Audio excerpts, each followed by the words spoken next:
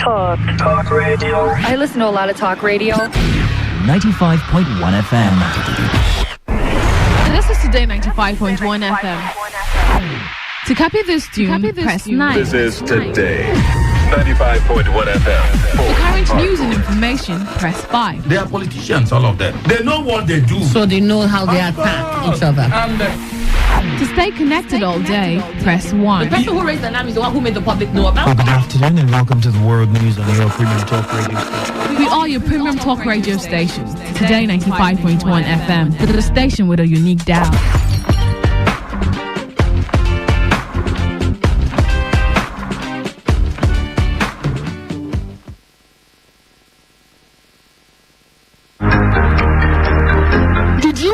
That there are over 8 million listeners connected to our frequency, covering 6 states across 2 geopolitical zones.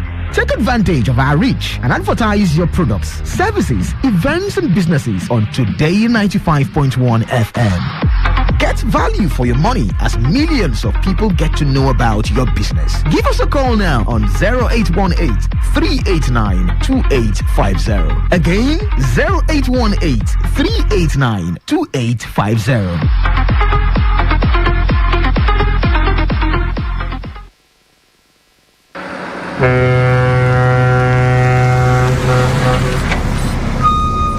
Officer, take. Officer, give me number. No time. Ma, they match am, they go. What? You bribing the officer of the law? You're under arrest.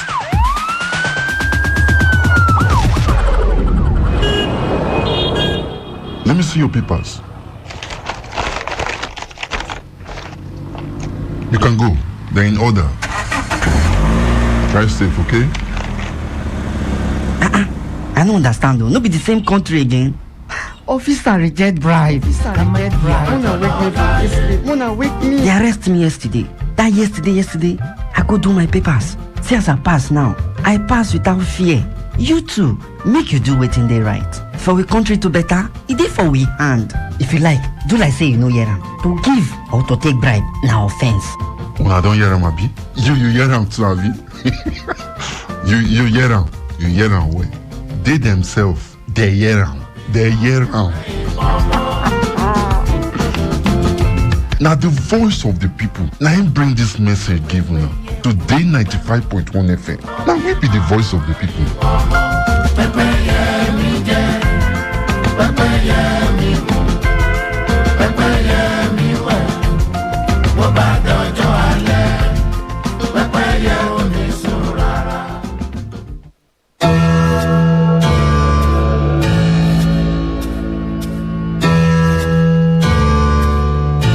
Every day, we hear reports about counterfeit products, stories of fake drugs, food, expired goods and other consumables being manufactured, imported and sold to unsuspecting members of the public.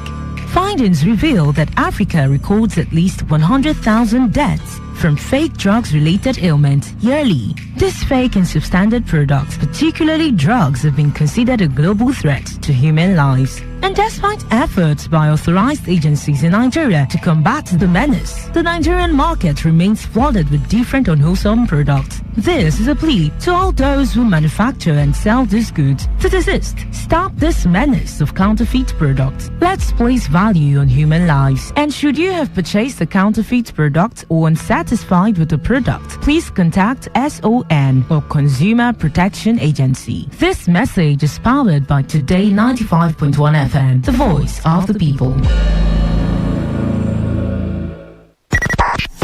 95.1 FM, voice of the people. And we're back.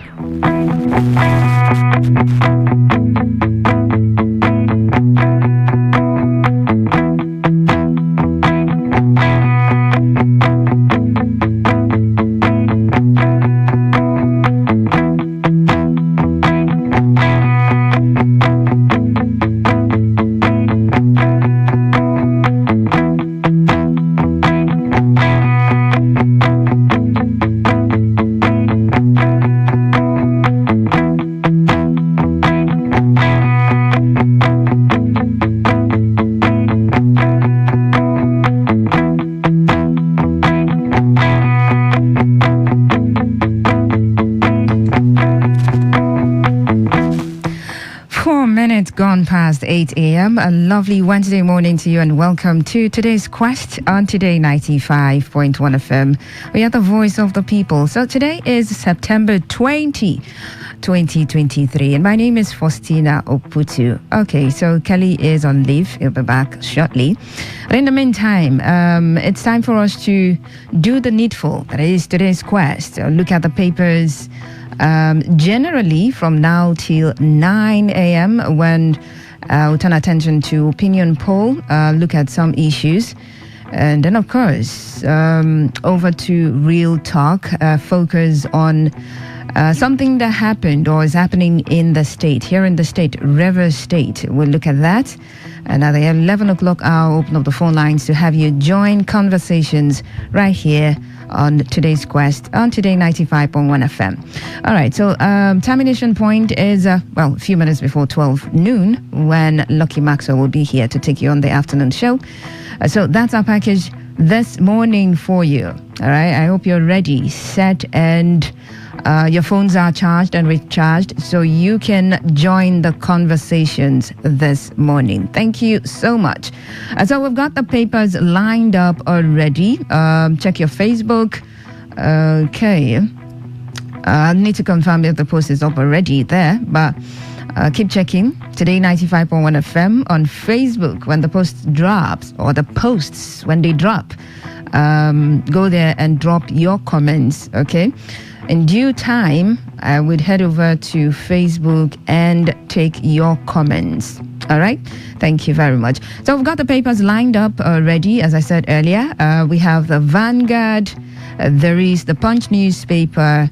Headlines from Daily Post. Headlines from the Nation newspaper, and of course the Guardian newspaper. So we'll just go through some of the headlines and probably get to details of just a few of them before the 9 o'clock hour. I want to go for the news update at 9. When we come back, time for opinion poll. All right, so beginning with the Vanguard this morning with this headline here. That says presidential poll, Atiku Obi asks Supreme Court to nullify Tinubu's victory.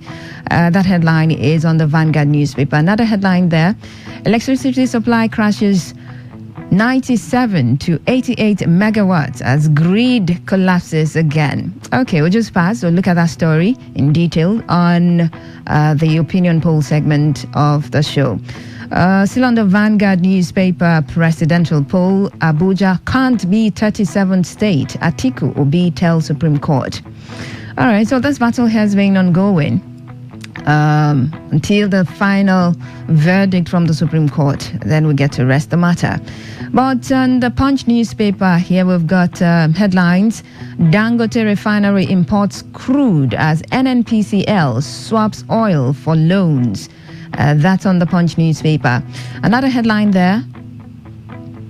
Niger crisis will put pressure on Nigeria food market. That's according to the World Bank. Niger crisis will put pressure on Nigeria food market, says the World Bank. Still on the Punch newspaper, Tinubu's victory, Atiku Obi file 87 ground appeals at Supreme Court. Okay. Also on the Punch newspaper, UNGA 78, Tinubu condemns Africa's coup dictatorial regimes. Okay, that's still on the Punch newspaper. And moving over to the Daily Post newspaper, we can no longer sustain distribution of petrol nationwide. Marketers cry out. This sounds troubling. We can no longer sustain distribution of petrol nationwide. Marketers cry out. Still on the Daily Post newspaper. Nigeria has failed Niger Delta region. Bayelsa, Peter Obi says. Nigeria has failed Niger Delta region. Bayelsa, Peter Obi says. That headline is on the Daily Post newspaper. Also on the Daily Post, again, Customs, CG, NPA Managing Director, snub Reps Committee. I mean, over time, some people have been snubbing and getting away with it. So, yeah, why not snub some more? You probably think that, okay, people have been snubbing and getting away, so I can snub and get away with it as well. All right, moving on. Daily Post newspaper still. Palliative. APC suspends ward chairman for assaulting Ondo commissioner.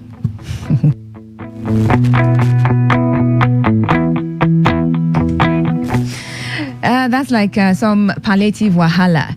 So, paper headline on the Daily Post newspaper. Palliative. APC suspends ward chairman for assaulting Ondo commissioner.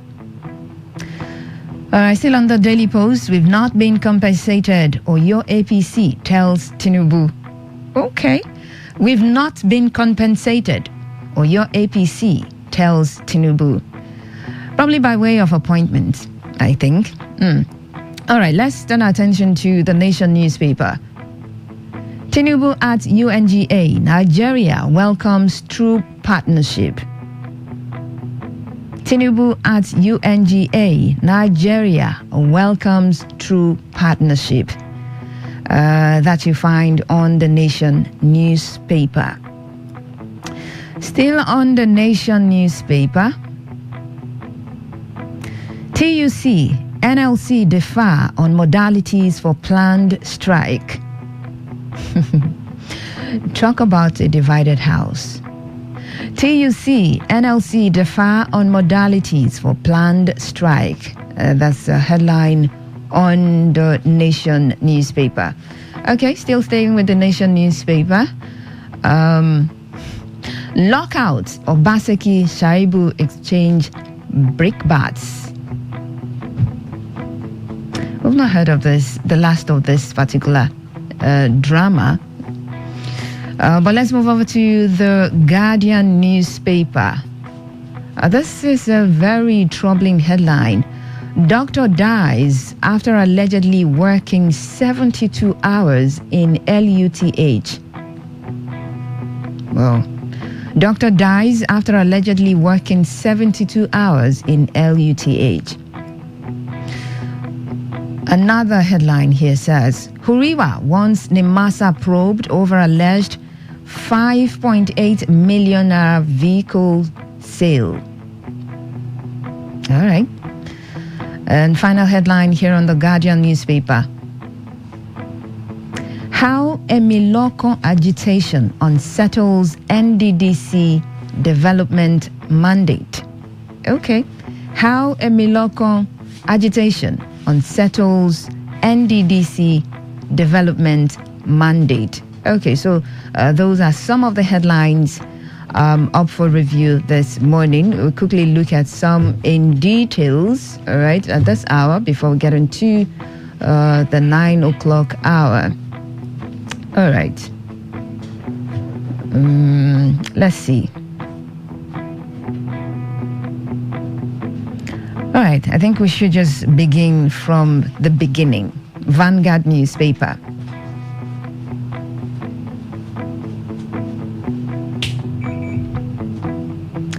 With this headline, presidential poll, Atiku Obi asks Supreme Court to nullify Tinubu's victory.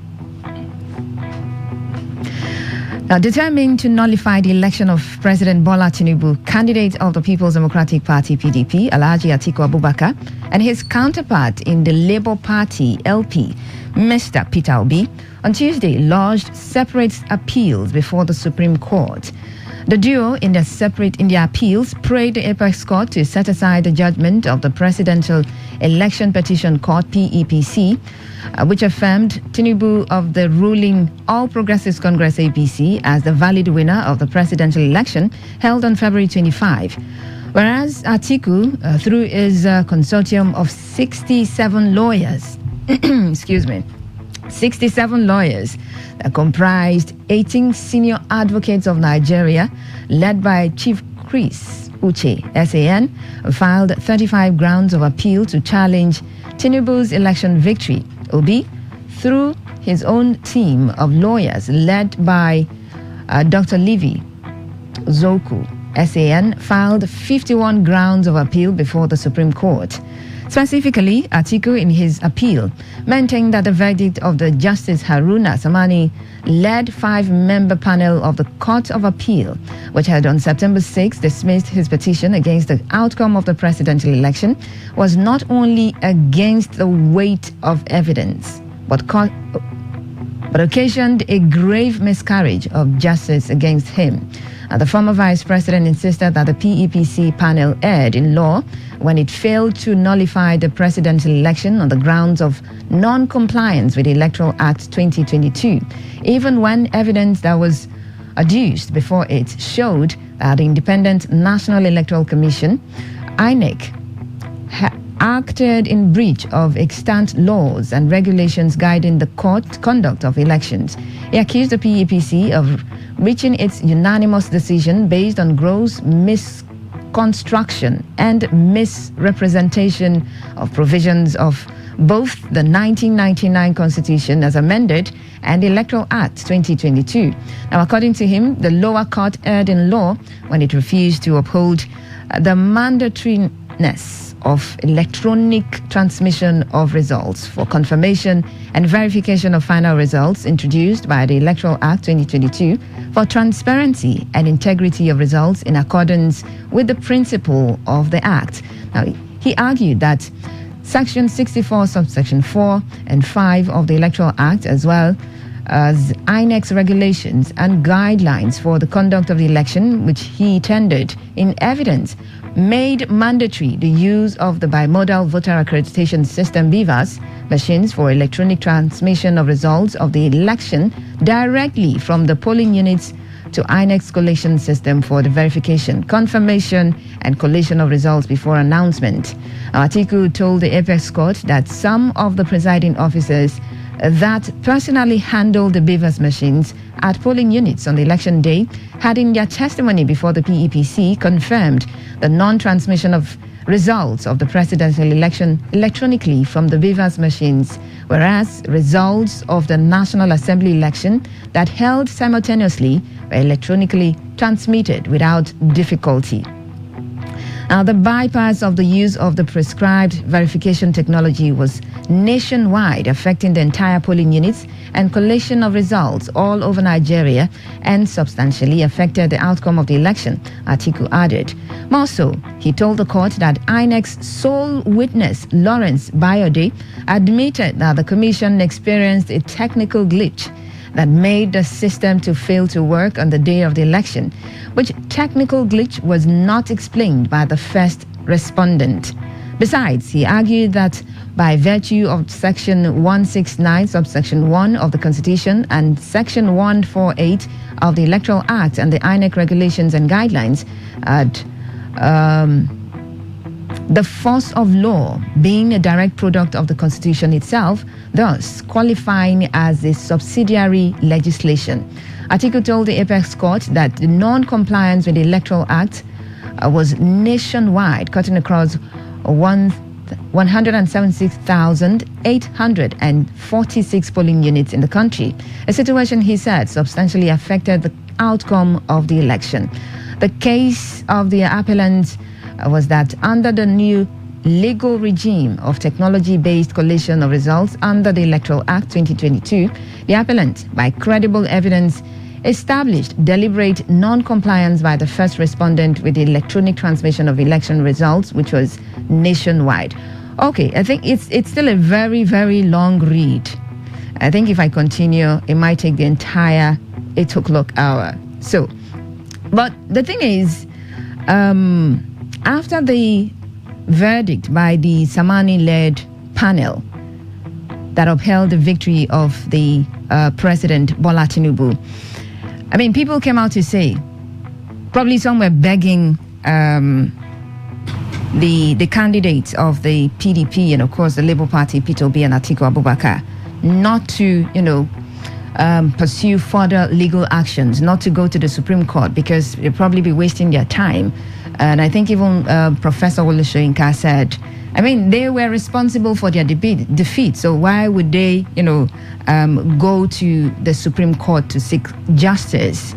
And others were of the opinion, I mean, it is within their rights to, pursue this case to final and probably a logical conclusion. So we've been talking about the technicalities and, of course, every other thing that needs to be talked about. But then I'm still wondering, is there really a need for going forward, going to the Supreme Court? Are we going to be wasting our times? What happened at the tribunal where, it was drama for the entire nation. But I have joining me in the studio, Mr. Emmanuel Nduke. Good morning. Good morning, Faustina. Good morning, Nigeria. Okay, now, on hearing that these two candidates are heading for the Supreme Court, what was your thought? Yeah, I think they are trying to explore the avenues that they are right. Nobody should stand in their way. In fact, if some people were begging them not to go to Supreme Court, it was an error on the part of those who were begging them, because it is said that whoever wears the shoes knows where it pinches him or her. If Atiku and Obi wants to go to the Supreme Court, perhaps if there were any other place beyond Supreme Court, they would have also gone.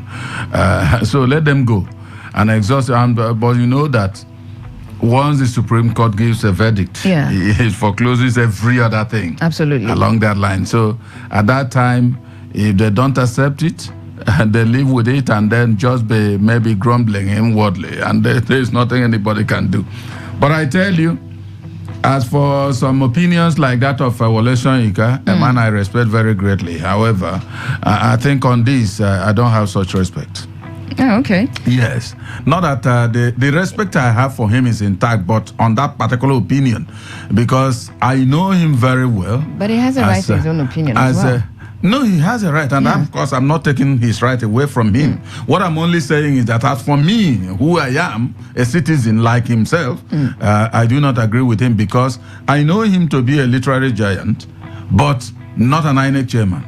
Okay. Yes, so he shouldn't, in fact, dabble into this to come out and say Obi or whoever did not win election. I think it was too hasty for him to have made such comment, and of course, it's not his position to make such comment.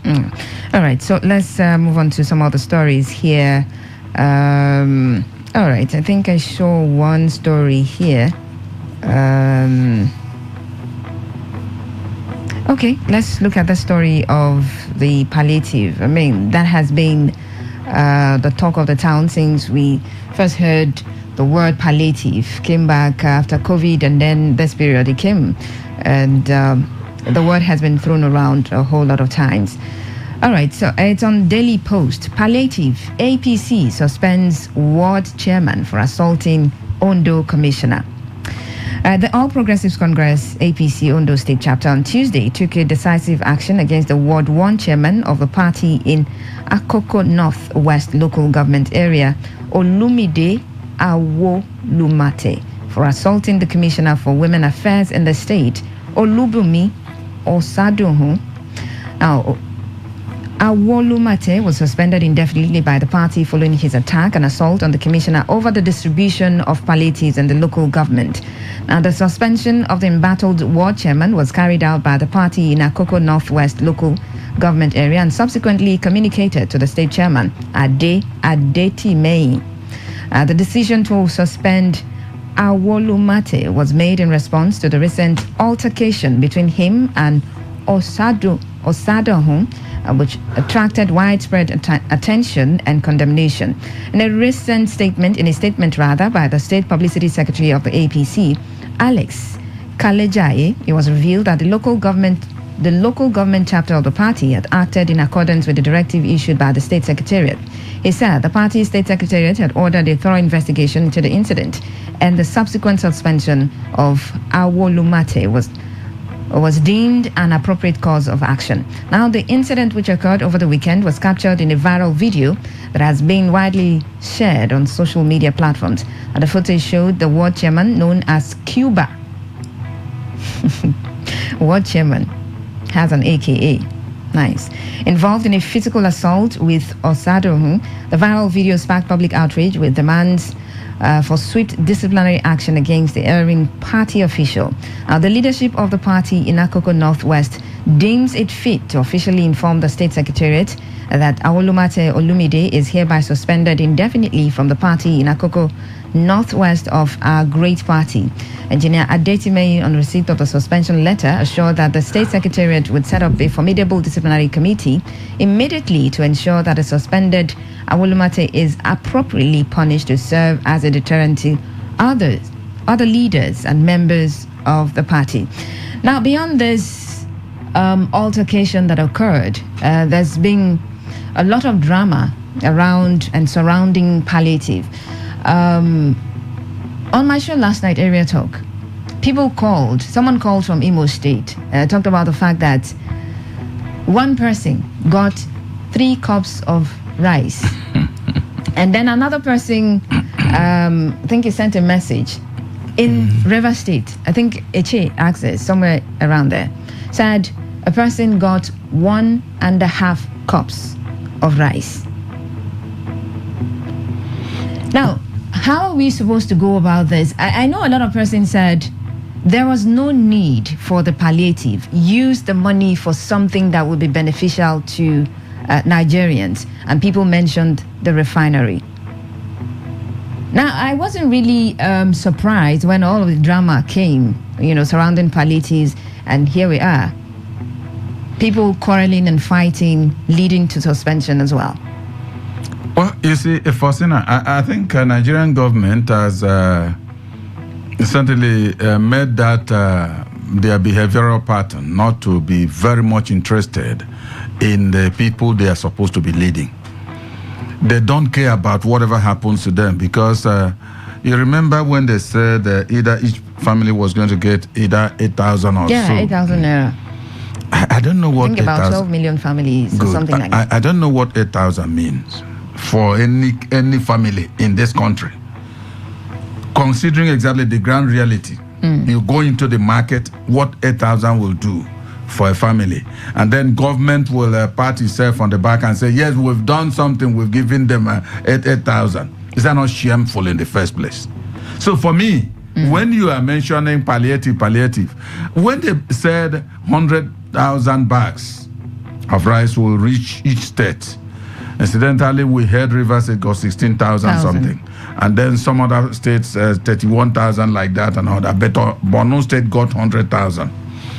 Then I started first from that 100,000 of Borno State. Okay. How did they manage to get 100,000? Whatever formula they have, is it only Borno State that knows how to get that formula?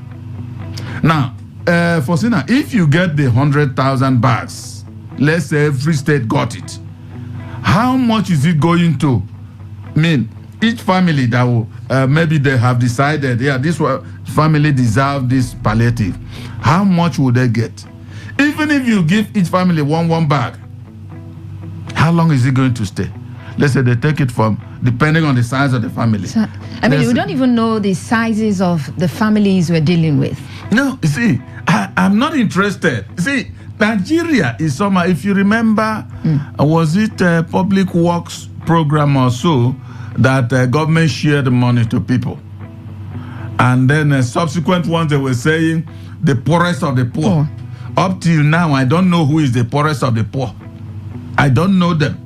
The kind of registers they said they have and all that is not very clear to me.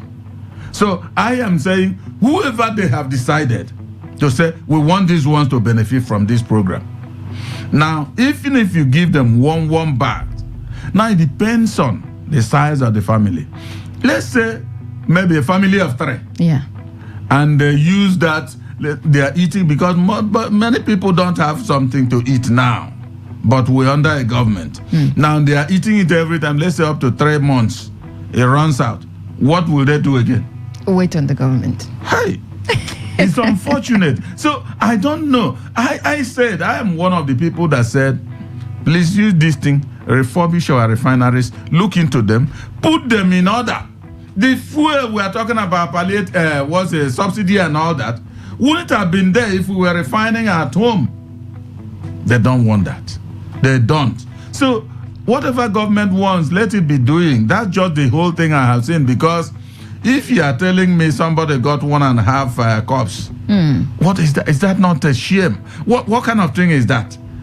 And anyway, you see, my people said that a river does not drown anybody, does not see its leg within its banks. Oh, well.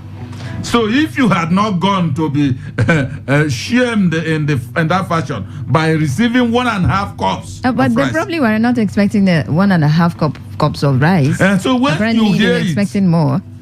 Fosina, if I give you this, my plate, I put maybe I came with a basin. Yeah. And then you put 1.5 cups, I will turn it to that particular bowl of yours and leave that place. What will I tell anybody if I'm carrying 1.5? Like you took a bowl to go get your rice, and then what got into the bowl was just 1.5 cups of rice. You see, when I also heard some states appointed, because once I heard that thing, I said, palliative committees. Palliative, bring them for your political family. Because if you have, let's say as River State is PDP people lined up, they will give it to their people now. No other party men or women will get that rice, whether it's 1 cup or 2 cups. But they said they are going to be fair in their sharing. Fosina, maybe, I don't know, maybe I'm not in this country. I no longer believe these people. I no longer believe them. Because most time they'll promise you something. Fantastic it will sound. You know, the ear is always looking for something sweet. As soon as it sounds that way, the reality will be different. It didn't start now.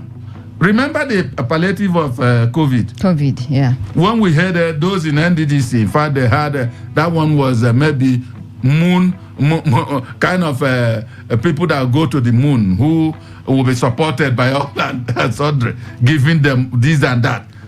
Maybe the one the National Assembly will get, the NDDC people. And then later on, the governor himself dished out at, was it 2 billion or so in River State? Yeah, 2 billion. And some people got 1 tuber of yam. That was big, depending on the size of the yam. Some people said they got 1 sachet of Indomie. I mean, if you are giving me that, it's better you leave me die now. What is one?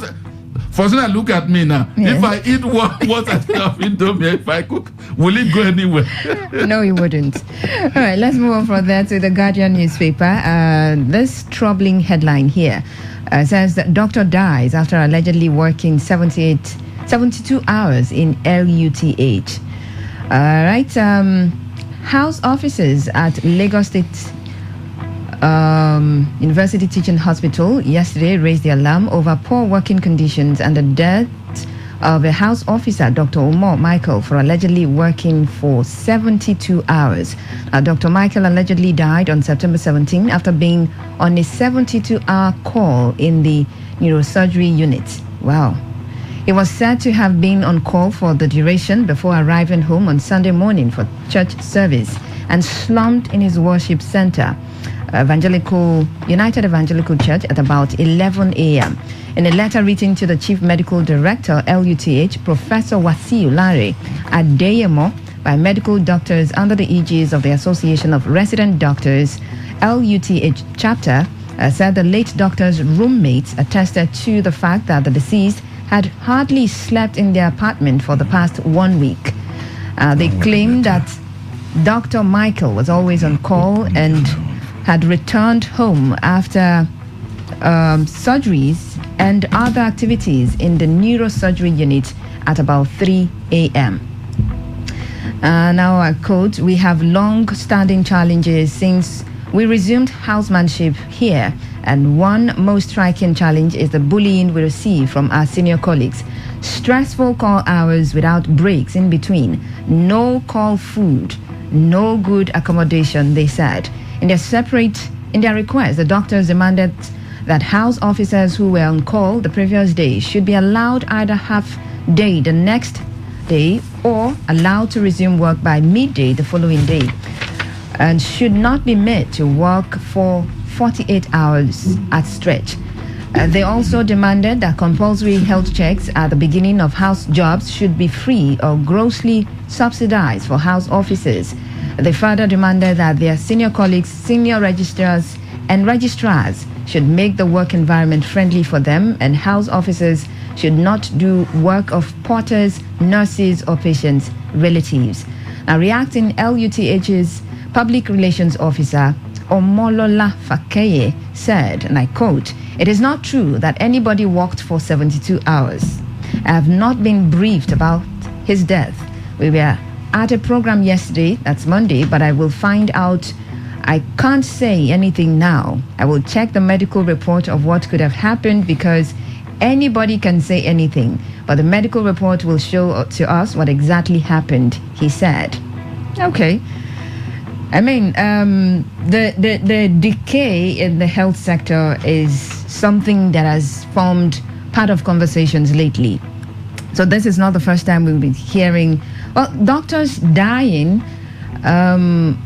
We haven't been getting reports like this lately, but maybe they die and then they're not reported in the paper, so we don't get to hear about it.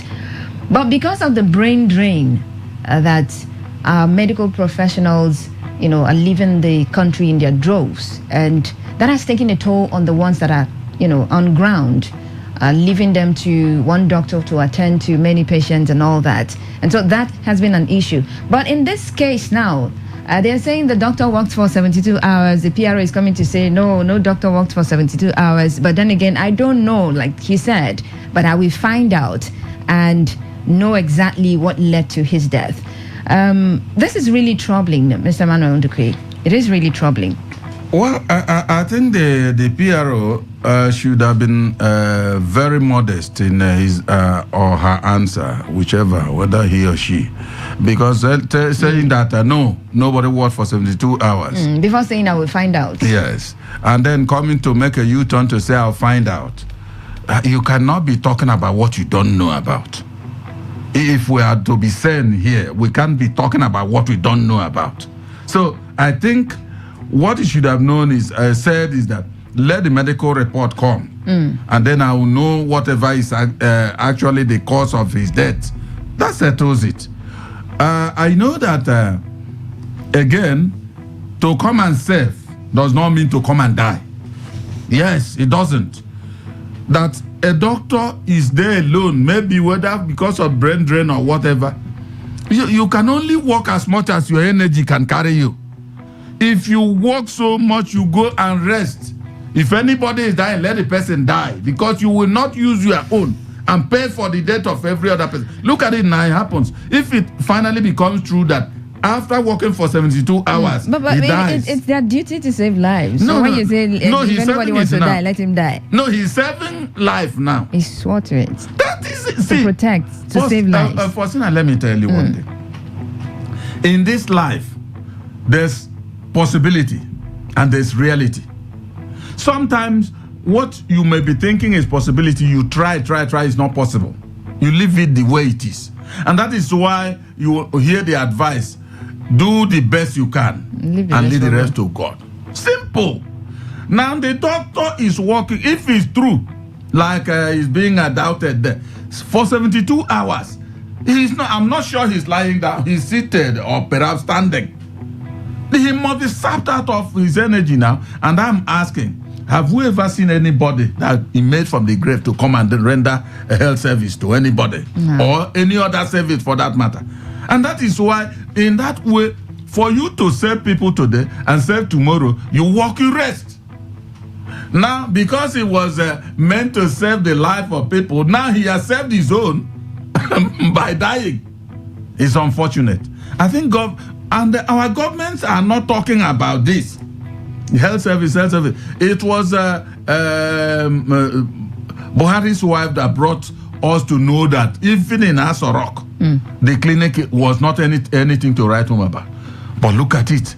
It continues in that way, to the point that a doctor, if that is true, is standing or sitting or whatever for 72 hours, because certainly he won't lie down. No, should be working. And now he died. Well, I think it's, I keep on telling you this one. You know, I said it earlier. A river does not drown anybody that does not go to his bank. If you walk, and you know that you own yourself now, you know that you are going. If you want to go, you continue. If you don't want to go, you stop. All right. Also joining us in the studio this morning, Dr. Obidima, journalist, international affairs analyst. Good morning, sir. Good to have you on the show. Good morning. It's been long. Yes. I've been on the other side listening to you. I'll also be following you. Okay, we'll be following ourselves. Oh, welcome. Thank you. Okay, so we've been talking about this troubling issue of a doctor dying after allegedly working for 72 hours. And over time, we've been, talking about how patients are not treated well. Of course, probably we're not taking into cognizance the welfare of doctors enough. I mean, their bodies have been going on strikes, issuing warnings and all of that because of their welfare. But maybe Nigerians are not really looking at how important doctors should be taken care of. I mean, if they are well taken care of, patients will be taken care of. But this incident, I don't know when we're going to have an end to issues like this. When you talk of welfare, it's not just doctors only. It's anybody's welfare in this country. No, but specifically on this story, I know what I'm saying, because the Constitution provides for the welfare of the people. But we are come to a country of palliatives. Okay. In fact, even the salary people and just palliatives, they are nothing to really write home about. It's a society that is highly corruptive, and this is the kind of thing you will see. Because corruption, any society that is immersed in high corruption, the system, every fragment of that society collapses. My son-in-law is a medical doctor. Okay. They stay in Abuja, and each time I call my daughter, I try to ask, he says on call, day and night. On call. I've never had either it's off. So curiously, a few days ago, Nigerian medical postgraduate whatever had a convocation, and the head of that very important institution that train doctors at postgraduate level and the resident doctors and all those stuff lamented that within this period, I think he said that 2016 and now, that over 30,000 doctors have left the country. So, and they have few doctors. We're calling on the federal government and the other relevant stakeholders to ensure that the welfare of doctors are looked into. They are losing them on daily basis. You see, what is happening in the society now is that people want to go to the judiciary, to the bench, to become judges, with the mindset that with the kind of electoral system we have, it will be an easy way to make money. People want to enter the military. People want to enter any security this thing because of oil is centered on the corruption that is in the oil sector. They will be part of it. So people now want to go and study medicine with the mindset that after they finish, they will leave this country. So nobody is going to any professional this thing now without one motive or the other. And that is a society that is down. How can those who are trained to save life be dying? Look, let me tell you, if I have a medical doctor as a child, even the son-in-law I have, I'll be advising, save your life first. Of course. Of course. Before you talk of saving another person's life. Because you are not trained to commit suicide. You are trained to live. You are trained to earn income, living wage. Doctors are not properly remunerated in this country. Once they leave this country, they earn in thousands of dollars per month. And that now motivates their colleagues here to also move and join them. I mean, they talk to themselves, they speak with themselves. Because, you see, my son-in-law said that, he confessed to me, we were discussing, he said, look, sir, we are really properly trained as medical doctors in this country. Time there was in this country, When you go to US, Canada, Russia, UK, Europe, Germany, as soon as you graduate, you are returning back to Nigeria. It's just attractive. No matter the problem, in fact, you are coming back to Nigeria because the motivation, the things are there for you to really work as human. It's no more the system today. It's no more what we are seeing. The political elites and their collaborators in the judiciary, in the military, in the security agencies, in every aspect of this thing, they hijack the system and they kind of taking our resources to themselves. They are no more attending to any of the critical sectors. And you see, but when it happens to them, they jet out of the country. With the money they stole from us, they jet out to go and fix their lives and their families. And the doctors that are remain here, it's like do whatever you can. If you want to work, you work. If you don't want to work, you live like others. Now, another issue would be, when all these medical associations they go on strike or they, issue warning strikes. Some Nigerians would complain, every time you want to go on strike, you're fighting for yourselves, you're doing this. I mean, they're against these people fighting for their rights. You see, the point is that when I say that the Nigerians, a lot of us don't even follow what is going on in society. A lot of people don't even listen to news. They don't read. It's just on issue of impulse, sentiment. They react to certain things that go on. Look, I've seen medical doctors. Look, when I see them trekking on the road, going to work, hopping into a keke bus and the keke and all those things, these things are not to be. And this is somebody that is going to attend to a patient. And before he gets to that place, he's worn out because of the traffic nature of our transport system. He's rushing to go and meet up time for duty. Now, when he finishes, he also comes that same way.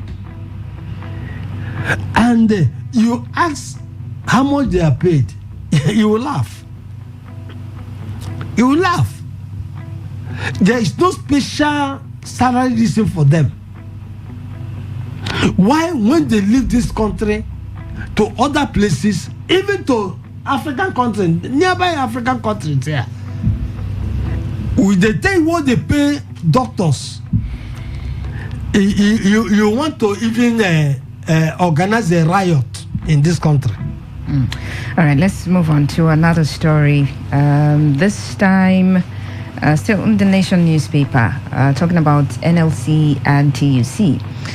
TUC, NLC differ on modalities for planned strike. Okay, I was talking about the divided house now.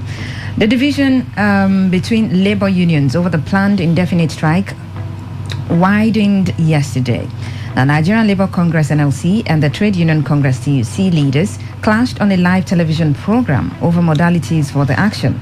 Now, this disagreement was triggered by a claim attributed to NLC President Joe Ajaero that the TUC could not back out of a strike without giving notice. The 21-day notice given by the Ajaero-led NLC to the federal government to call its members out on an indefinite strike expires tomorrow. Today, the 2-day warning strike by the NLC on September 5 and 6 was boycotted by the TUC, whose president Festus Osifo argued that there was no basis for such action when the federal government and labor leaders were in talks. But yesterday, Ajaero said, from what you can see from our last warning strike, you see that we can do it alone. We can work independently. We can work jointly when we agree. The TUC president said the Congress never served any notice to go on strike. He said the union gave the representatives of the federal government a week since they solicited more time for President Bola Tinubu to return from the ongoing United Nations General Assembly, UNGA, in New York, United States. Osifo said, and I quote, initially, they asked for 2 weeks, but we rejected it. Then they came to 1 week. We will meet to review the situation and come up with a joint position. For us in TUC, we feel that it is always better when we work together, when we synergize, because governments all over the world are coming together. It will be too bad if we cannot come together. Whichever way we look at it, it is always better to work together. In terms of organized labor being disorganized, I would agree to that claim, because our aim is to ensure the masses are taken care of. The TUC leader dismissed insinuations that the government had broken the ranks of labor because of the disagreement between the two labor centers on the planned strike. Both organizations, OSIFO noted, have same goal to achieve the best for the country. He said, and I quote, "If the government thinks it has broken the ranks of labor, it should have a rethink, because that is not correct. The TUC or NLC can call government to the table for dialogue. Our goal is the same, to achieve the best for Nigeria." According to the TUC boss, the Congress was never consulted for strike and that it did not reach agreement with NLC. He said, "We looked at everything and felt it was not time to go on strike. We did not agree at any forum with the NLC to go on strike. We didn't renege because there was no prior agreement. We did not back out of the strike. We didn't call." OSIFO explained that before announcing a strike, the protocol is for one union to reach out to the other for conversation, leading to a joint strategy by the unions. Now, the TUC president said, in fact, there are also a lot of things that are looked at. You define your clear-cut strategy, you define the timing, you define how you're going to isolate the downtrodden Nigerians. All these things are defined. Both parties will now come and announce a strike action. But in this case, I can authoritatively tell you that the TUC was never contacted in any way. It was the same way Nigerians saw it in the media. There was a warning strike on so and so day. So when we saw it, we were amazed. Simple question, Mr. Emmanuel Ndukwe. Has the federal government been able to break the rank of the labor unions? You see, I mean, this proposed strike, do you see it holding water? Well, with all of this happening now, NLC may embark on it on his own, yes. Maybe lawyers that may be listening into this program could call and then let us know if there are some laws, labor laws that prohibits the union from going their separate way on strike and all that. If there is none, so TUC should not bother. If NLC is determined to go on strike, let it go. Because it is shameful for the two unions to allow themselves their ranks to be broken in the way it has happened. And this is the system that government always use, more like the oil companies. In the communities wherever they're operating, they will look for some people that may call, that may form a cabal. And they are giving them all they need and then degrading the environment. And they won't talk. Meanwhile, it's their people that are dying. It's the same thing. Government could come in with this way of disuniting them, making TUC pull out or so, or if they are on their own, saying we are not, because all along they've been making this comment that they won't join. But I really don't know why they should come out and wash their dirty linen outside. I just don't know. I think it's quietly, if Ajero-led group is ready for the strike, they go. If they are not ready, for sin, I'm telling you, even if Ajero group goes on that strike, I don't know what it's going to achieve. But I know that if truly they shut down the economy, it will worry government. But government will trudge on until a time they will indeed show that they are government and union cannot stop them. Okay. That is the truth. All right. Dr. Obidima, do you still have faith in our labor unions? Well, especially in Nigeria, I think the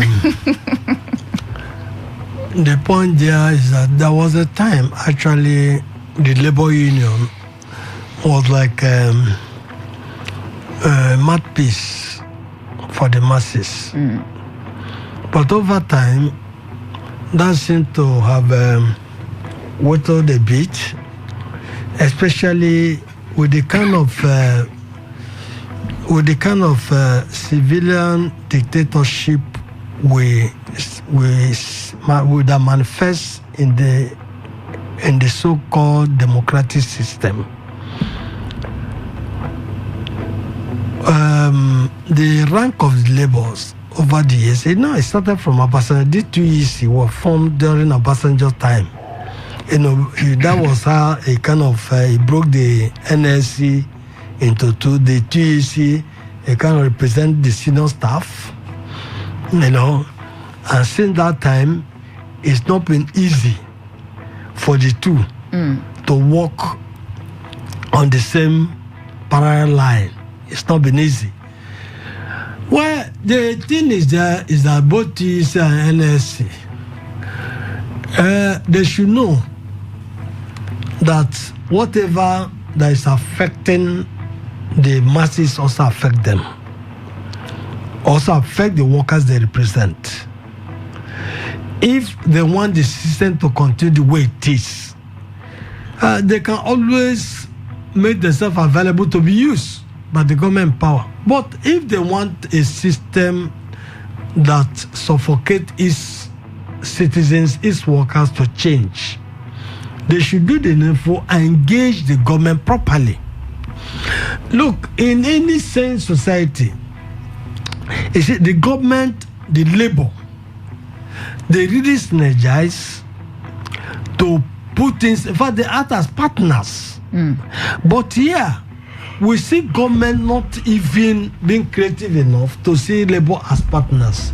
They always see labor as confrontationists, so to speak.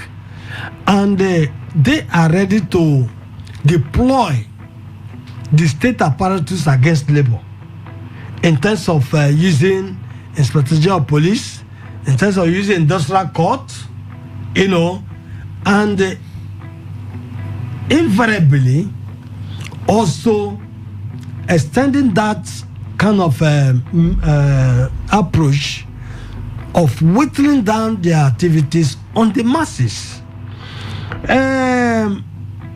The TEC, I listened to their explanation, which to me is neither here nor there. Other than to, we know the society we are, they've been compromised. That's my own conclusion. How can you say until Tinubu comes back? It's Tinubu. So unless Tinubu says something, I think they have come from government. They have ministers. Sure, they do. And I also wonder why even the Minister of Labor will also be giving excuse that there are certain things that they cannot handle. Maybe Federal Executive Council can handle and all those things.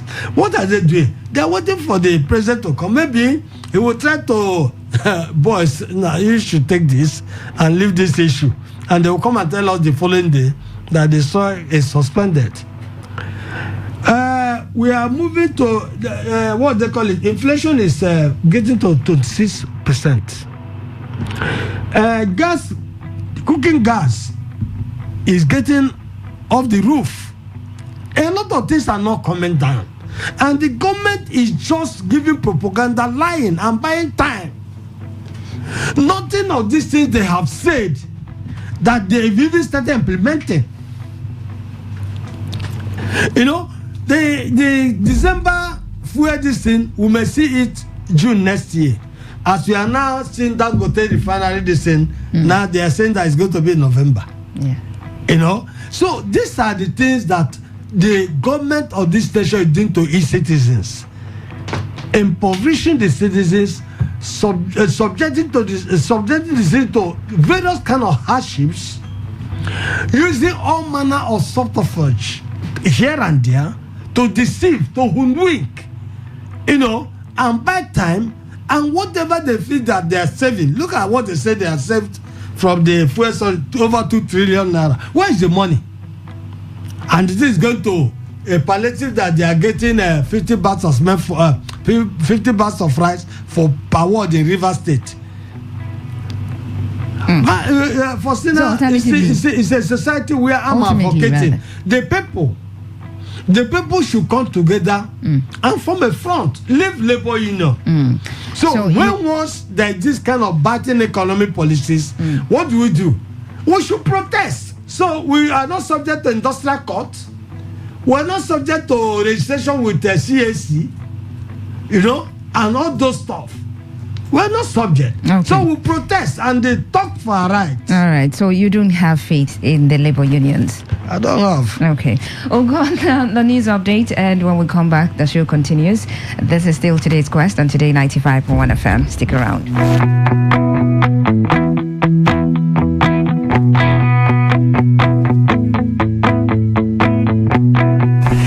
This is Today 95.1 FM. To copy this tune, press 9. This is Today 95.1 FM. For current news and information, press 5. They are politicians, all of them. They know what they do. So they know how they attack each other. To stay connected all day, press 1. The person who raised the name is the one who made the public know about Good afternoon and welcome to the world news on your premium talk radio station. We are your premium talk radio station. Today 95.1 FM, the station with a unique dial.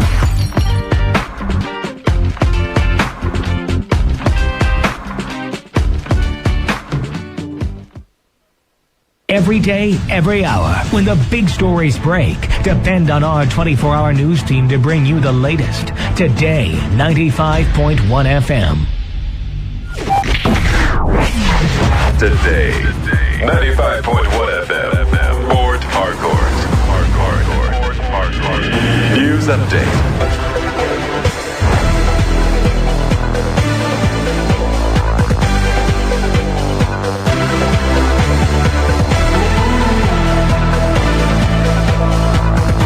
Hello and good morning. Here's a news update on Today 95.1 FM Port Harcourt. I'm Faustina Uputu.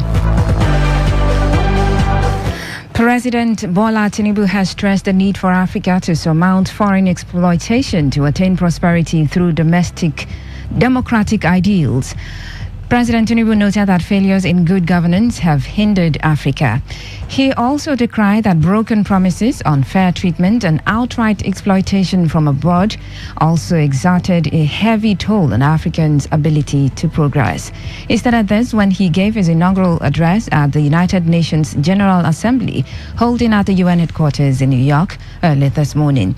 The president spoke on the theme Rebuilding Trust and Reigniting Global Solidarity, accelerating action on the 2030 Agenda and its sustainable development goals towards peace, prosperity, progress, and sustainability for all.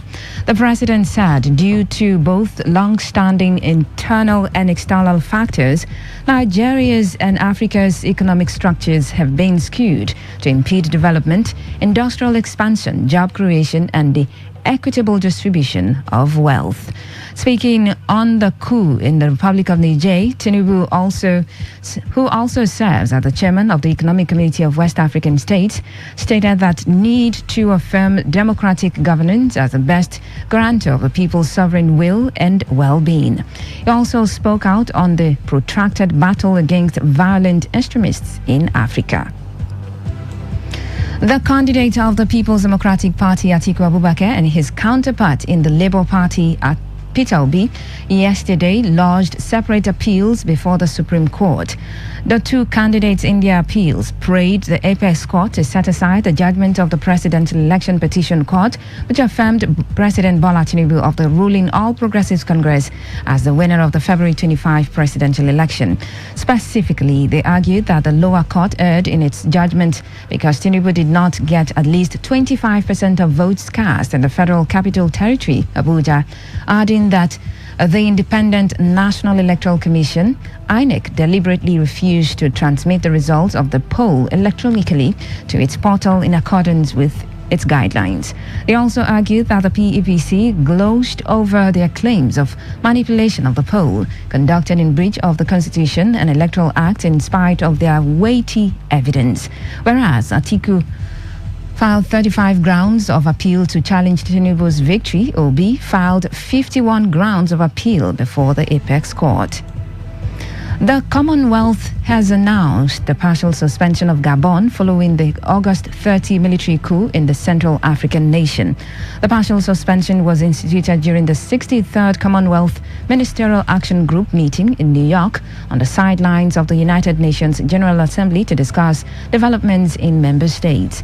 According to a statement made public yesterday, the meeting held on Monday was chaired by Prime Minister and Minister for Foreign Affairs, Trade and Tourism of Samoa, Fiame Naomi Matafa. Ministers from Barbados, Canada, Ghana, Mauritius and Rwanda, and representatives of Belize, Malaysia and Malta were also in attendance. According to the statement, the ministers strongly condemned the unconstitutional removal of the elected government of Gabon from office and called for the restoration of democracy. And that was the news update on Today 95.1 FM. Thanks for listening. Good morning. I'm Faustina Oputu. Today's news, today's entertainment, today's sports, today's issues. Today on Today 95.1 FM, Port Harcourt. It's here again. Treasure Bay Spelling Bee 2.0, the upper primary edition. The search is on for the Treasure Bay's World Champion. Do you have a child or learner between the ages of 9 to 10 that has got what it takes to spell your way to success? Then the Treasure Bay Spelling Bee is one they wouldn't want to miss. There will be mouth-watering prizes for our winners, as the third place will go home with 80,000 naira, second place 100,000 naira, and the winner will walk away with a whooping 200,000 naira and lots of amazing gifts from our sponsors. For the word list and registration details, call 0905 338 3680. Again, 0905 338 3680. Or visit www.treasurebayspellingbee.com. Treasure Bay Spelling Bee. Benefits beyond words. Proudly supported by Indomie Noodles, Odibola Properties, Chuxo Computers, Batum Energy, Golden Attraction Food, Linus Bookstores, Playfield Parks, Tricks Cocoa Pops, and Amel International Services. Port Harcourt, are you ready? Today, 95.1 FM, the voice of the people. Good day, everyone. I have in the studio here with me Mr. Ayomide, popularly known as Mr. Make Money While You Are Sleeping. Yes, good day, everyone. This is Mr.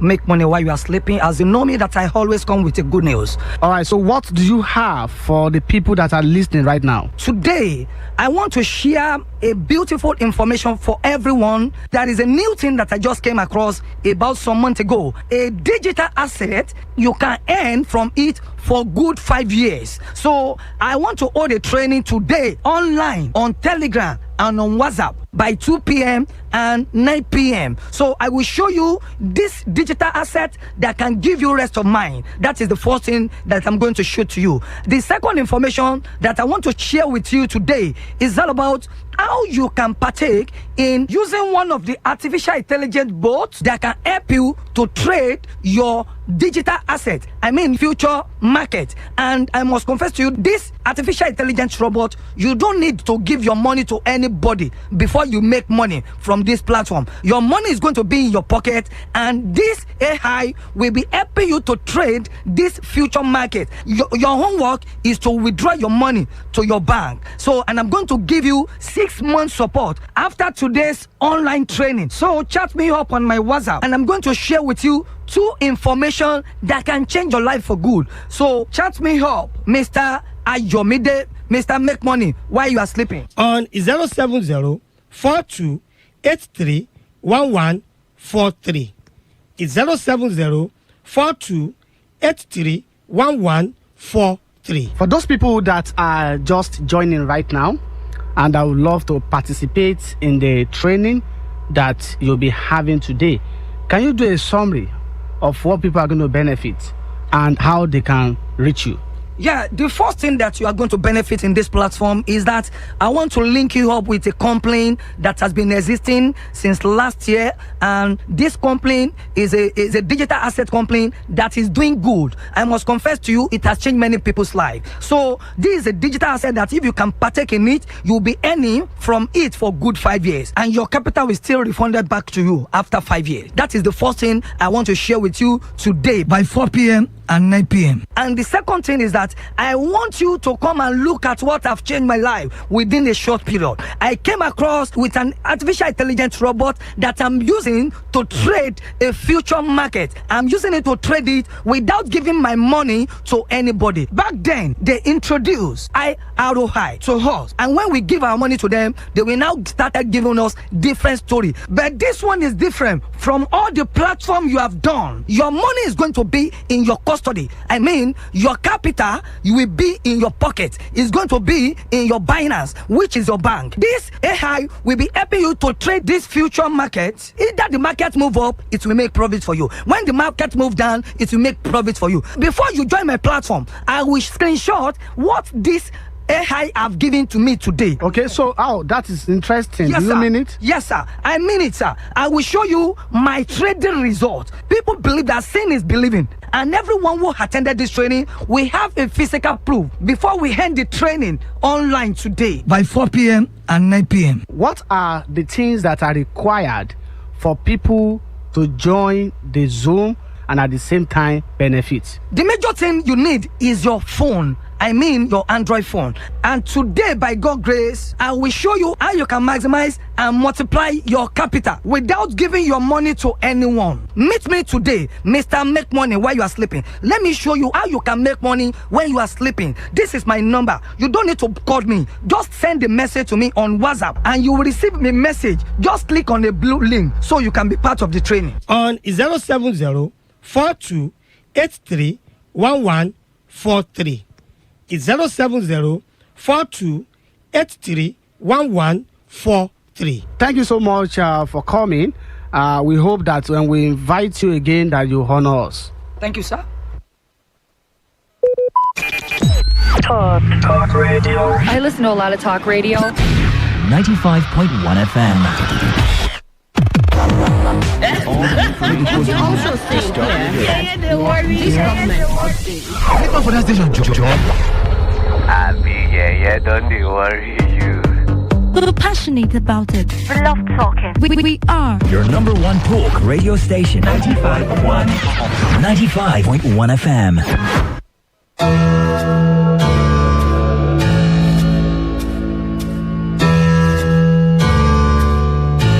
Every day, we hear reports about counterfeit products, stories of fake drugs, food, expired goods, and other consumables being manufactured, imported, and sold to unsuspecting members of the public. Findings reveal that Africa records at least 100,000 deaths from fake drugs-related ailments yearly. These fake and substandard products, particularly drugs, have been considered a global threat to human lives. And despite efforts by authorized agencies in Nigeria to combat the menace, the Nigerian market remains flooded with different unwholesome products. This is a plea to all those who manufacture and sell these goods to desist. Stop this menace of counterfeit products. Let's place value on human lives. And should you have purchased a counterfeit product or unsatisfied with the product, please contact SON or Consumer Protection Agency. This message is powered by Today 95.1 FM, the voice of the people.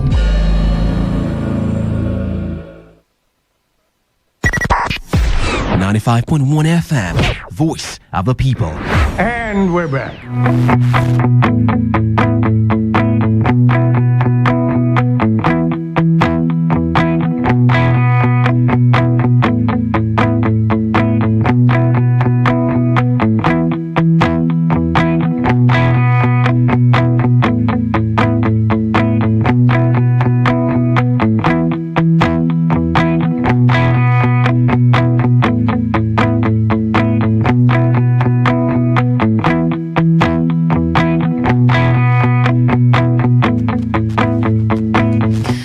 right, you're welcome back to today's quest on Today 95.1 FM. Still going through the papers.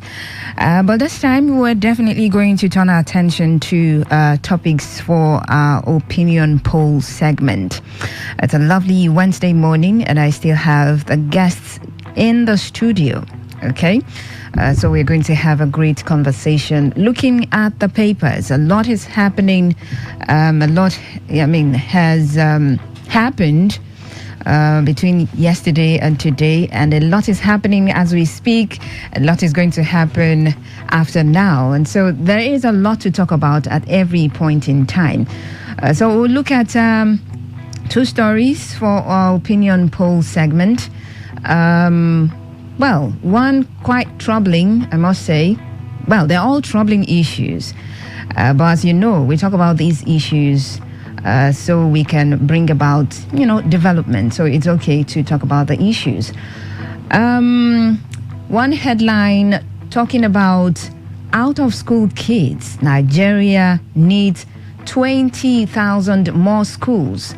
907,769 classrooms, says UBEC. All right, so let me go through the story and we discuss on this very important issue. Of course, it's been said over time that education is the bedrock of development and all, for a society to be more developed, there has got to be people who are educated. All right, so it's on the Vanguard newspaper. And it reads, out of school, Nigeria needs 20,000 more schools, 907,769 classrooms, says UBEC. Why do I feel like we need more than this figure that is stated? Of course, we need more, definitely. Now, the Executive Secretary, Universal Basic Education Commission, UBEC, Dr. Hamid Boboye, has said that the country needed an additional 20,000 schools and 907,769 classrooms to absorb the growing number of out-of-school children. Now, Boboye was speaking in Abuja on Tuesday while briefing the Minister of Education, Professor Tahe Maman, and the Minister of State, Dr. Yusuf Sununu. He identified infrastructural gaps and inadequate manpower as some of the challenges facing the Commission in its efforts towards ensuring equitable access to quality basic education. Now, responding, Professor Maman said the ministry under him would prioritize basic education in the country. Maman also emphasized that the foundation level was the most critical segment in the sector that must be properly developed in order to impact positively on other tiers of the sector and overall national development. He called on all the states of the Federation to show greater commitment towards providing counterpart funding to accelerate the development of basic education in the country. He added the government of President Bola Tinubu would leave no stone unturned in ensuring that every Nigerian child was brought on board the ship of education. According to him, the forthcoming national census will pay to the controversies surrounding the actual figures of out-of-school children, because we know we don't have the actual figures at the moment. Also speaking, Dr. Sununu said all hands must be on deck to ensure that Nigerian children get the desired education to prepare them for the future. Sununu directed the UBEC chief executive to take the struggle for counterpart funding to the doorstep of the state governors, explaining that an uneducated child is a clear danger to himself and society at large. I totally agree. But this is really troubling. Looking at this particular headline, and I've just been thinking about the education sector, even here in the state, especially primary education, primary secondary education, where there are lots of, dilapidated school buildings. I mean, from the show that I host, I know that I get calls from different communities. Oh, Faustina, we don't have teachers in our schools. Faustina, look at our roofs. De-roofed, schools de-roofed. Oh, we don't have windows. In fact, the entire building is dilapidated. We can't have our children learn under such unconducive environment. And all of this is contributing to the out-of-school number of out-of-school children in the country, of course. Because when you have dilapidated building, when you basically have an environment that is not conducive for learning, I mean, some parents wouldn't want to send their kids to go to, such schools. What are they going to do? I mean, that is also contributing to the the growing number of out-of-school children that we have in the country. So coming to say that Nigeria needs 20,000 more schools, 907,769 classrooms, I think it's even, this figure is less compared to what we are going to be needing in actuality, because it's stated here, they are depending or waiting on the next census to be carried out, so they know the exact number. Of course, we know we don't have the exact number. Even the population, I think we're just working with estimation. But this is really, really serious. The growing number of out-of-school children. Dr. Obidima, let me come to you. What are your concerns? Because I've just laid some of the concerns that we have. If we're to, it's not just building these structures. It's not just promising to build these structures. Oh, we need them. Yeah, we need them, definitely. We need even more. But there is one thing to make a promise, or there's one thing to make a statement, and there is another to actually go forward to building these schools and providing everything that is needed for the average Nigerian child to be in school, to be educated, so they don't become a menace in the society. First thing, I told you that there was that followed your program, and the people were calling on the state of primary schools in the rural areas and all those things. I was shocked. And what you are really bringing to the table now for us to discuss, I'm not surprised with that decision, because we have we're a country that don't forecast, don't plan. In our development, we don't plan. And two, we are also a country that people cannot rightly conceptualize certain things. When they talk of infrastructure, I laugh. They don't know the meaning of infrastructure. When the government is building road, you say, you have done a lot in infrastructure. And infrastructure, properly conceptualized, is just the stock of facilities that a society, a country, a state ought to put. You have even industrial infrastructure, you have educational infrastructure, you have critical infrastructures. But when these politicians begin to deceive people in construction, they say, he has done so much work. And even professors fall into this kind of deceit in terms of conceptualizing what infrastructure is. What is the population of Nigeria today? The population of Nigeria has so increased. I finished primary school in 1973. That was there I entered secondary school. Since then till now, it's still the same primary school that is serving my community. The whole community. When I mean not village, a town of 4 villages. And these 4 villages are so expanded in terms of physical expansion, in terms of demography. Right. That is still that one public primary school. It hasn't been expanded. No. So all that you have is just private schools here and there and all those things.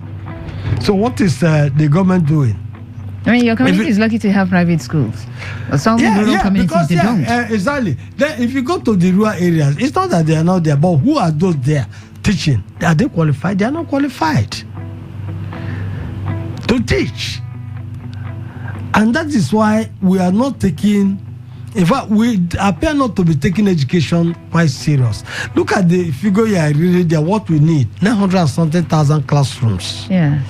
And over 20-something thousand primary more schools. 20,000. Because more within this period, the population has increased.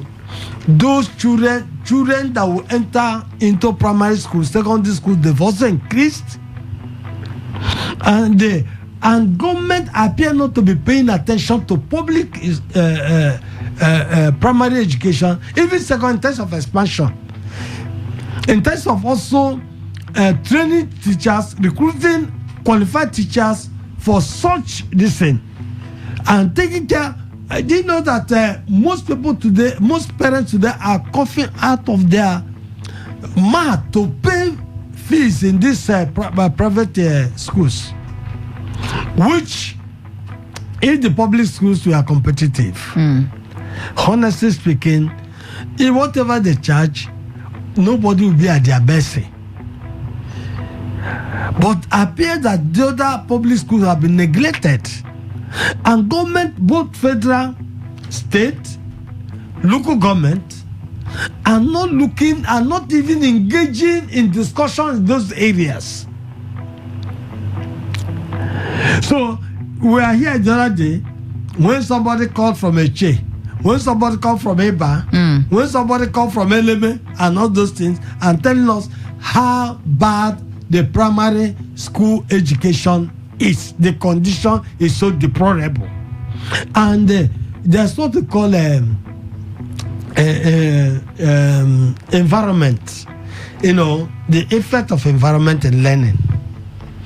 You know, once you are in an environment, that environment is made up of the children, the teachers, made up of also the infrastructure.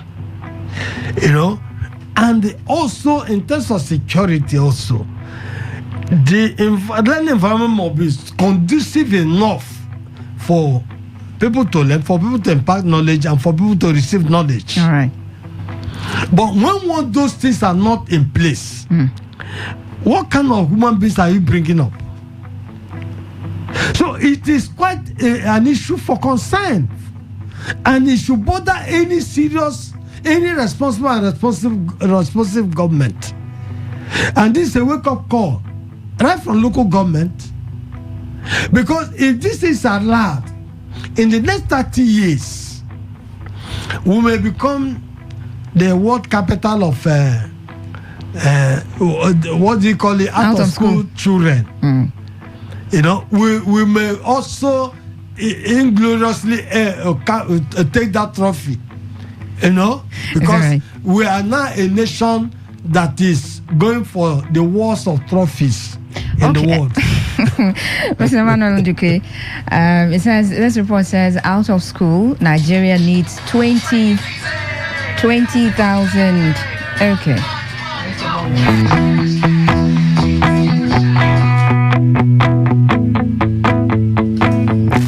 Apologies for that. Out of school, Nigeria needs 20,000 more schools, 907,796 classrooms. That's it. Yeah, that's what we need. Government can provide that if government wants. If government wants. Yes. I mean, looking at the situation now, we're here in River State. Yes. And I know that really what's going on. Okay, technology issues. Apologies once again. But looking at the situation, beginning from here in the state of, let's even put the primary, secondary schools, in terms of structure, in terms of teachers. I mean, some school will complain that we don't have enough teachers. Some complain about, the buildings being dilapidated.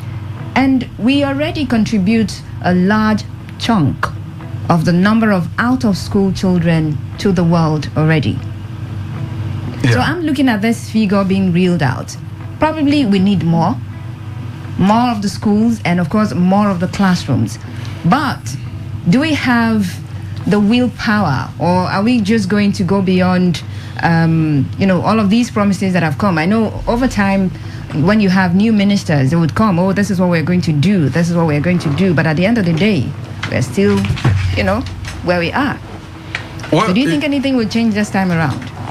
Well, it will be difficult to say anything will change because, you see, we've been following Nigerian politics, and something good doesn't seem to come out of Nigerian politics. So that is why I led my foundation and said, if government wants, if government, a lot of things they come out with as promises, but you will not get them.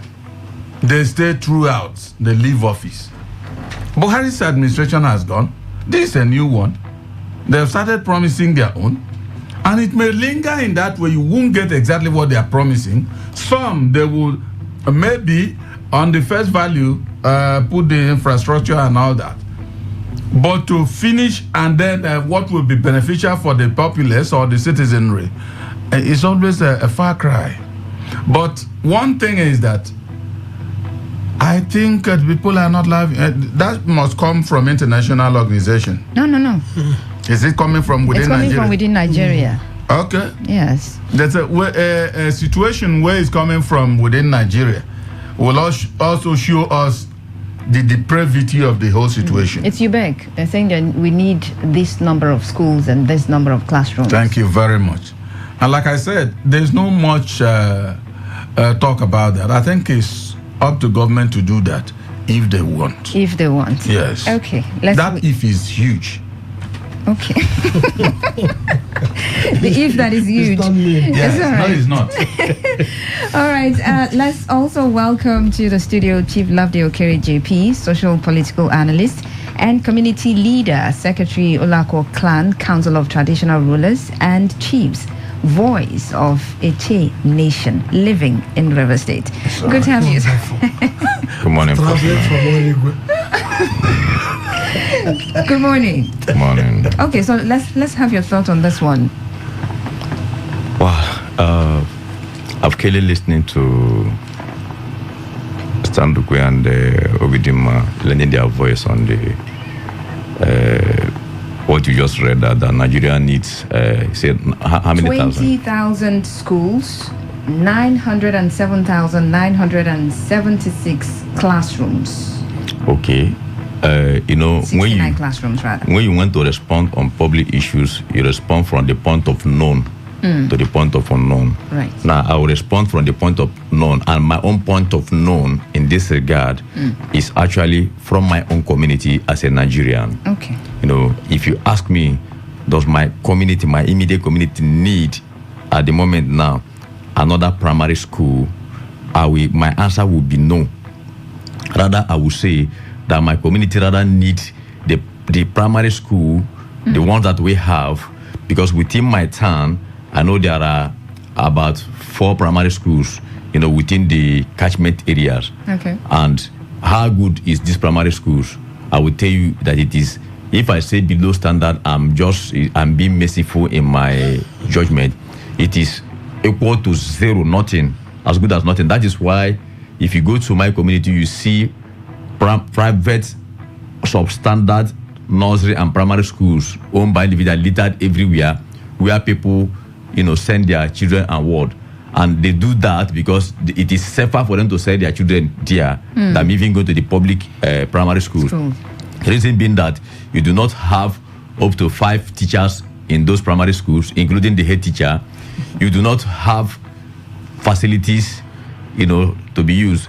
In recent time, in this world where we are today, if you don't lay a proper foundation, in fact, the best way to lay a foundation in education is the primary school. Begin to expose them on the technologies that we are using today in the world. Any private or primary school today that do not have a computer is as good as doing nothing. So recently, that I may not also blame government in its totality. In this topic now is a societal issue. Okay. The reason is this. Remember, I said I will speak from the point of known. Recently, in Amechi's government, Amechi built primary schools almost in all the wards. So that is where I would have, because I'm not from Origwe, where my colleague here, Obidima, came from. So I wouldn't say. He said the primary school he used in 1974 is still the one that is here today. 1973. So I would have been forced to ask him, does it mean that Amechi didn't build that, he rebuilt primary schools? He rebuilt. The one that was in my place, he brought it down. So if he did, it means that the one you used in 1973 is no longer the one the people are using now. But the question is, was it built to the standard of what we saw or what is existing at Ropoku? Because that Ropoku was used as a pilot scheme for that school. If you go there, in fact, it is beyond the primary school. It's like a university. If you see the facilities there, that was what was replicated in, let me say, 80% of the primary schools built across River State by Amechi's administration. Now, what happened? Immediately Amechi's government left, there were securities, private security guards in those schools that time. 2-3 years after, community people went and looted those schools. Looted the school, looted the computer, looted the air condition, looted the furniture in those schools. Instead of protecting it. So government will try to do the little that they will do. The community people will now come up in form of being gangsters, looking for money to do whatever, do whatever nonsense that they feel that they can do. They will loot the schools built by government. I'm telling you what I know very, very well. And now why I say it's a society thing is that if the community will try to apprehend the people, the culprits, try to prosecute them, they will go to court and court will free the people. And they will come back. I won't say everything here on air, but I'm telling you what I know very, very well. If somebody is apprehended for vandalizing government property, primary school that will serve the people, and you are a magistrate presiding over the case, and there is every proof that this thing happened, you will grant the person bail and the person will go scot-free with whatever reason. Then what happens?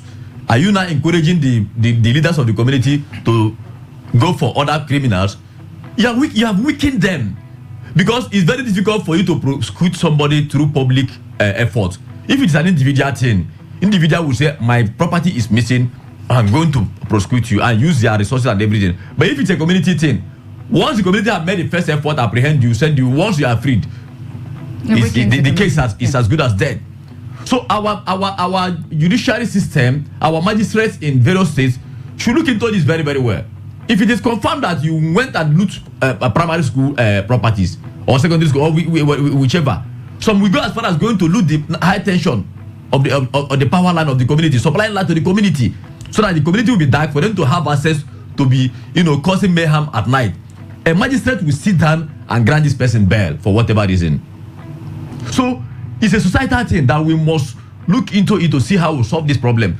Government, yes, are not doing what they are supposed to do. If you ask me, I would say the essence of building 20,000 plus new primary schools, what is the purpose?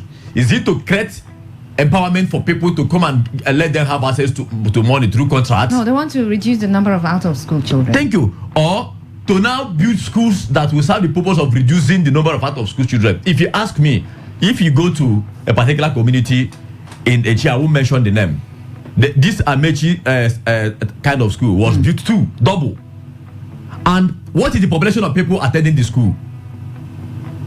I'm not saying that there are some areas that do not actually need this school. So, for example, if you go to GRA in Port Harcourt here, at the back of Borough Park, you will see a primary school that was functioning just like a university.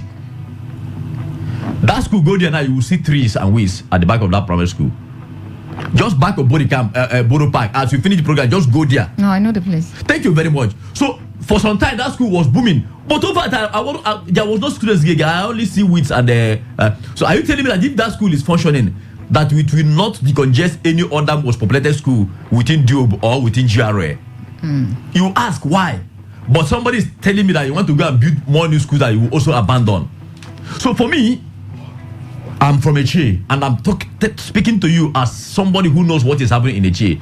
That the schools will have in Eche at the moment now, if they are well furnished, bring up to standard, it will serve the purpose for reducing this number of whatever. Let me tell you, Fosina, my father attended a primary school far away from my community to a place called Okomoko, standard.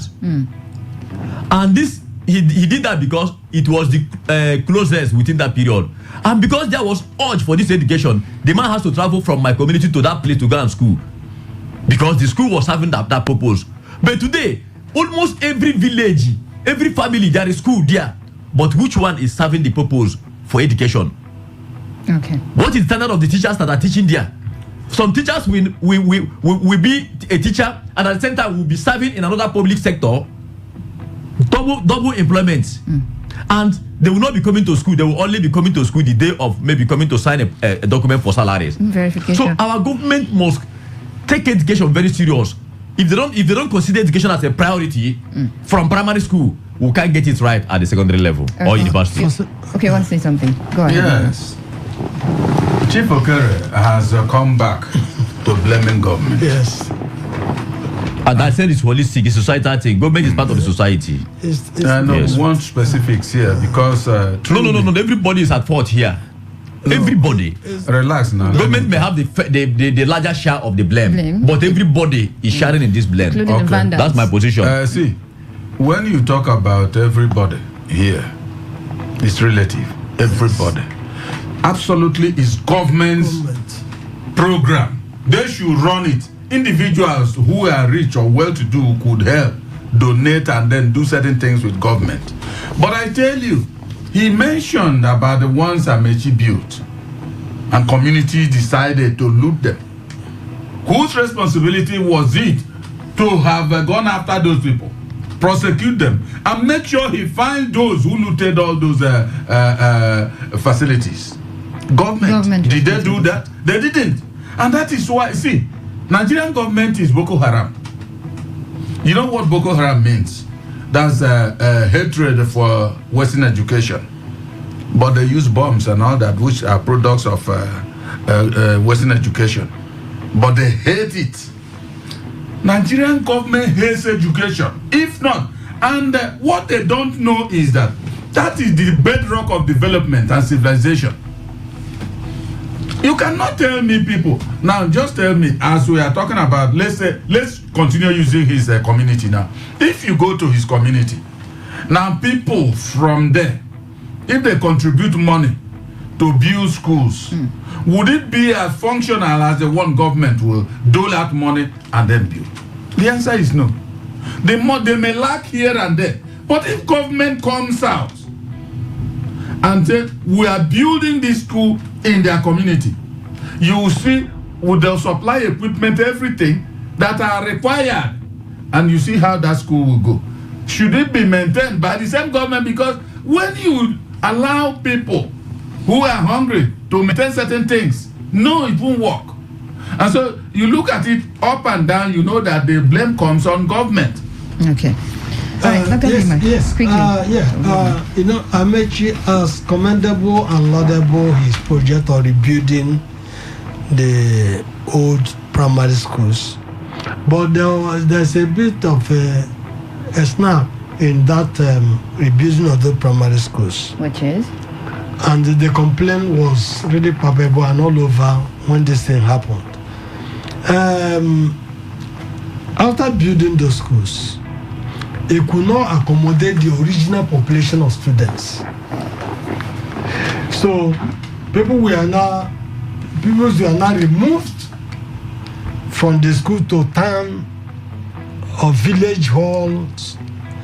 I know the primary school in my place, they had to evacuate some people, some students, to a village hall in Dr. Chinwo's place. They see that till now, they are still there. Primary school, they're still there. Village hall, that when school closes, church uses it in the evening, and the community also uses it for their meetings and all those things. And government is not even looking. So also in town, so many of those schools could not accommodate the original population, and they moved them to makeshift things.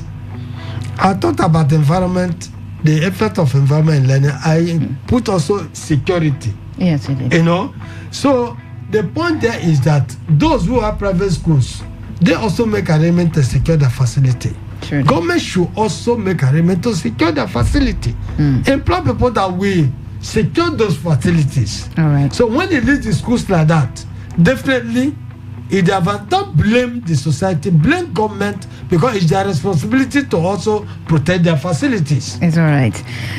Let's move over to another issue. This has been to loot government property. But they not loot in state secretariat.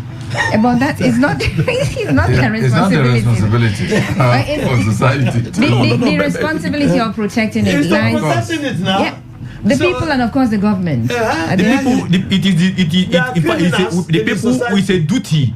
It is the people should own it as a duty to protect whatever government has built in their community. Because the government is there to serve the society 100%. Right. And it is one after another. If they are provided for you today, like today, as I'm seated here, I cannot go home easily because of my bad road. And if government have decided to build road for you, they manage to build their own road, and you destroy it. I want government to come back and build their own and live. I'm still crying. If government find it very difficult. What is government? Not repair. You understand? You owe the government the duty to protect it. Yes. I mean, if a facility or if a structure is put in your community, I mean, you should be able to protect it. I should leave my work to go and protect government facility. But you're not the only one in your community. No. You see, that's why we are missing it. We are missing it. It's like saying that government build school in my community. Is it my community school? Is it the only people attending that school? No, but it's in your community. The point there is that government should employ security people that will also mind that this thing. Yeah, but is it because we're in a very corrupt society? But you can do that in collaboration with the government. Well, let's move on.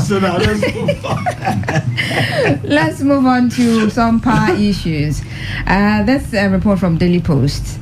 It reads, nationwide blackout as national grid collapses again. Yes. Was it fortunate before? Which one is collapsing? As if I think he has finished analysis on as if we are losing something. So I think there's no need to talk. It's just like going to the mortuary and say the dead man has died again in the mortuary. You're not agreeing. All right. Okay. But let's just go through this. Okay. Another national grid collapse has resulted in a nationwide blackout. Daily Post has learned.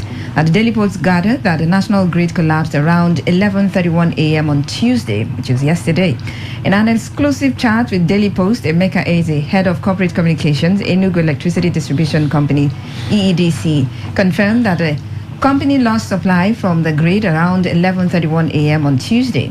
Now, in fact, since about 11:31 a.m., we lost supply. There has not been supply in our network. That's our situation, but no concrete information yet. It is due to a system collapse, he said. On Tuesday afternoon, Kunle Kola Olubiyo, President Nigeria Consumer Protection Network, suggested that the country has recorded another grid collapse. Another grid collapse. Frequency reduced to 47 number spinning reserve amid load rejection. What's going on? He said in a post on the WhatsApp group. Our Daily Post earlier on Tuesday reported a power outage in parts of the Federal Capital Territory, FCT, but the Abuja Distribution Company attributed the development to a fault in its feeder. Okay, so I don't know if there is any need to come back to you. If there is no need, you pass. No, but I'll still come. I think I still need to hear some more. Okay. I'll get to Mr. Mahondukwe first. I mean, is there any end in sight to this, frequently collapse in the grid, national grid? And what needs to be done differently? If I talk now, Chief Okere will say it's societal. See, Nigerian government is not serious in any execution of activities that are due solely to it. See, the epilepsy that is worrying the grid is such that I have never witnessed. Because those that are epileptic, at least sometimes they administer medications on them. They will stay for a long time before the thing will come back. But this Nigerian electricity grid or whatever they call it, or power grid, whatever they call it, but at least we understand what I'm talking about. National grid. Their own brand of epilepsy is too much. It is perennial. It just continues. It doesn't abate. Now you may be, because remember, was it on Saturday or Friday rather? There was a great collapse. Yes. And then they are talking about maybe they are, for how many days we've not had light. It's just as I was leaving house, the thing came. I said, is this light? I left the home. So as soon as this one I'm hearing happened yesterday. So you are fixing this one. This other one is collapsing.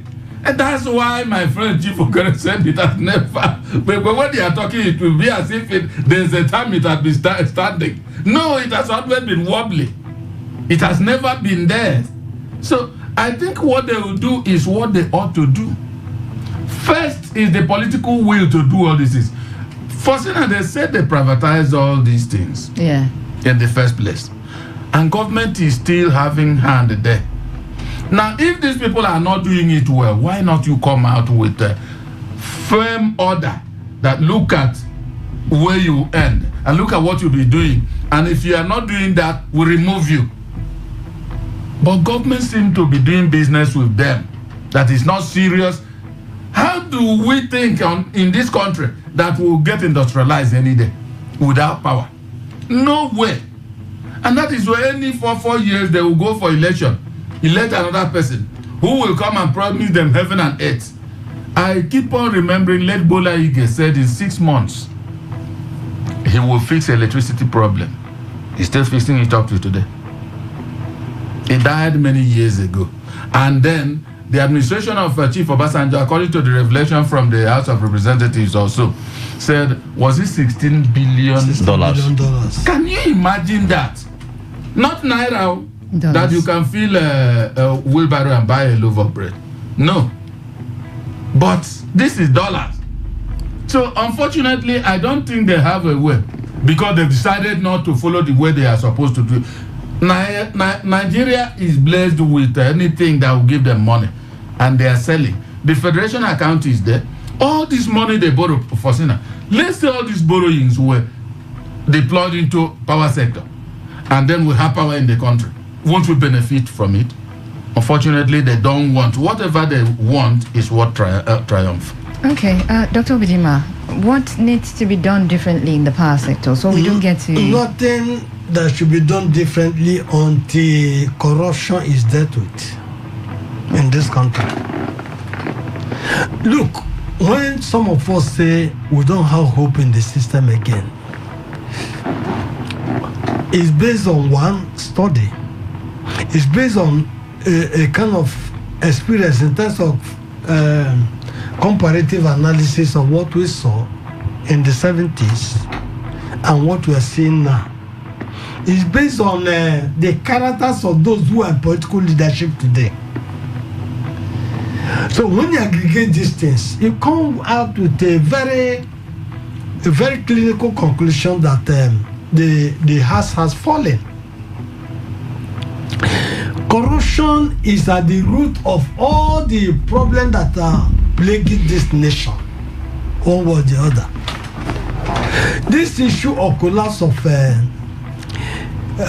grid every time, does it mean that the capacity, the transmission capacity, is not enough to carry whatever that is being evacuated by the Jinko to it? You know, does it, because we have been hearing this issue of transmission company of Nigeria and all those stuff, does it mean that money is not there for regular maintenance of these facilities? Does it mean that the right personnel are not there, stand by to fix this thing that every time there's grid collapse? I see a kind of conspiracy against Nigerian citizens. By who? By the so-called fortunate elites that have hijacked the system. They are everywhere. If not, the story we are hearing why they are even making move to impeach Ababio is because that Ababio agreed with Bola Tinubu of increase in electricity tariff to 40%. And this is what we see, we hear. And these things are also not been debunked or a kind of anybody coming to tell us a different story. Right from the time of this democracy, we hear of how much this networks, all this MT and all those things collect and give people in power. We hear of this increase in tariff. Is it that, oh, he have come, look, oh, we must get this thing increased so that the percentage will also be, and no service will be provided, which citizens will be milked, dried. Do you know that if in your community or your area now, or where you stay, transformer gets bad, this discourse will not attend to it. And you see, that's where my brother loved them when he was saying about community protecting. Yeah, transformer will just remain like that. They until you contribute money to fix the transformer, and that's their facility. We have had that experience for 6 months. From January to June, our transformer was bad. And we had to comfort more. That was even the second time to fix that transformer. By August, it packed up again. We are not without light. Immediately it stays, nobody's trying to contribute again. We are in fact we are happy that the situation is like that.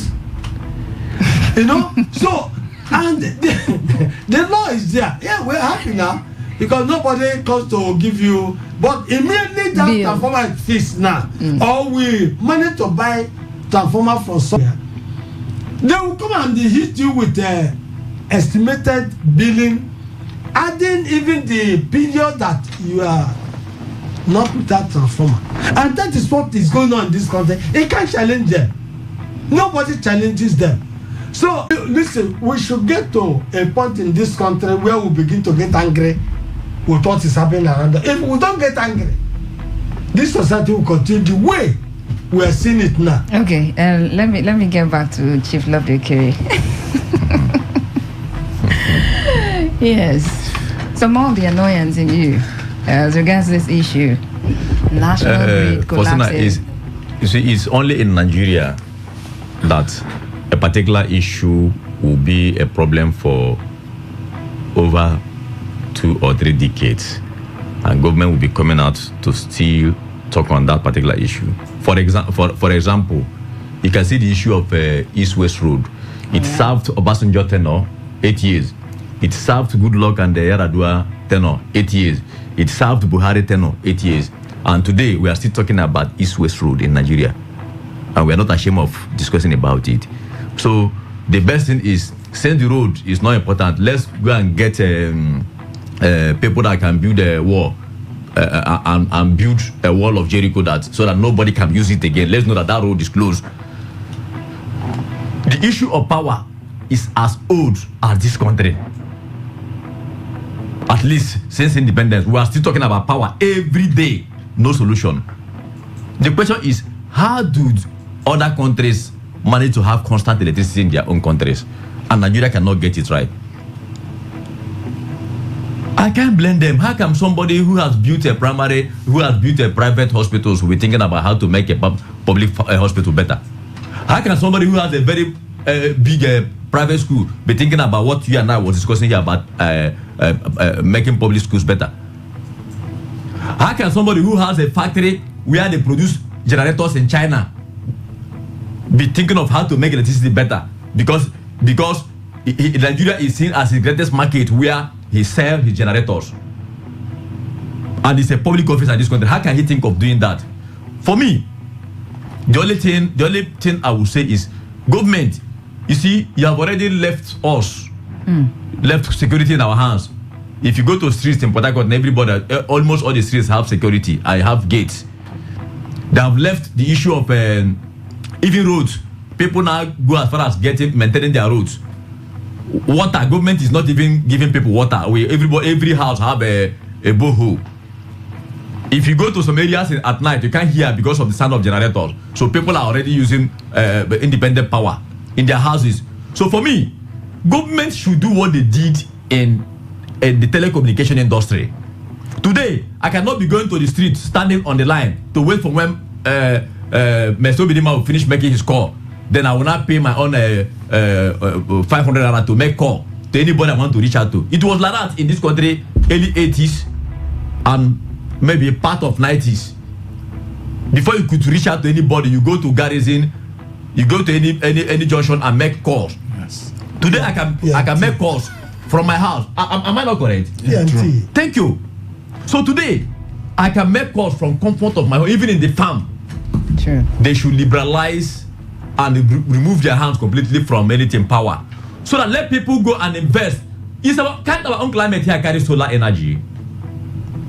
If we begin to see solar energies in all our roofs everywhere, where people can, have access to energy as cheap as possible, even if it's not the one that will give me, that will carry my fridges and the air conditioner, then let it be the one that will give me light at night.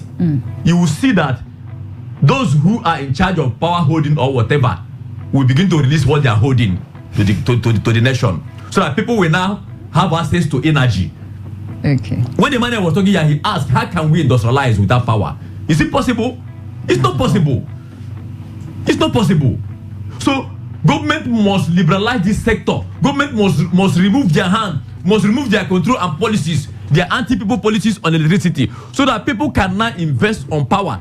Look, let me tell you, if we liberalize and allow things to go the way it's supposed to go naturally, you will see people coming from China, people coming from other part of Europe and America to now invest on this sector, so that people can have access to electricity. All right. So otherwise, we continue to hear what you have just said. Great collapse. And I have said it now. People who do not have light, will they be concerned? Because there is no light. You cannot wake a dead man. You say a dead man that is a mortuary, so is okay, we have to go for the news now. Thank you so much. I will be back again.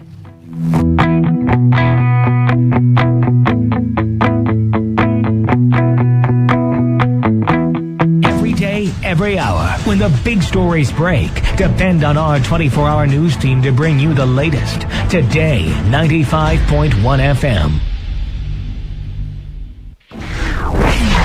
Today, 95.1 FM. Port Harcourt. News update.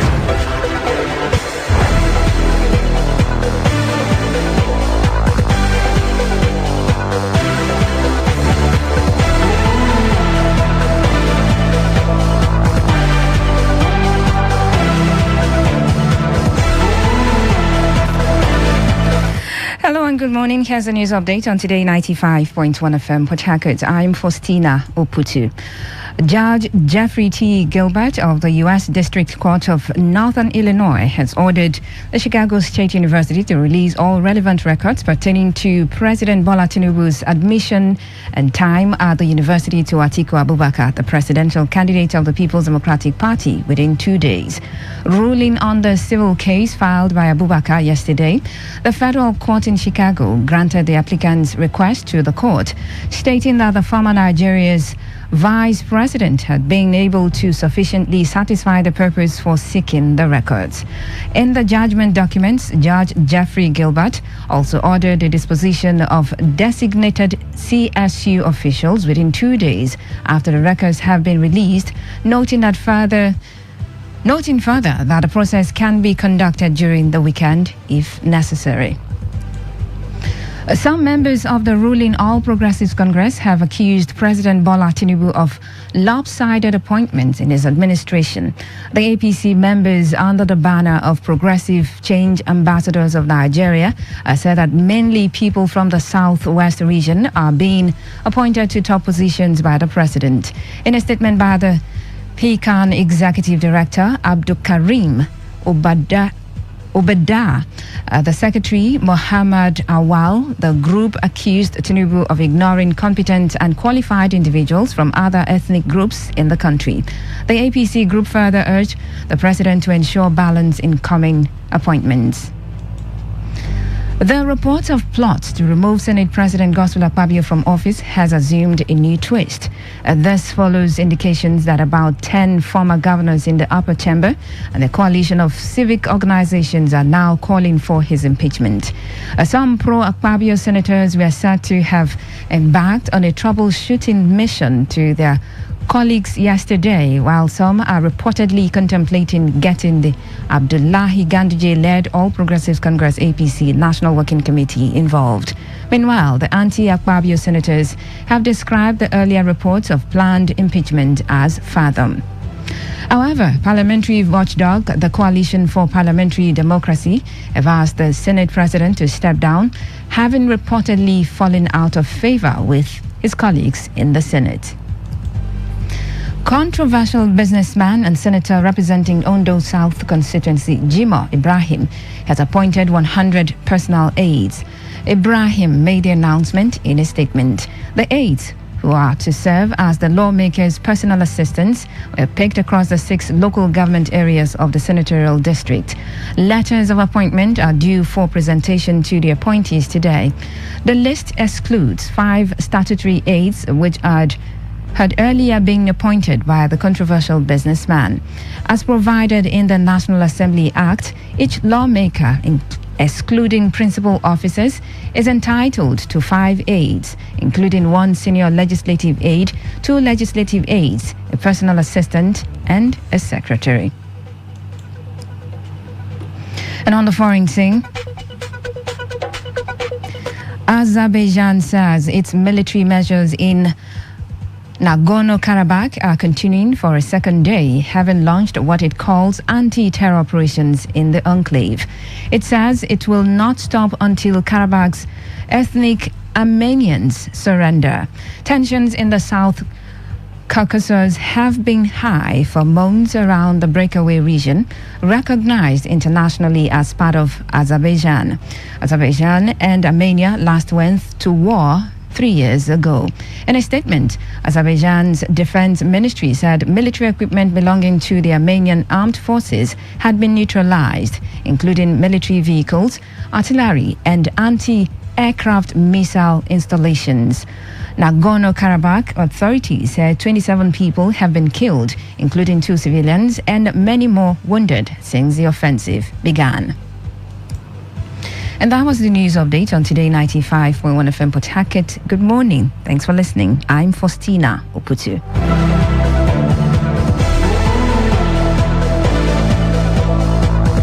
Today's news, today's entertainment, today's sports, today's issues. Today on Today 95.1 FM, Port Harcourt. This is Today 95.1 FM. To copy this tune, press 9. This is Today 95.1 FM. For current news and information, press 5. They are politicians, all of them. They know what they do. So they know how they attack each other. To stay connected all day, press 1. The person who raised the name is the one who made the public know about. Good afternoon and welcome to the World News on your premium talk radio station. We are your premium talk radio station. Today 95.1 FM, the station with a unique dial.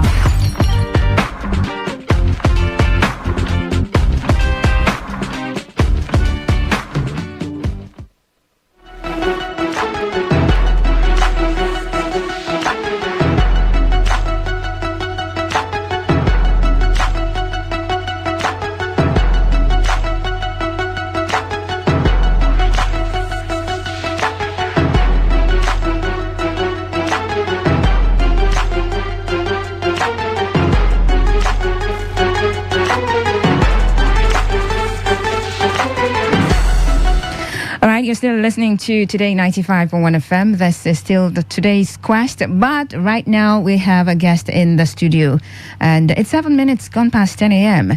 Hello, good morning.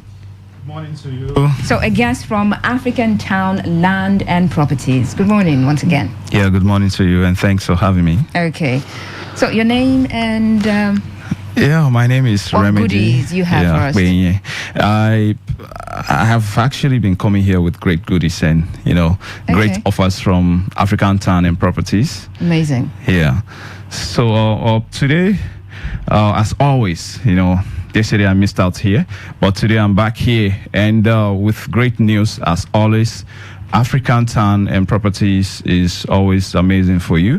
But first, for you listening for the first time, I'll have to, intimate you on what African Town and Properties is. African Town and Properties is a global city created in Port Harcourt here, to bring people from all over Africa and the world together in one place to enjoy the beautiful nature of Africa. An African Town is where everyone feels at home. No discrimination against nationalities, tribe, or race. People from Ivory Coast, Tunisia, Ethiopia, South Africa, Ghana, Cameroon, and every other African nation can, buy and build their own type of village with their homemade food, culture, and traditions, with excitement. African Town is more than just an estate, but a town representing all the countries in Africa.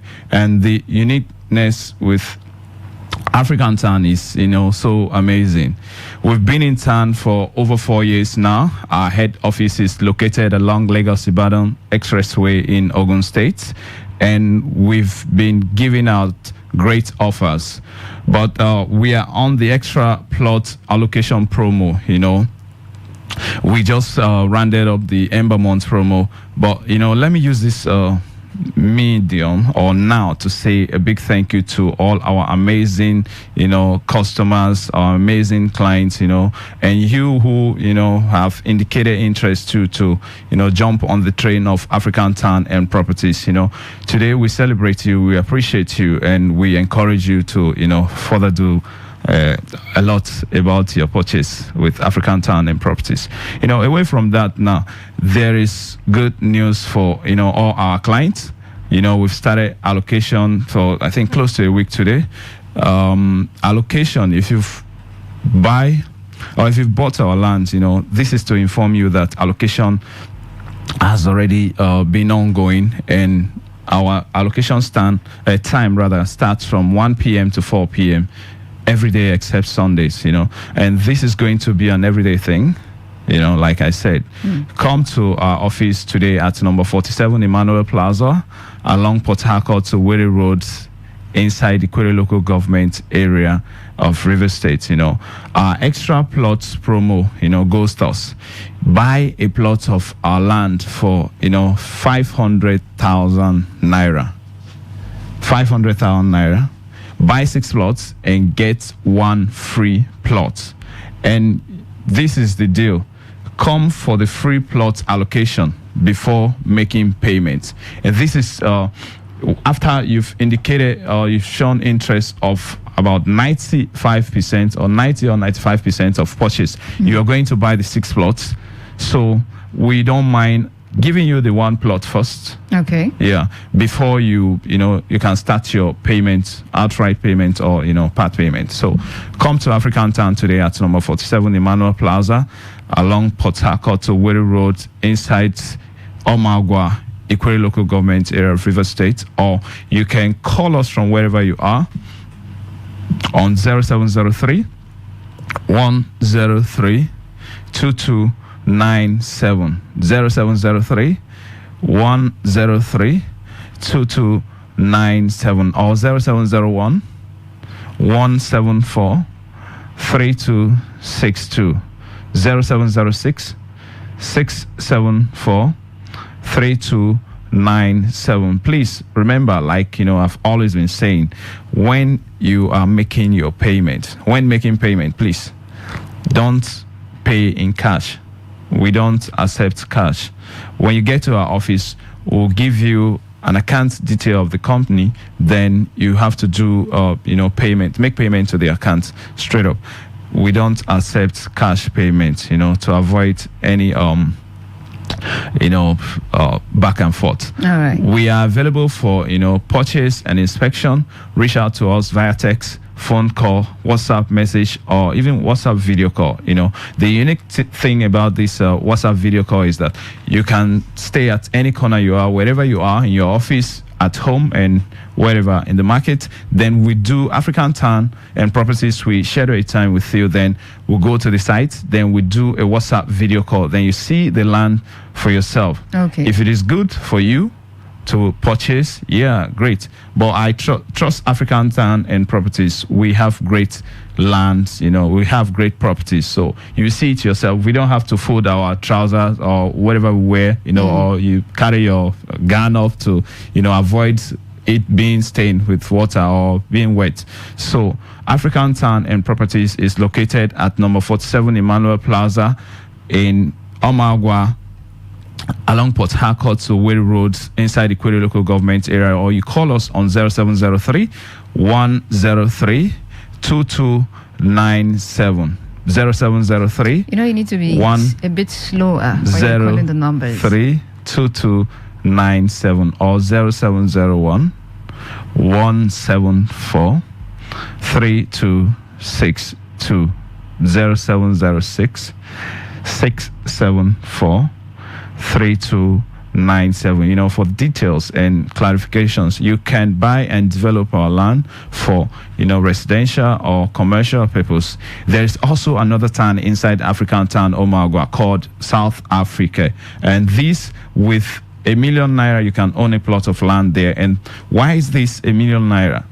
It is because we are taking our time, to developing, putting things in place, and, so that you don't have to do so much when you come to do your construction or erecting your, structure there. ₦1 million you get a plot of land there at the South Africa location of the African Town Omagwa, right here in the city of Port Harcourt.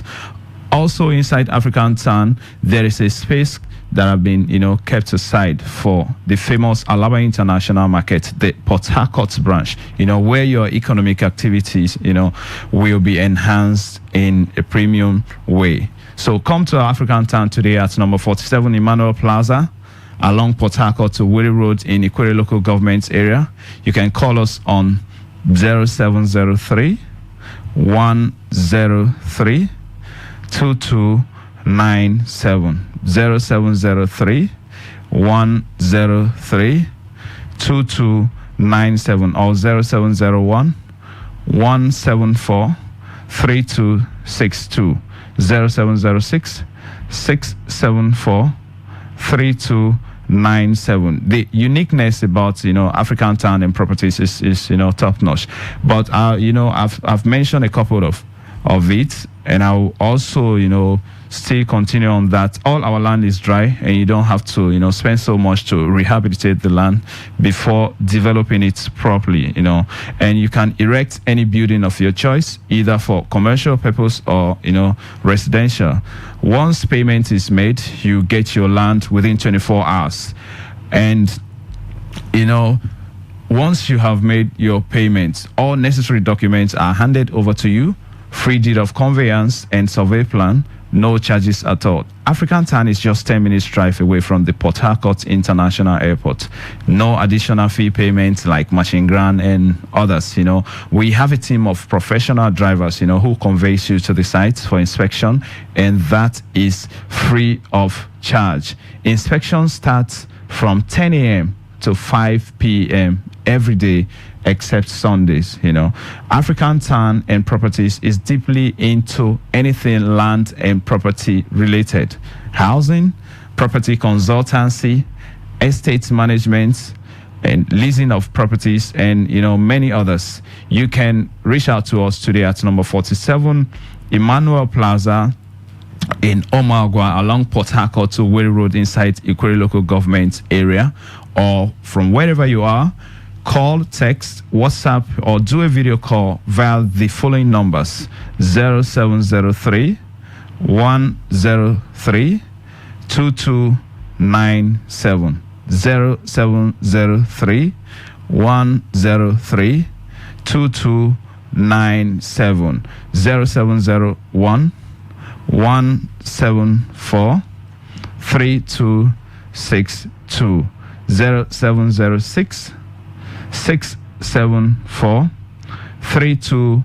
97. African Tan is, we have our extra plot allocation promo ongoing. 500,000 naira, get a plot of land. Buy 6 plots, get 1 free plot. And this 1 free plot come for your allocation as it starts every day except Sundays, 1 p.m. to 4 p.m. We'll allocate that 1 free plot to you before you make your outright payment, so long you've indicated interest of 90 or 95% payment. Lastly, remember that this is the best season, to invest, as to know that, we are selling dry land.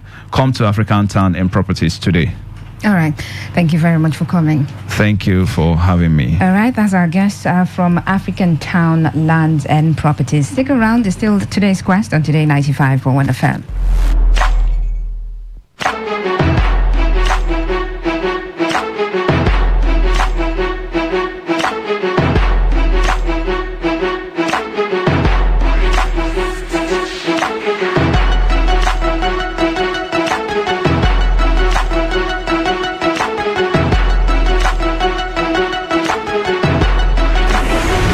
Today 95.1 FM.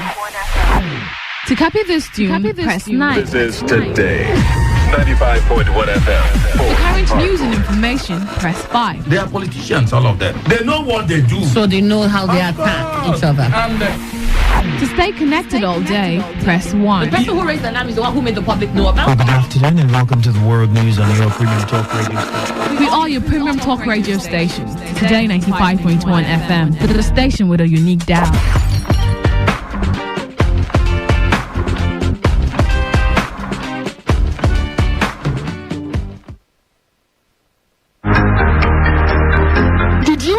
That there are over 8 million listeners connected to our frequency, covering 6 states across 2 geopolitical zones.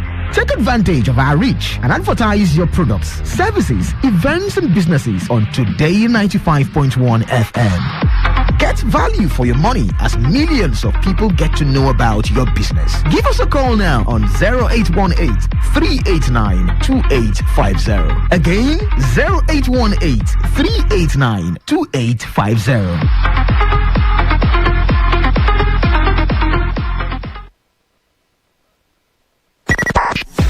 95.1 FM, voice of the people. And we're back.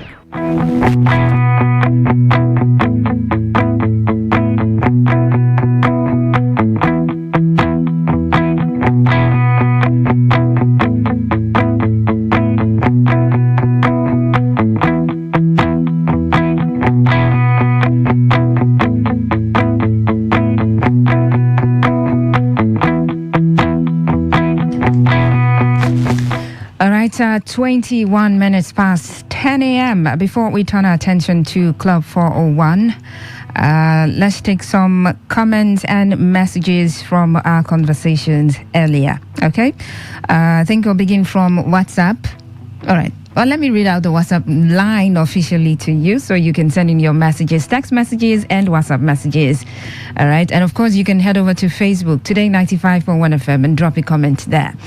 Number to sending your messages to is 0701-933-9962. Once again, the number for messages is 0701-933-9962. All right, so let me go over to WhatsApp and see some of your messages there.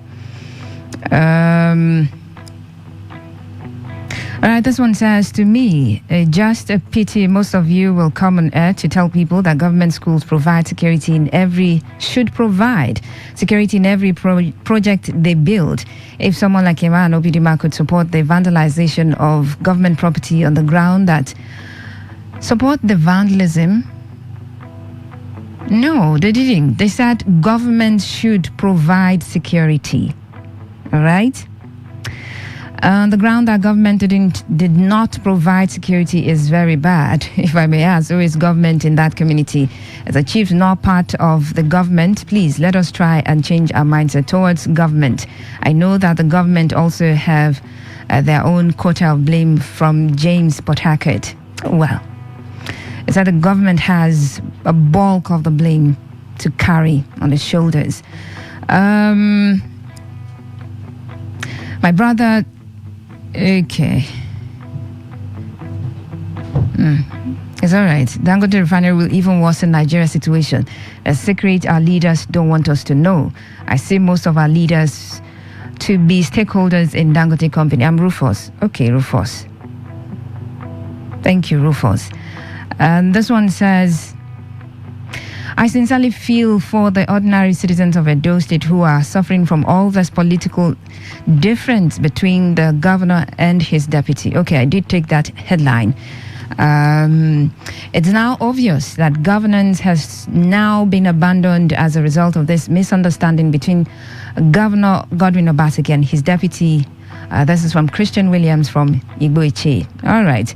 Please do well to reference the headline that you are reacting to, okay? Makes it very easy for us to communicate. This one here says, good morning, Faustina and your guests. Unfortunately, your guests are trying to shy away from the truth on the state of art. World-class primary and secondary schools built in all wards of the state by Amechi with security, generating sets, computers for pupils. To diminish it, the last government refused to pay the security and schools being vulnerable were vandalized and they looked the other way. Today, they are shouting on bridges being built as infrastructure while schools, hospitals, etc. were neglected. Are we not coming back to the injury we incurred to ourselves? The schools be put on all the bridges. Ada. Okay, from PH. Ada. Thanks for your opinion. Hi, Faustina. Whatever excuses the TUC is giving is, for me, a defensive mechanism, having allowed herself to be used by the federal government to destabilize the labor force. It is unethical for the Nation newspaper to be allowing herself to be used in highlighting things that promotes only FG, federal government interests, like the crack between the NLC TUC. I mean, if it happened, it has to be reported, right? Even though we know who owns the house. Oh well. The issue of poor education system is, this is a deliberate ploy by the ruling. That's not the headline really, but well, since you're in line. This is a deliberate ploy by the ruling class to continue to hold the masses down, and the recent tertiary school fees hike is an attestation of this. I concur with Obasanjo on this, his comment on bad governance. Governance is as reflective as a bad governance, and it is staring on our faces here in commodities policies, and is promoting agitations, coup and terrorism. Awa, you sent that one in. Awa, thank you very much. This one here says, good morning, Faustina, and my regards to all your guests in the studio. My take on today's quest is on the issue of building plenty schools in the country. That's about 20,000 more schools, stated clearly. I want to advise the government not to only build plenty schools, but also see how they can change the narrative as to make education go completely practical in order to enable students study more professionally in their careers instead of learning more of theory, which at the end of the day, they achieve nothing. Larry J. Papa from PH. All right, Larry J., thank you very, very much. And this one says,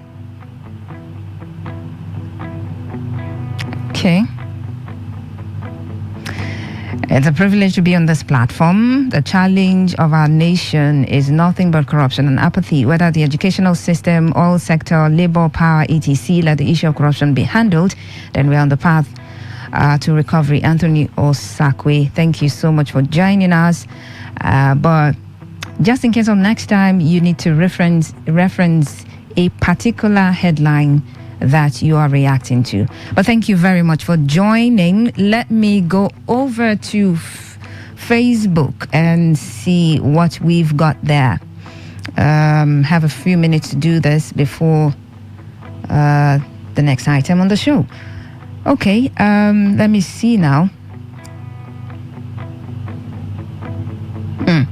On the general post, Chile Edwin says Peter Obi and his former principal Atiku Abubakar should stop distracting Nigerians with unnecessary mischief and allow Tinubu, who won the election, to drive his policies and programs, because Nigerians need to move forward. And it's about time Peter Obi is cautioned about his inciting statement, as I'm wondering how that Nigeria failed the Niger Delta. Okay. Christian Williams, I sincerely feel for the... Okay, I think I took this one on the SMS portal or WhatsApp portal, so I just move over. Presidential poll, Abuja can't be 37 states. Atiku, Obi tell Supreme Court. I believe even in the Constitution, Abuja is not regarded to be among the 37 states, and I believe that is why Abuja does not have a governor, because the law does not recognize Abuja as state. Some of these lawyers privileged to manage justice, should know that there are things even the layman can be able to understand without lawyers' interpretation. They should not take the millions of Nigerians for granted because they are privileged to give judgment. RD or GOKCC says insecurity killings of security men is not... okay. Where do I have that? I'm now wondering.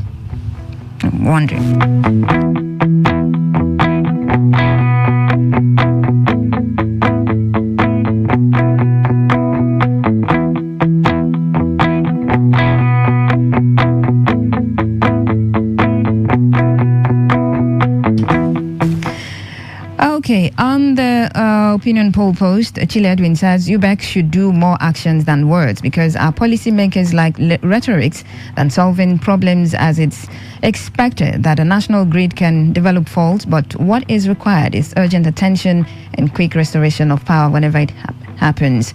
James Harry says Nigeria is a failed state. In your opinion? Nothing is working again in this country. Just imagine I bought gas at 1,000 naira per kg yesterday. Where are we heading to in this country? I mean, nothing is working, really. Okay. Tammy Otto says UBEC evaluation is totally wrong. Some schools across Nigeria have not up to 120 people's emptied desk. Okay, thank you very much.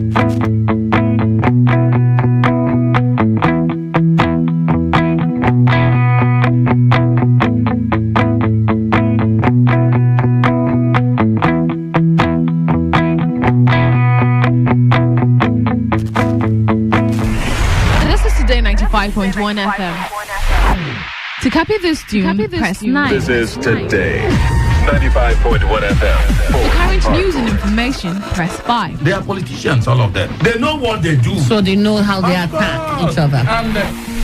To stay connected all day, press 1. The person who raised the alarm is the one who made the public know about it. Good afternoon and welcome to the world news on your premium talk radio station. We are your premium talk radio station. Today 95.1 FM. The station with a unique dial.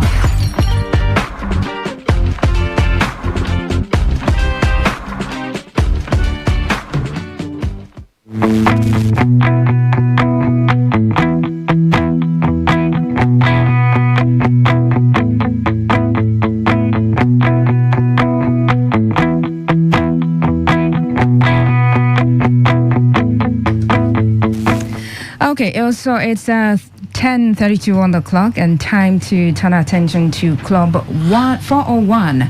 That's a body of Christian professionals of River State. Okay, so I have guests seated here already. They're going to be looking at some issues lined up for discussion.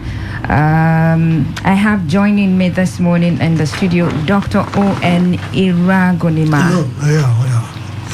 You're welcome. Iragonima. All right. Yeah. Okay. Thank you very much for joining us. Good morning. Thank you. All right. All right. Also in the studio, Dr. Obidima. Welcome once again. Faustina, thank you. All right. And Mr. Chris Akani. Good to have you. Thank you very much. Good morning, listeners. Okay. So we're going to be looking at issues. First on our menu is the issue of River State not giving resources for development like Agric Support North between 2015 and 2022. That's the anchor borrowing. Also, we're going to look at our cash crops and fish farming should be supported from such sources. Okay, I think I'm going to begin with, the agric sector is something that has been talked about over time, that if we're going to, diversify, look away from oil, that's one area that we should focus our attention on. Now, since we're talking about agric, let's look at the overview of that sector in the state before we narrow down to, the programs being mentioned here. Let me begin from Dr. Obidima. Well, if we say we should have an overview. Just briefly. Yeah, briefly, my perspective is that agric as a very critical aspect of government program is quite neglected over the years, especially since the section of the democracy. It's been a thing of concern to many rivers indigenes. Why successive governments seem not to pay attention to it, especially in the last 8 years of the past administration. All right. There is nothing that is even measured. Whether Minister of Agriculture is existing in this state, we don't know. And two, there is no, because you see, government actually comes with policy and drive those policies and provide enabling environment for people who are interested in such areas. Encourage them with, like all these things we are now talking about, incentives that are going to certain part of the country and all those things. So you have not been able to mobilize people who are interested in this kind of activity within our own state and ensure that they also get what they're supposed to do. But in all, today, River State depends on all that comes from our side, whether yam, whether gari, all that comes from our side. Remember that we had this gari processing this thing that never worked for one day. Cassava processing plant? Yes, in Oyibo. That never worked one day. It's there. Follow. So, what is the problem? The population of River State has so increased, both indigenous and residents, that the little production they are doing at subsistence level is not enough. That's why I see Gary coming from Ebonyi, from Delta, from Benue, from so many other places. We even have Enugu Gary, because people, when they go and buy Gary, they will tell you, the people who said they will tell you where this one is coming from, where the other one is coming from. But if we focus on that aspect of our agriculture, you will also be hearing outside this place, Rivers Gary. So the government neglected. In fact, agriculture is nothing to write home about in River State. That is the summary. Okay, let me move on to Mr. Chris Akani. Since we're talking agriculture and looking at River State, what areas do you think we need to look at, and what areas do you think we need support to be strengthened for agric sector to be viable in the state? What areas are we looking at, or should we look at? Thank you very much. Just like Dr. Bidima said, the responsibility of government is to create enabling environment and all that. Government needs to encourage farmers. One of the things government can do is to provide incentives. Okay. River State is blessed. Is it fish farming? We have the environment to fish. Is it land farming? We're blessed with vast land. Places like Eche, Ahoda. These veritable factors are not lacking. What we're talking about is how government can encourage farmers to go back and see how we can diversify the economy of this state.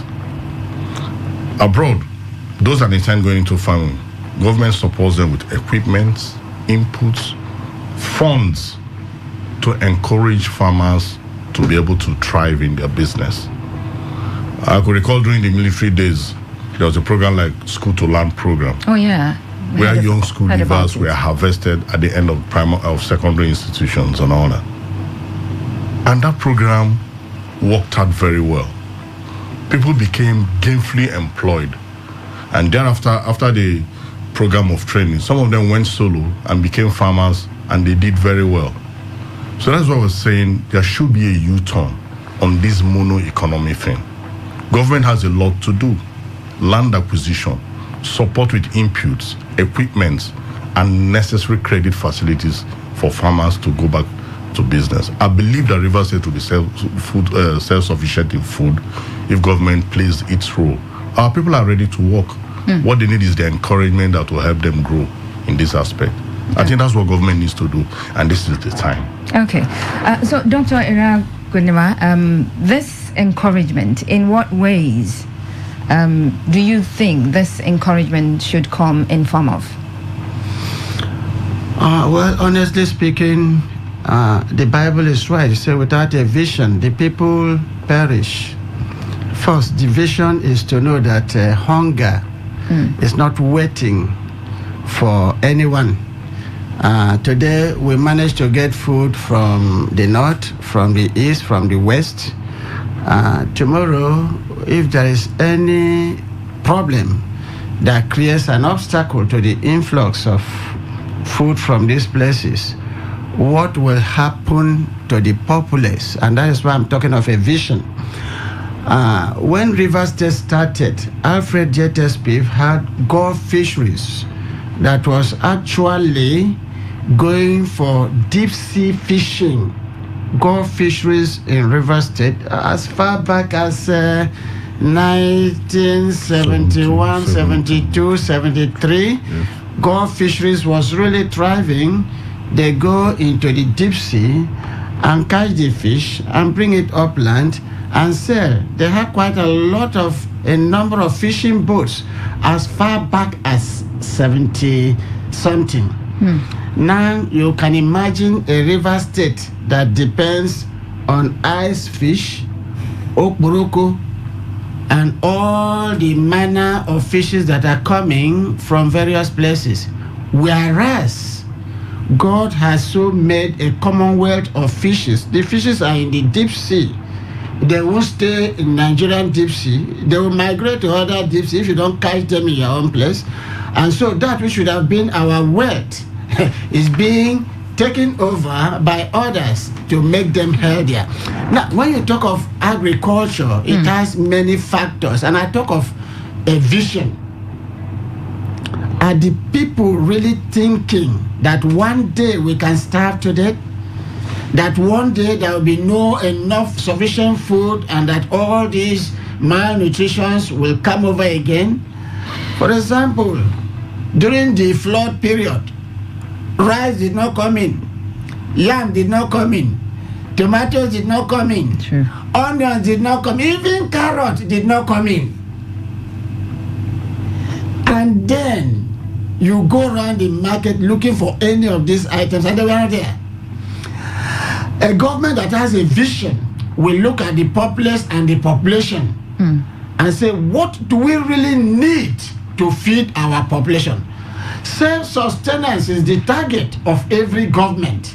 But when we have a government that doesn't even think that the people will eat, and just like you can see, our governments can build roads and build bridges, and we've done the best that we can. Okay. Leaving a lot of areas uncovered. This is not visionary. So for you, it's an entire vision in the agricultural sector. Yes. That would go a long way. All right, so let's move on to another critical sector here being mentioned, state of primary education in Rivers State. Basically, looking at the structure as well, the condition of the schools. Earlier we were talking about education, and we bemoaned the state of some primary, secondary schools in some of our rural communities, and it's something to really talk about, and point out areas that adjustments need to be made. So we don't have those structures, keeping away our children from schools. Contributing to the number of out-of-school children in the world. Now, let's look at Dr. Obidima. I'll begin from you once again. The educational system in the state. Primary education. Are we doing enough? Are we on the right track? We're not actually doing enough. But we're doing something. Well, I will not say we are not doing anything, but we're not doing enough. But the point there is that, like I said, I took time to follow you up in your program last time, and it opened my eyes, quite instructive and educative, that we are just, those of us maybe within the urban center, don't know what is going on at the rural setting. And even within the urban center here, as I said earlier, as commendable and laudable that Mechi's administration did in primary school, in rebuilding those old primary schools, it created also its own problems. The problem that the student population that were existing before these schools were remodeled were also not carried totally. We see a lot of them pushed to community halls, and the situation has remained like that up to today. So the government that succeeded it neglected even the little achievement that was made, and there is a kind of relapse to the kind of decadence we were experiencing before this attention was given by the Mechi administration. Like if you go to most of these schools today, especially in the rural area, they are shadows of themselves. They are in a deplorable state. And two, qualified teachers are not even there. Because I look at sometimes the performance of Anambra State in all these public exams. External exams. Whether WAEC, JAMB, what they call this National Common Entrance. And I begin to, because Anambra State was worst hit educationally in terms of performance and infrastructure until a certain point, a governor came and they looked at the whole thing critically, paid attention to it. A state that was coming 29th position in WAEC now start taking first position, and it has remained like that up till now. Now the issue is that not even that other state also the same thing. In fact, most states in the southeast. But when it comes to our primary, because the primary education is the basic sector that must be given attention. Because if you miss it at that level, you have missed it. You only get people that will do exam malpractice in secondary school. You also get people that will go do something in the university. Because you miss it at the basics. So what should the government do? government should, right from local government, the state government, should redirect their focus to what we are hearing that is going on in the rural areas. Even the ones that are in town. So the public schools should be competitive with the private primary and secondary schools. And if they are competitive, the population is increasing. That is, the enrollment population is increasing, both at the primary and secondary school level. But there appear not to be a kind of physical expansion that will take this population in. There appear also not to be dedicated teachers that will also attend to. The environment of learning is zero. Okay. So government should, the Commission of Education, the state government, they should now a kind of call for a critical summit to address this issue and know how funding and how the primary education and the part of secondary education can be attended to. Because education remains the bedrock for development in any society. Okay. And if we get it right in the near future. So government's attention more be focused on that area.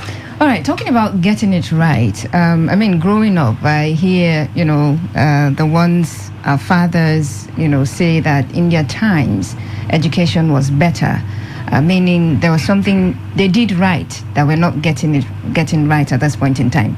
Mr. Chris, where did you, Mr. Kani, where do you think we missed it in terms of education at the primary level? Yeah, it's clear. We missed it from the point of investment and attention. Investment and attention. The United Nations provides that 25% of government annual budget should be expended on education. Just like Dr. Bidima said, it is the bedrock for any society to grow, be it technology, be it science, politically, any sphere. That is where the future of a nation is groomed from. So I think we missed it from the primary school stages because government lost attention. We're all aware schools became so deplorable. There were no infrastructures, no facilities. Like Dr. Bidima pointed out, the government of Rotimi Amici came and tried to rehabilitate these schools and all that. But what we fail to sustain in Africa is that continuum process in governance. One government comes, does something beautiful, the succeeding government comes, neglects entirely what its predecessor did. And that's what happened to those primary schools and all that. In our days, the teachers were more dedicated. There was commitment. Government took primary school to heart. I remember during celebrations like Children's Day and all that, buses came to primary schools, public schools, to convoy us to stadium for march past. We had inoculation, immunization in schools, in primary schools. Pamphlets were given to us on how to even cross major roads and all that. That's to tell you the attention that was given to primary school. But when private schools came to bear, they took over the shine. And it was like government was saying, if your child cannot attend a public school, send him or her to the private school. And they cost a lot. So I think a U-turn has to be made here. We need to go back to the old days. First of all, the money we budget for education is very poor. Even the little that is budgeted is not fully implemented. If fully implemented, why would you go into a school and you won't find simple seating arrangement for children? We're not talking about you providing uniforms for them or books. Parents take care of those. But basic facilities like seating arrangement, water, electricity, tables and chairs, working materials for teachers, they are lacking and they are in a sorry state. Okay. All right. Let me come to Dr. Iragunima. Looking at the present state of the primary education in River State, what does the future hold? Well, I believe that the future to me is really very bleak because let's go back to our days. You have the school, you have the school teacher, and then over the school teacher is a headmaster or a headmistress. Over the headmistress is a supervisor of education. Over the supervisor of education is an accolade of individuals that make sure that the work at the basic level is being carried out. The greatest problem that we have is that we have left being scientific in our approach to education. Because when you are scientific, you will really know how many children you really want to cater for. And you'll also take time to know that by so year, the number of children must have grown to so level. Sure. And then you must also know, over this number of children, how many teachers do I actually need to effectively drive them? And those teachers, what qualification do they need to have to be able to impact meaningfully on the life of these children? We've totally neglected all the baseline of giving us a meaningful future, because we seem not to realize that really the future is dependent on what we are doing now.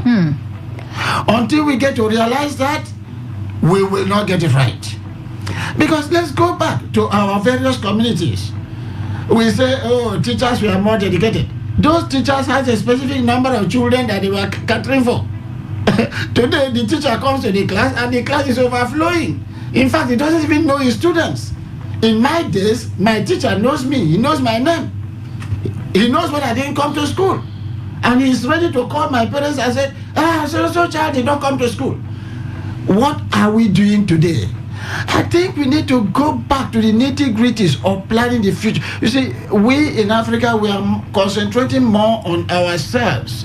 What we can eat, what we can achieve, what we can do to make ourselves better. And we have totally neglected the future. And we're not planning for the future. And that's why we have crisis all around. That's why you have children who go into vices and do all manner of things. They have no choice, because we are not trained to be meaningful in life. If actually we plan for them, when they come in, they will fit in. There are those who will stray from that system, but those ones are very few. But now the mass majority have no direction, have no care, have no governance, have no leadership. In fact, no person is telling them this is what you can see in the future. And so the people are just, and I reassure you, if we don't get it right. I saw somebody one day and I said to him, these road traffic people arrested me. They just caught me for no reason. And I said to them, you are getting to a time, as you continue in what you are doing, people will kidnap you as you are trying to arrest somebody. Because the people have totally lost direction. And I think that is why we need to really come down and say to ourselves, where have we gotten it wrong? And start again to lay the foundation for the future. That's the only thing that will give us a favorable future. Okay. All right, but presently, the future looks bleak in that sector. Yeah, definitely. Okay, let me ask something. All right. You see, when we talk of governance, it's quite worrisome to some of us that the crop of political leaders we have now don't really understand what governance means. And they focus on what will really generate income to their pocket as quickly as possible. We don't really, like what he said, I know when we were in primary school, dedication is so important on the part of teachers. The headmaster, no matter the father is headmaster, he comes to school first. And that means all teachers, and that is why if a student, a pupil comes late, you must have the traction of your life. You won't have the traction, because there's a point, you wake up, your parents will even push you to school. You just wash your leg without bathing and begin to run down to school. But those things are no more. And this supervisory decision mentioned, actually is key. Who is supervising who again? Nobody. You know, nobody. And that's why you have this high incidence of exam malpractices all over the places. Because the teachers that ought to be dedicated, ought to do their job, are also selling pop-off and bonds and all manner of things in school. And they're also using the students to sell their wares, not even their children. Students that have come to learn. The all manner of things are going on both at the primary and secondary level. As a result of lack of supervision. Yes, as a result of lack of this thing, and also implementation of, if you have policies, so if they really have policies, implementation of those policies, and the retraining the teachers also. With the starting thing we saw, we're no more seeing. Look, for senior, I taught in secondary school with WAEC. In common secondary school, Enika. The former, that's why, if it sees me, the former Attorney General of this state, Wagun Pons, anyway, I see him say my teacher. I taught in history in class 2 before I went to the university. And they know that they still hold us in high as well because we imparted at that level. We imparted this because why did we do that? We got the discipline. We got the discipline from primary school. How to read, how to study in primary. Okay. All right, let's move on to another area before we open up phone lines to have you join the conversation.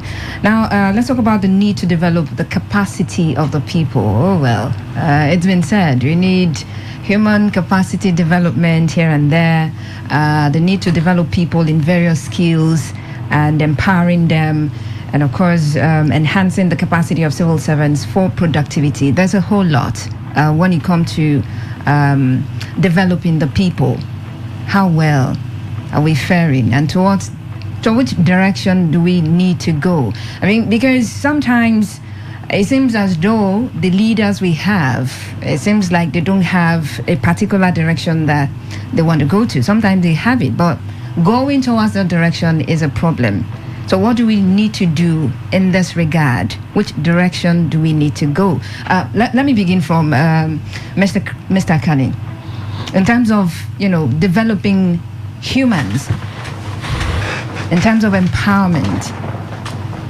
Yeah, thank you very much. This is one key thing that was lacking in the last administration that just finished May 29th, 2023. The Nyesom Wike-led government never thought of equipping the people capacity-wise. If you ride through Transamadi, it's a graveyard today. It used to be a beehive of activities, different companies in different fields, manufacturing, oil prospecting, construction, avalanche of industries and companies thriving on Transamadi Road. It's no longer the case today. Government neglected equipment. If it's a deliberate thing, that's one thing. Sometimes I sit back and I wonder, is this deliberate to impoverish the people?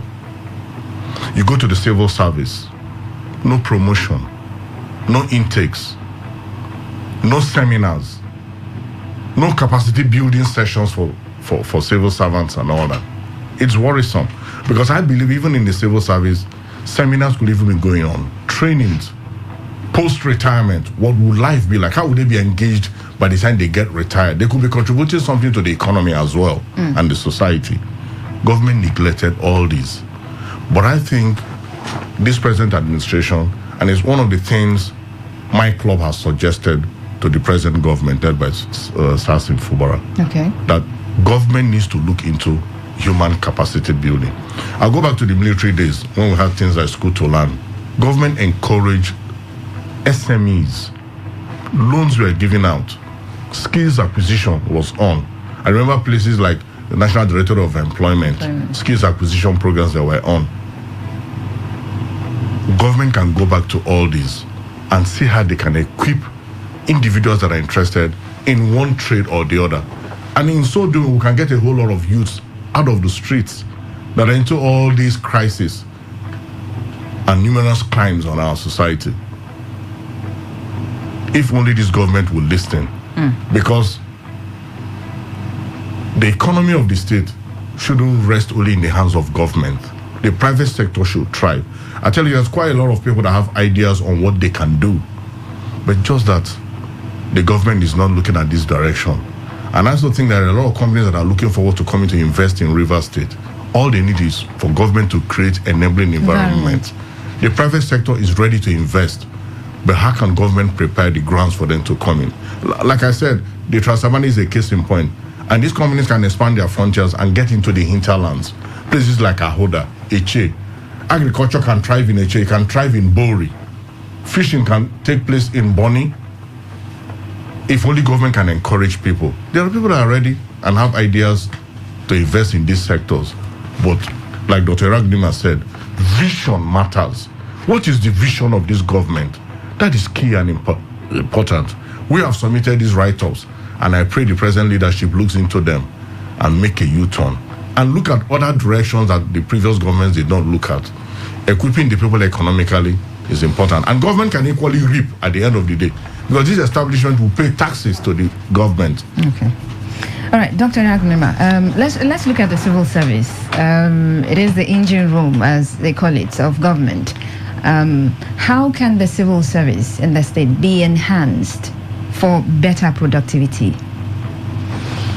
Well, I mean, these days you speak with young school leavers and they tell you, oh, I don't want to go into the civil service because there's a whole lot going on there. It looks as if you are targeting me, knowing that I went through the gamut of the civil society. I didn't know. I had no idea. I was employed in 1985. Became the medical director of Braithwaite Memorial Specialist Hospital in 2001, and became the chief medical director of River State Hospitals Management Board in 2012. I retired from there. Okay. Now, I thought you were just targeting me. No, I had no idea. The truth, I promise. The truth is that governance should be repositioned. And I'm looking forward towards the present administration to reposition governance and take it away from a single individual to a collective responsibility. And the civil service is the engine room of every government, because they are for every government in power. And they maintain the standard and transmit it from one generation to another generation. Just like you said, today civil service is bastardized completely. Civil service is a system that is already set up, has a standard, has rules and systems that are already set up. When I was in service, if you come late, I will really give you a query. But I don't think if I were still there, I will attempt it now. Because one young man can slap me and there is no person. I've gone to the Secretariat, River State Secretariat. By the way, River State Secretariat still remains the best secretariat all over this country. It was set up in the 70s and still remains a reference point. But you go there now, the entire system has broken down. I went there was no light. So I had to walk the stairs from ground floor to 9th floor to 10th floor. How many people can do that? So when a civil servant comes and says, there was no light, that's why I couldn't come to work, will you give him a query? You can't. Now, let's just go back. If we want governance that will outlive us, I'm putting emphasis on outlive us, because present politicians just think of what I get in office, not what I leave behind in office. If you think of a system that will outlive you, then lay down principles by the rule and let people begin to know that they fit into the system and work by the rule, and that the rule governs every person at equal level. There is no exception to the rule. When you make that a principle, then you are already creating an institution There is no institutionalization. The civil service is safe an institution. That was why when Babangida came and said the permanent secretaries are a problem, because the permanent secretaries have grown through the rank, they know what the rule says, and when you want to deviate from the rule, they say, no. This is not how it is done. And then the military man who didn't know that there are such rules said, no, they are a problem. They were not a problem because they were operating a rule.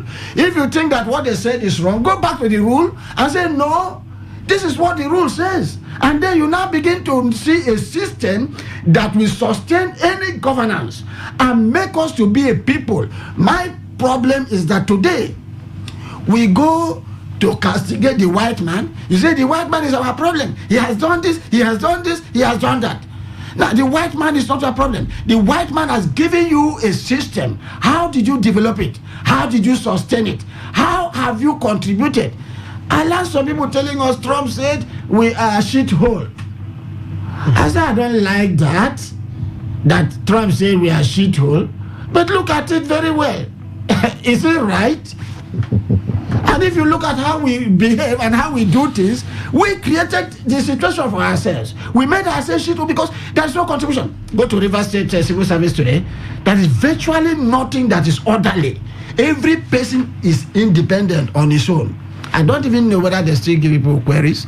If you give me a query today, I have enough excuses to knock off your query because I said, these are your failures, these are your failures, you didn't provide this, you didn't provide that. When I was running BMH, I made it a standard because I was just coming back from Europe. I made it a standard because I went to Europe and I saw that everything was working. And I said to myself, this is now my opportunity to prove that a Nigerian system can work like that in Europe. And I made it. Under this administration, the President Deputy Governor signed a paper to give me an accolade for running a state hospital like no other. And I gave a standard to the system. Now, when we do this, you leave a legacy. If I go back to that place today, they will see me as a lord. What is much more than that? There is no amount of money that you give me that will equate to a good name that you have left behind. And I'm emphasizing that in our system, let us begin to build systems and not individuals. That will make every system begin to work perfectly to our own credit. Okay. Dr. Bijima, there is a sector or a segment of the society that I would need you to look at when we talk about, building capacity and developing capacity. That's the youth. Because like they said, an idle mind is the devil's workshop. So if we're talking developing capacity, looking at the youth, what needs to be done? What needs to change? First thing I say, we're in a disaster. That's scary. As scary as it can be, we're in a disaster. Sometimes I look back and see what is the problem, the challenges before us today, and see the explosion tomorrow. Somebody like me prayed that I should not be around to see it. My brother Chris, when he was saying something, he referenced the school to land. Yeah, things were going well, even before the school to land. But when this man, Fidelis Oyakilome, came as the military governor of this state, not just the school to land, there was also people that were sent to these mechanic villages to learn mechanic. If I want to learn welding, all those things, youth were pushed into this thing. Irebe was a beehive of agricultural activity by youth.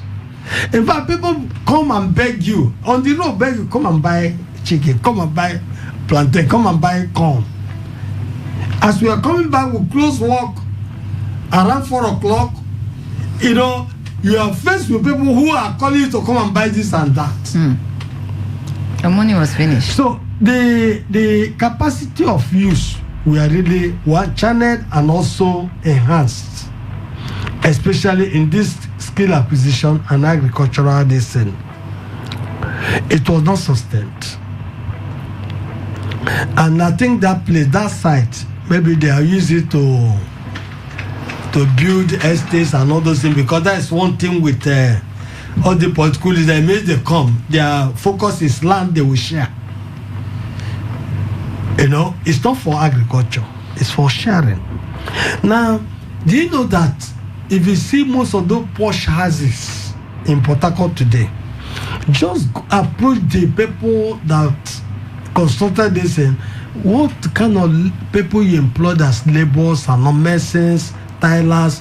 They will tell you that they're from Togo, they're from Benin, you know, plumbers and all those stuff, because our youth are not trained in that area and no capacity. That's why when they talk of attracting foreign investors, if they come to invest here, do you have people actually that you have built, they have enhanced their capacity that can fit into such industry?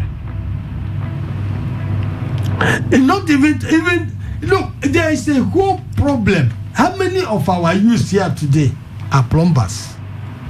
How many of our youth are masons?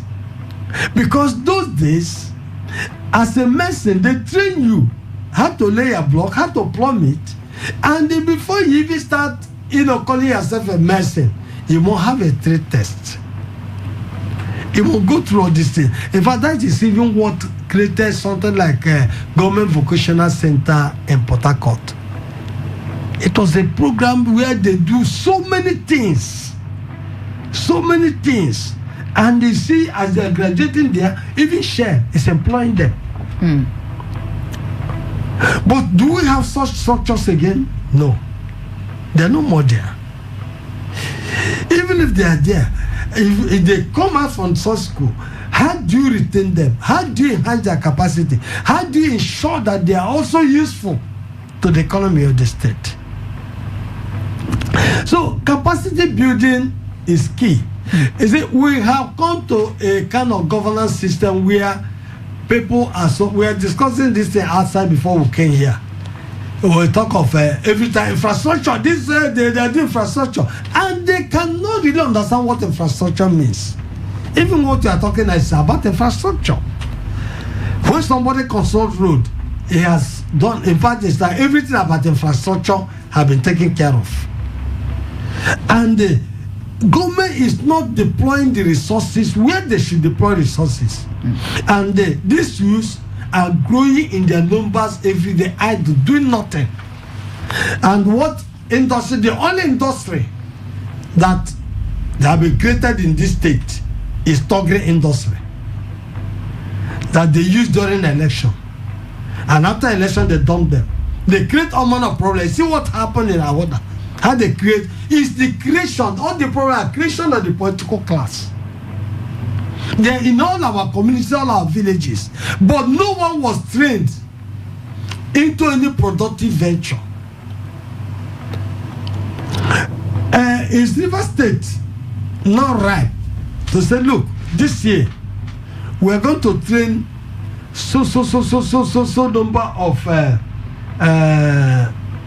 seafarers, train so number of people that will go to high sea with trawlers to get fishes, train so number of people for maybe furniture making and all those stuff. So is that not right? Is it still not right to even build a refinery? Why is it that every government that comes is construction? It's construction. They are not talking of human capital. And when you talk about the getting seafarers, bringing up seafarers, I remember Sea School Isaka. I mean, it's gone down. It's history now. It's history. It's actually history. So these are you see, we are placed in a state, that here should be the Dubai of this country. Okay, let's look at something quickly pertaining agric before we open up the phone lines. All right, just quickly. talking about government acquiring land rather, for agriculture. I don't know if it's land we need to acquire. Don't we have the lands already? Should we be talking about something else other than lands? Yeah, if we talk about land acquisition by decree 1978, decree government owns all land. But before government acquires any land, it goes into some kind of understanding with host communities and all that. And I can assure you, communities are ready to lay out their lands for government to use, if it only to be put into meaningful use. Meaningful use. For what government is acquiring it for. If you say, we want to do farming here, and it is complete farming, communities are ready. It will employ their youths. Associated industries will spring up from there. It will open up the communities. There will be housing, energy, and all that will come into the community. It will open up the place, throw it up in the market space. A whole lot to achieve if such projects come into communities and all. And I think our communities are ready. Okay. But Dr. Iragunima, I don't know if it's to acquire more land. The lands that we have, probably some of the farms that we have, what's the condition already? Are they being used? Are they viable? And that's why I go back to vision. Vision is the architect of everything that you think of achieving tomorrow. If you don't have a vision, forget it. And if actually somebody has a vision and then another person takes over that doesn't have that vision, also forget it. Now, acquiring land is just part of what you need. What is the vision? You talk of food production so that the people will be able to eat. I used to laugh when I hear Europe saying that so amount of land has been set aside for food production so that our people will not starve tomorrow. And I say to them, what are you doing? Better come here. We don't even have anything set aside for any person to feed tomorrow. Every person does what he likes with his own. And that is, again, wrong. Because land in itself is the foundation of many things. If you want to sustain a society, this is your population.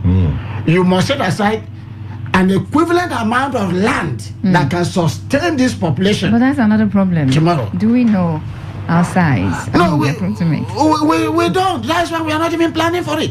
No person is even thinking of tomorrow. Every person just go in and do what you like with the land. And a day will come when totally will be completely dependent. Today, you go to Ogoni land, even most of the land that they were using in farming have been taken over.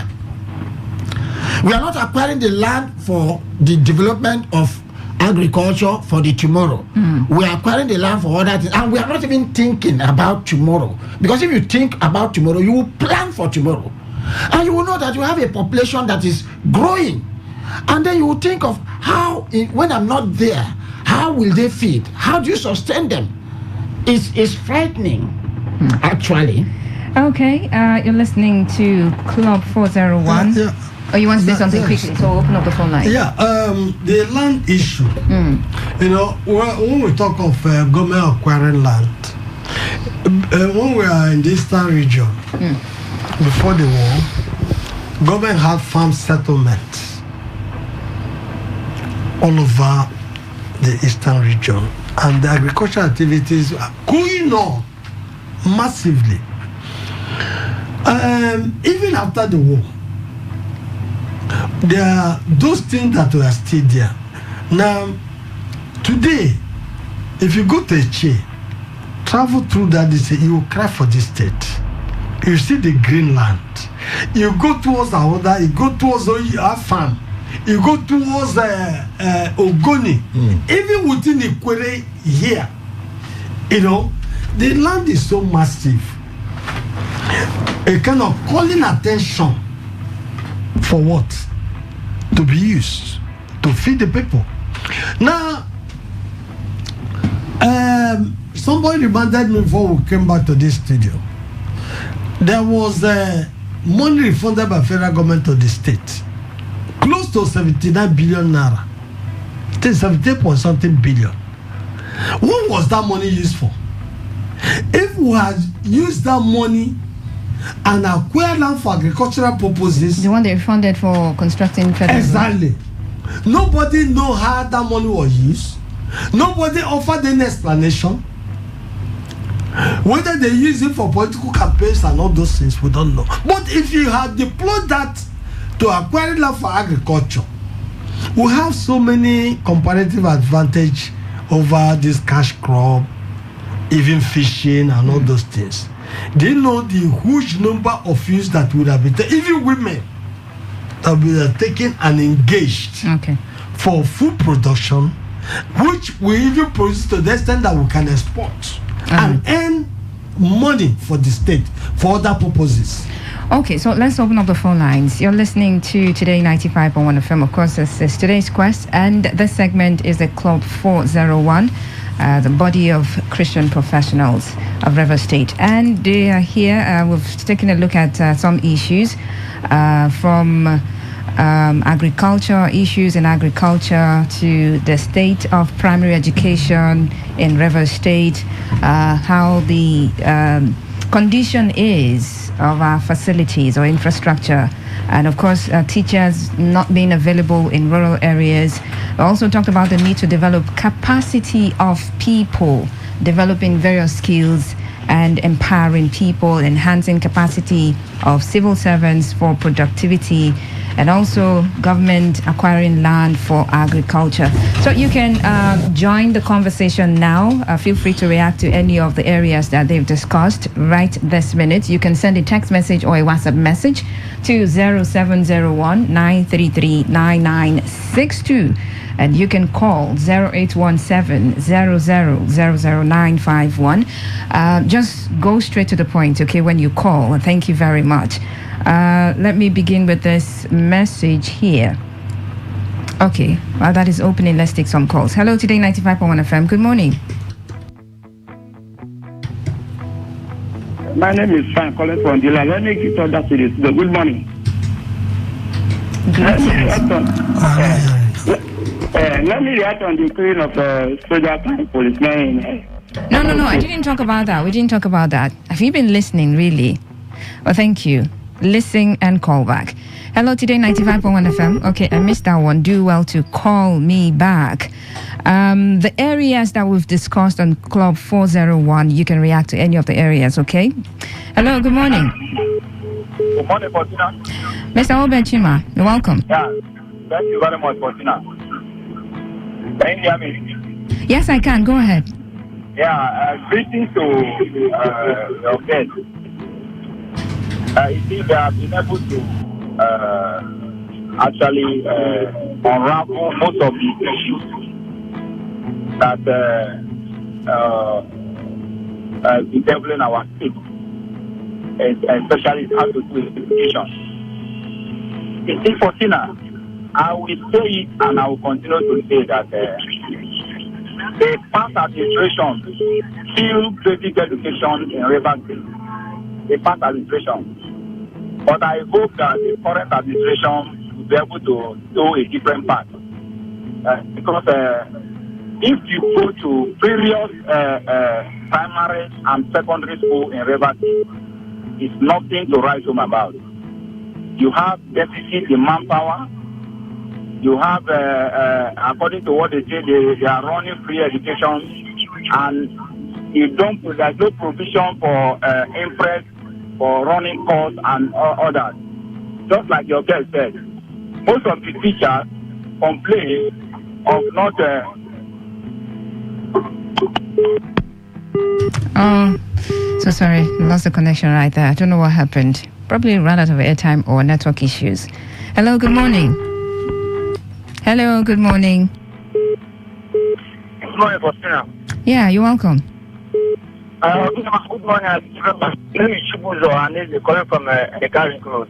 All right, go ahead. Make it brief, please. Yeah, about the first soldiers killing in Imo State at two police. Yeah, I condemn them. I don't like them at all. Okay, I don't know if you didn't listen to me again the second time. We're not talking about that. Hello, Today 95.1 FM. Yeah, Faustina, good morning. Good morning. What's your name? I appreciate our guests. They have spoken very, very well this morning. My name is Ebe Godike. I'm calling from Port Harcourt. Honestly, the way our country is doing on what the guests, the Obidima in particular, say about being used to utilize our money to develop our country for future. I traveled to a place in North. I traveled through very vast land. Nothing was ever doing there. You go to Obibo, you go to Enugu, and nothing is ever doing there. I begin to ask, what is our country doing? Any country that cannot see their citizens, I do not want to call a country. In America, they subsidize food. And some of these countries, Nigeria has land more than them. Why can't they go to? Only 5 Americans can feed Nigeria. 5 American farmers. Why can't government just call these people, come here, we'll give you free land. Come and develop our agricultural land so that we can, nobody, because they wanted to bring 2 bags of onions, 3 bags of carrots. This is business to run yourself an agriculture when you cannot provide something that can feed your country. You don't think that there's no people that can think outside the box? So at the end of the day, they start recycling politicians without looking for technocrats who can transform this country in 1 year. Things will happen. Who are they defending? Who are they working for? Who are the cabal? Thank you. God bless you. Thank you very much. Thank you so much. Hello, Today 95.1 FM. Good morning. Hello. Okay, we lost that one again. Let me read this message here. Hi, Faustina and Club 401. It is very shameful that River State, with a very abundant natural endowment, is depending on foods imported from outside the state to feed on because the successive governments refuse to invest in agriculture. Is it not more shameful that past military government headed by non-indigens were able to establish squatter land to boost enhance potentials in agriculture? Faustina, is it not funny or shameful that Nigerians cannot provide or sustain her power supply with constant collapse of the national grid, boasting of cutting off the Niger Republic electricity supply? Shame to government of ineptitude and decadence. Awa, thank you so much. Okay, so let's take one last call on this particular segment. Hello, Today 95.1 FM. Hello. Yeah, Reginald, calling from Sept. All right, Mr. Reginald, make it very brief. Thank you.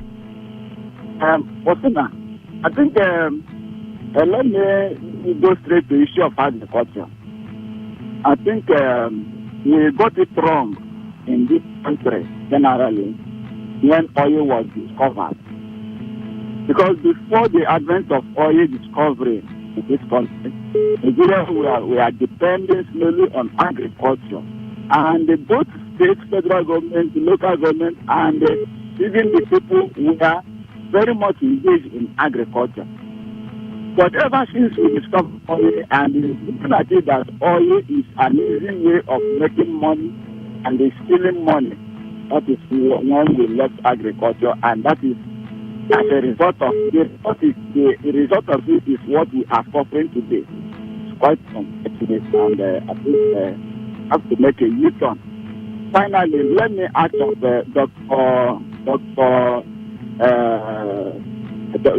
Chinwa. Dr. Chinwa has not been hearing of him for a very long time now.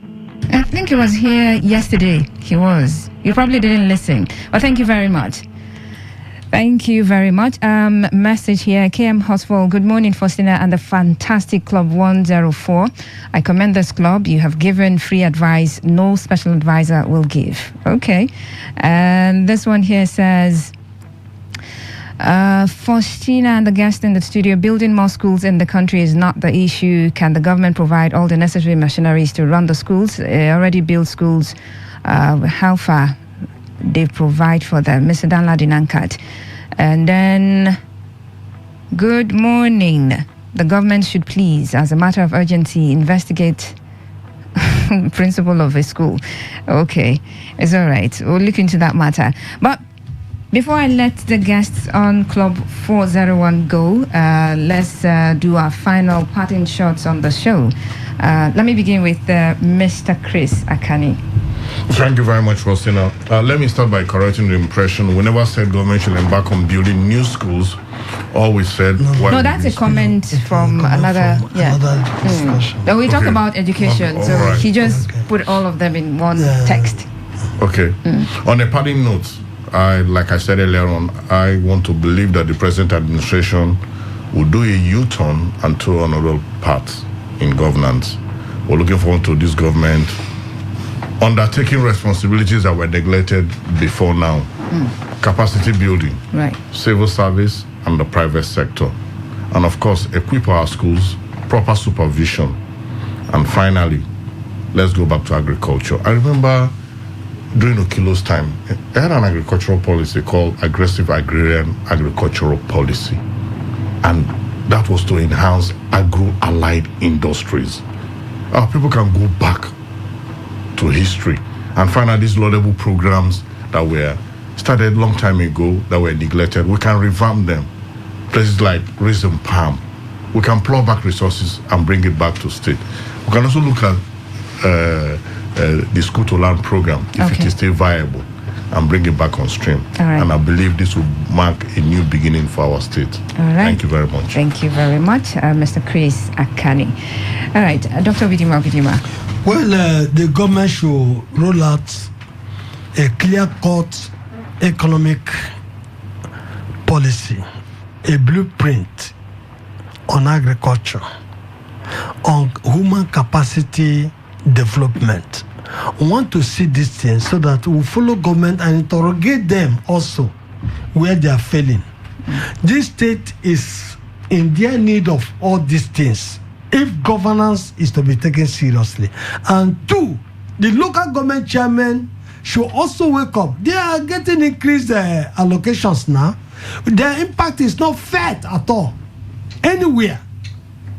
So we need good governance in this state. We need a robust program for agricultural activities. Okay. That's what this state needs now. We need to eat. Not everybody has car to be driving on the roads. Yeah, we need to eat. It's all right. Thank you very much, Dr. Obidima. All right, moving on to Dr. O.N. Iragonima. I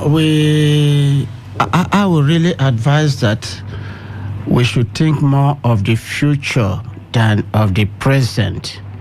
We should think more of others than ourselves. We should look forward towards having a name for tomorrow rather than what I can acquire today. We should really go back to the basis and see how our forebears really drove the system. And today, they have credit. I like Alfred Spiff, you know. He walks like a free man on the street. He doesn't have any person to guide him. And yet, he had a laudable achievement.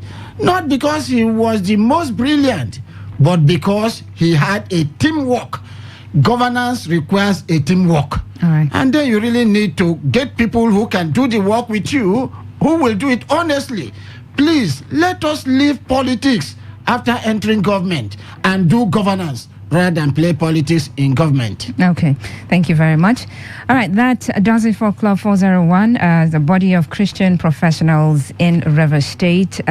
Just in case you want to reach out to them, you can call Dr. Iragonima on the number 0803335.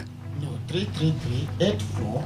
Oh, it's 84. Yes. Okay, so it's 08033384302. Okay, once again, 08033384302. All right, thank you very much. I'll be back to take your calls and your messages on our newspaper review, of course, opinion poll segment of today's Quest.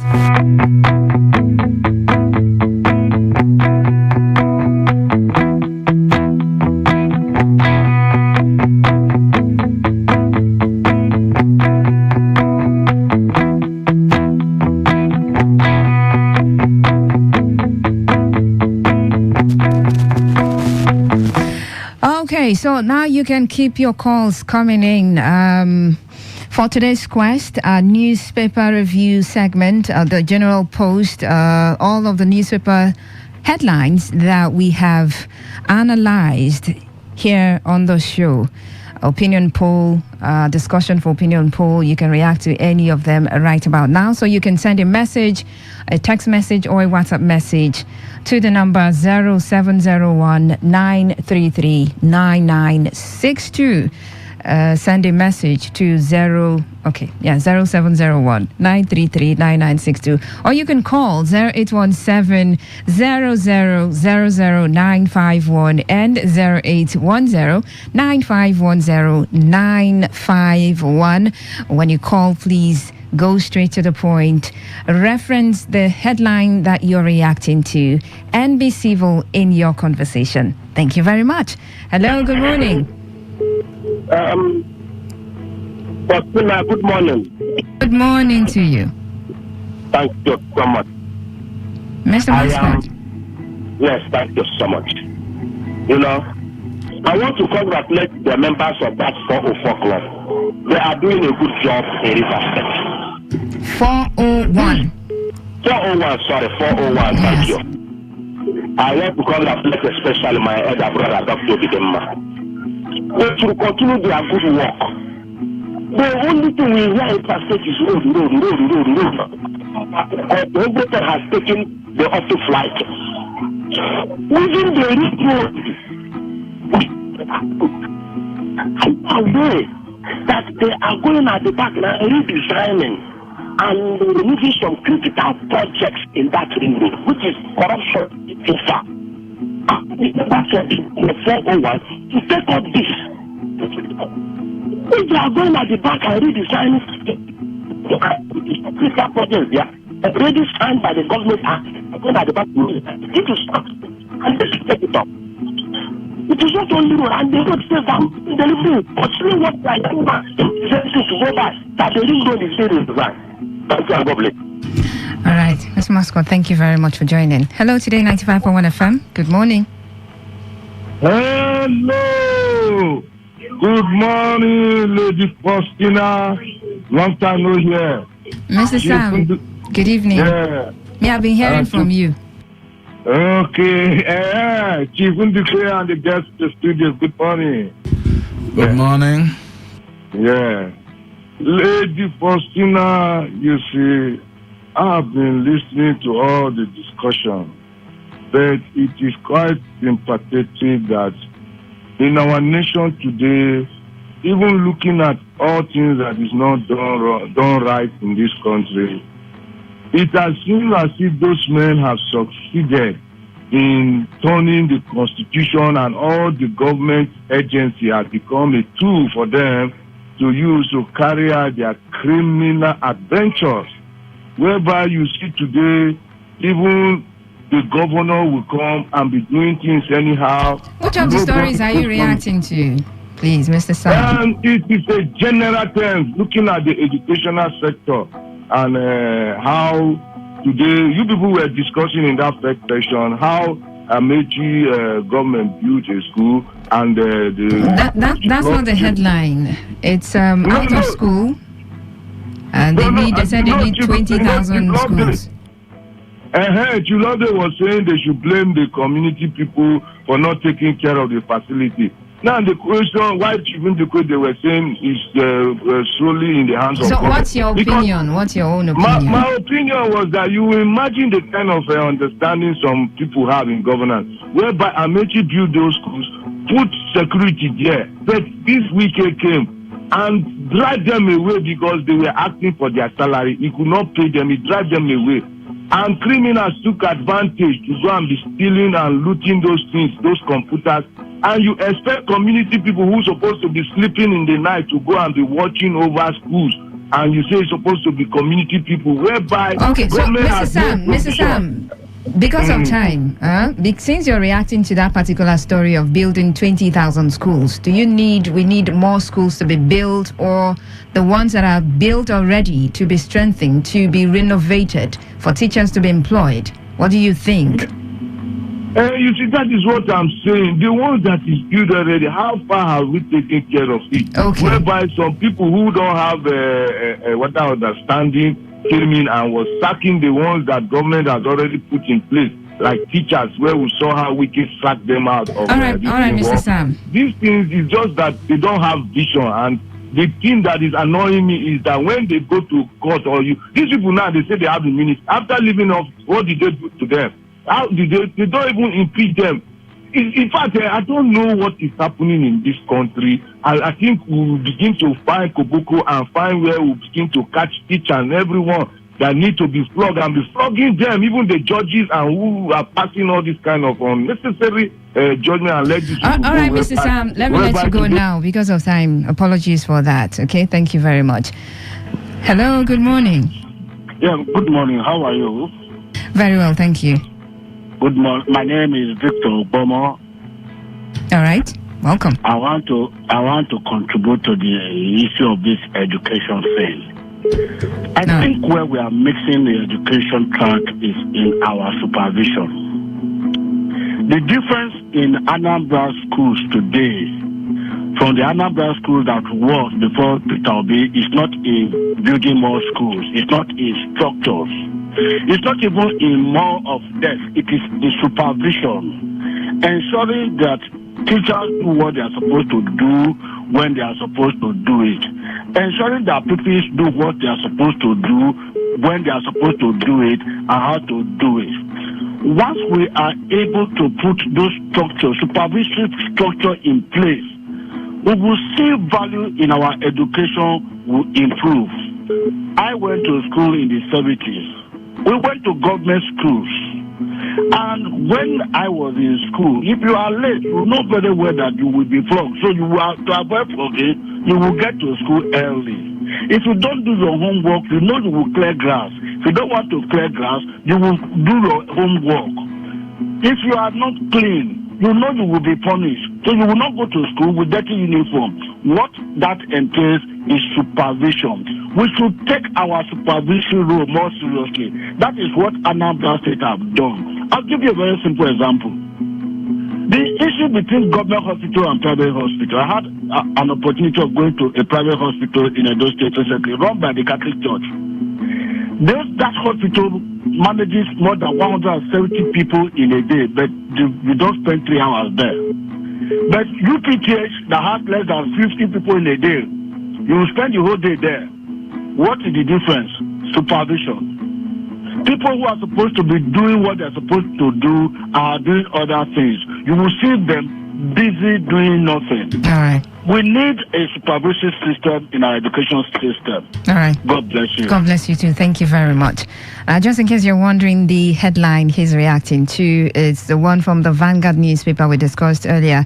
Out of school, Nigeria needs 20,000 more schools, 907,769 classrooms, says UBEC.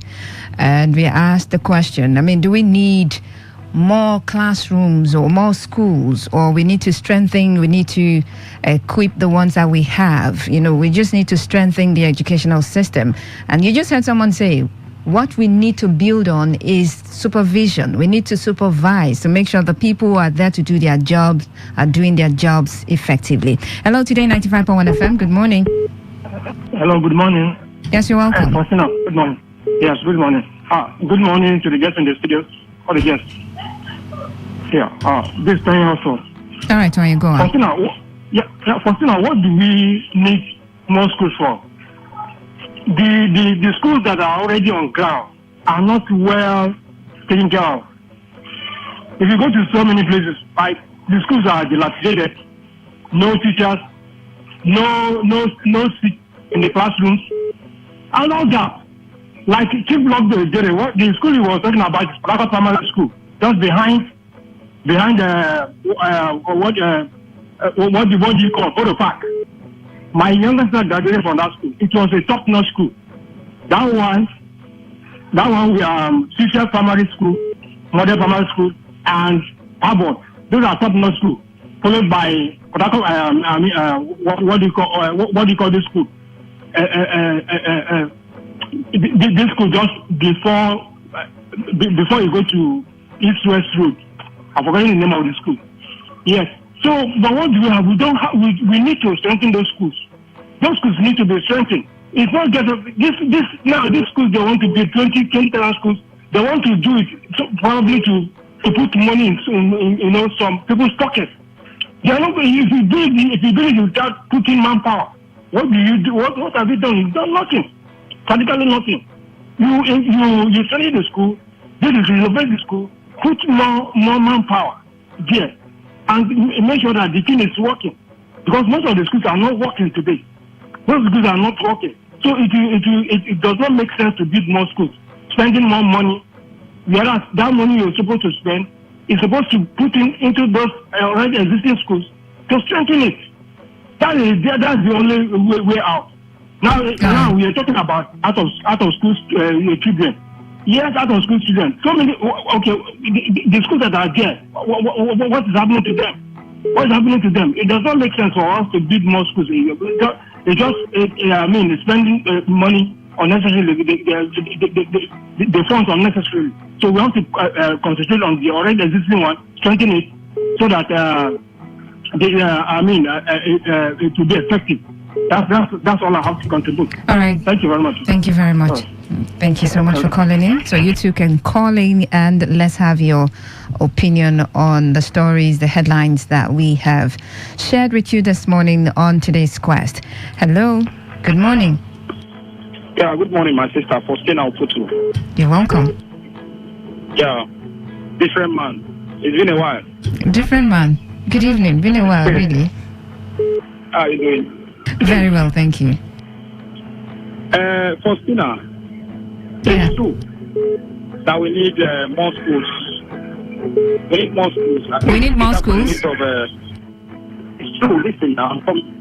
It's true that we need more schools. You understand? Especially in the remote villages. But if we must be realistic with ourselves, we need the ones that we have now to be best functional than it is, because most schools are not functional. Some schools don't have teachers. Some of the schools that we have now don't have the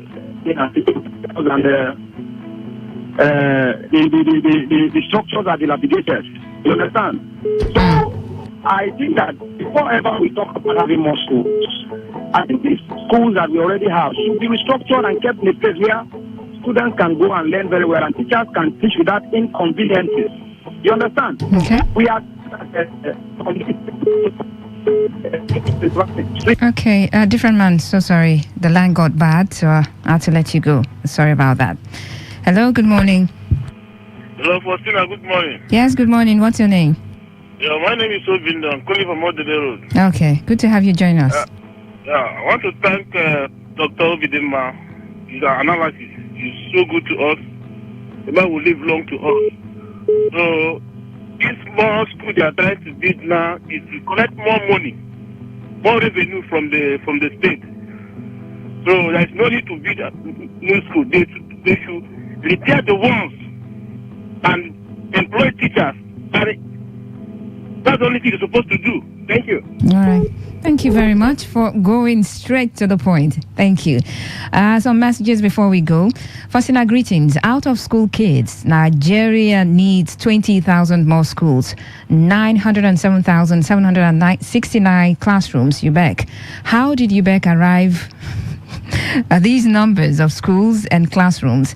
Before building more 907,769 classrooms, they should equip the ones we have already. Majority of our schools in rural areas need chairs and good environment. This is from Thank God Ability Atuebu. Thank you very much. Okay. Hi, Faustina. On Article B appeal at the Supreme Court, I think it is within their rights to explore and exhaust all the legal processes. And based on personal insight into their grounds of appeal, the judiciary is on trial. Okay. And have been held on the jugular. The implications for me, if the PET's ruling is upheld by the Supreme Court, it will raise more agitations for the people of the FCT demanding to have the state status That is 3 senatorial seats, House of Reps members, State Assembly, Executive Governor or Deputy and Deputy, on the implication of the Federal High Court USA ruling. Okay, you just found a way to put that one in because we didn't take that one. Awa, thank you very much. Thank you so much. Let's see. Take one more call and we're done. Hello? Faustina. Yes. Sorry, I was cut off. I don't know if it's network. It was network, but just round off. Yes, what I'm trying to say is that we need our schools to be functional. The ones we have, let them make them functional first before you can go ahead saying that you're building more schools. You can't build more schools when the ones you have are not functional. There are some schools that students cannot learn when it's raining. The Commissioner of Education told us that education will be free henceforth. What will make the education free is when you provide the learning and teaching materials needed for schools to function. Yes, those are the things that we need. Don't come up and tell us that education will be free, yet the chalks, the writing materials, and every other thing that the teachers need are not there. They will stop the students. So let us make the schools functional. That is my stand. All right. Before we talk of building more schools. Okay. Thank you. Thank you, different man. All right. Good morning, Faustina. Presidential poll. Abuja can't be 37 state. Atiku Obi tells Supreme Court. One day in Justice Savani will tell us how he managed to pull that twisted judgment off. In 48 hours, Chicago State University will unveil the real Tinubu as they have been compelled by... Okay, yes. Tinubu condemns Africa's schools, dictatorial regimes. What of the one he carried out against us? Calm down now. Allegations. He snatched it, he grabbed it and ran with it. It's no different from them. Well, Nishinikere, these are allegations for now, okay?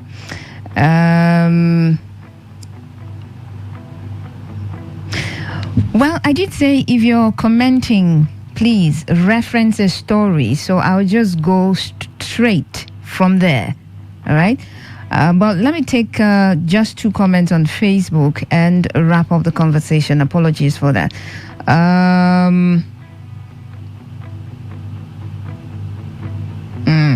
Okay.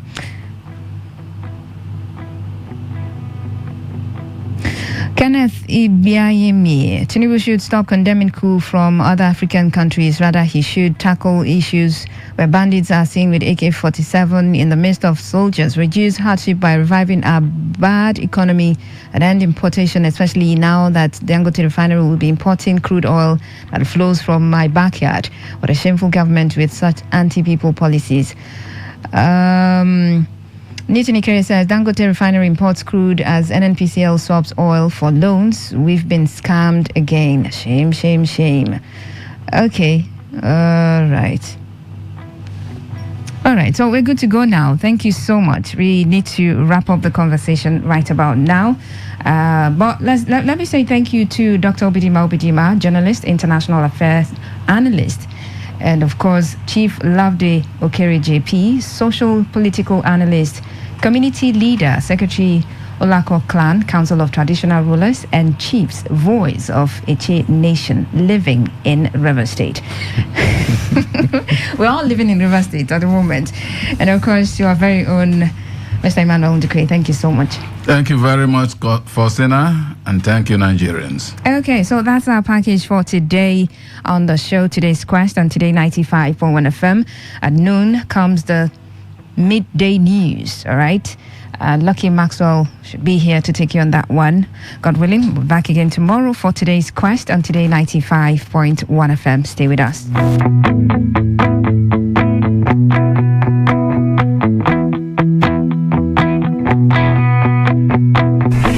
This is Today 95.1 FM.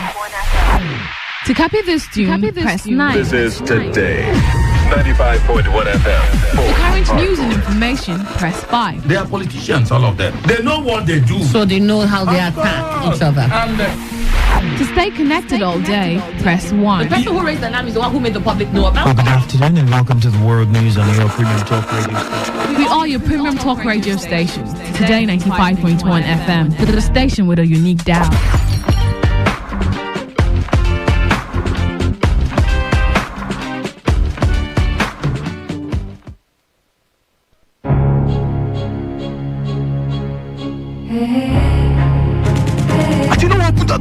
that door now.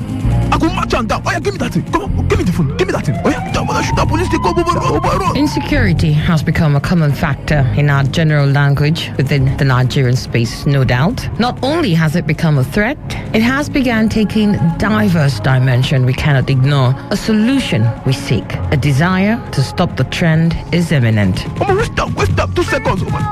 God, hey, Jesus. Straight bullet, though, what kind of country is this? A boy, I just said to go and buy something, what kind of thing is straight bullet from where? I'm finished, though. Directly or indirectly, we all have lost people, friends, family, or acquaintances as a result of insecurity. But is security only the job of the government? No.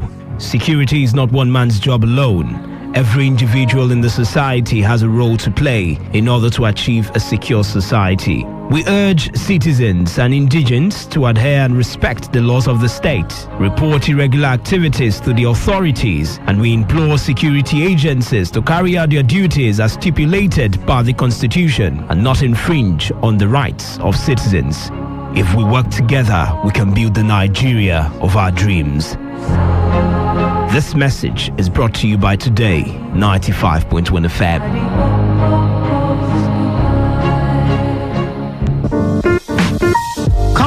Cultism is a monster whose ravaging effects have left tales of woes such as loss of lives, kidnapping, drug abuse, threats, destruction of properties, blackmail, rape, and many other ills in society. In our society today, poor parental training, peer pressure, poverty, quest for power and social identity are the leading factors that contribute to youths indulging in this act. Again, peace can be restored to our society only and only if we attach value to human lives. And this would bring about rapid development to our community. Say no to cultism. This message is brought to you by Today 95.1 FM, voice of the people. Whether it's happening in Port Harcourt, South Nigeria, or around the world, we've got you covered. On air, online, delivering balanced news and unbiased analysis. Today 95.1 FM. This is Today 95.1 FM, Port Harcourt.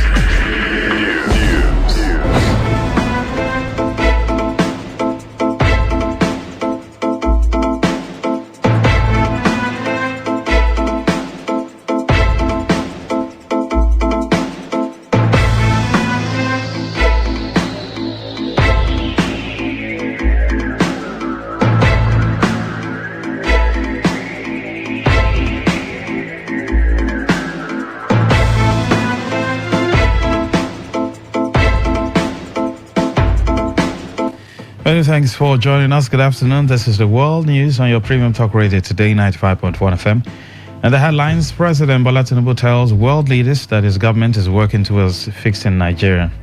U.S. District Court orders Chicago State University to release President Bola Tinubu's admission document to Atiku Abubakar. On the foreign scene, Azerbaijan's military action in Nagorno-Karabakh enters second day. I am Lucky Maxwell. President Bola Tinubu says Africa needs to surmount foreign exploitation to attain prosperity through democratic ideals. President Tinubu, who noted that failures in good governance have hindered the continent, pointing out that broken promises, unfair treatment, and outright exploitation from abroad have also exerted a heavy toll on Africa's ability to progress. He stated this when he gave his inaugural address at the United Nations General Assembly holding at the UN headquarters in New York early this morning.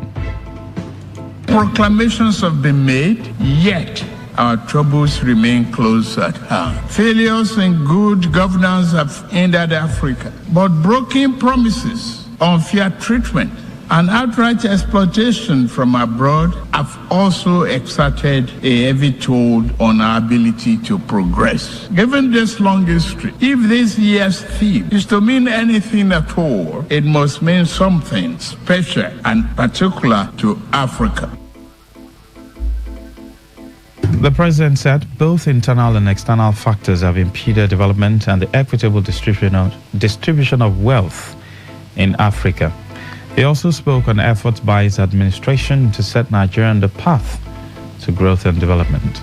Due to both long-standing internal and external factors, Nigerians and Africa's economic structures have been skewed to impede development, industrial expansion, job creation, and the equitable distribution of wealth. If Nigeria is to fulfill its duty to its people, and the rest of Africa, we must create jobs and believe in a better future for our people. We are pushing for that. We must also lead by example, and we are doing so, to foster economic growth and investors' confidence in Nigeria and remove the costly and corrupt fuel subsidy while also discarding a nauseous exchange rate system in my first few days in office. Speaking on the coup in the Niger Republic, Tinubu stated the need to affirm democratic governance as the best guarantee of the people's sovereign will and well-being. We must affirm democratic governance as the best guarantor of sovereign will and well-being of the people. Military coups are wrong, as in any titled civilian political arrangement that is, will perpetuate injustice. The wave-crossing part of Africa does not demonstrate favor towards coup. It is a demand for solution to perennial problem. Regarding Niger, we are negotiating with the military leaders. As chairman of ECOWAS, I seek to help establish democratic governance in a manner that addresses the political economy challenges confronting that nation, including violent extremists who seek to foment instability in our region. Judge Jeffrey Till Gilbert of the U.S. District Court of Northern Illinois has ordered the Chicago State University to release all relevant records pertaining to President Bola Tinubu's admission and time at the university to Atiku Abubakar, the presidential candidate of the People's Democratic Party, within 2 days. Ruling on the civil case filed by Abubakar yesterday, the federal court in Chicago granted the applicant's request to the court, stating that the former Nigeria's vice president had been able to sufficiently satisfy the purpose for seeking the records. In the judgment document, Judge Jeffrey Gilbert also ordered a deposition of designated CSU officials within 2 days after the records have been released, noting further that the process can be conducted during the weekend if necessary. The candidate of the People's Democratic Party, Atiku Abubakar, and his counterpart in the Labour Party, Peter Obi, yesterday lodged separate appeals before the Supreme Court. The two candidates in their appeals prayed the Apex Court to set aside the judgment of the Presidential Election Petition Court, which affirmed President Bola Tinubu of the ruling All Progressives Congress as the winner of the February 25 presidential election.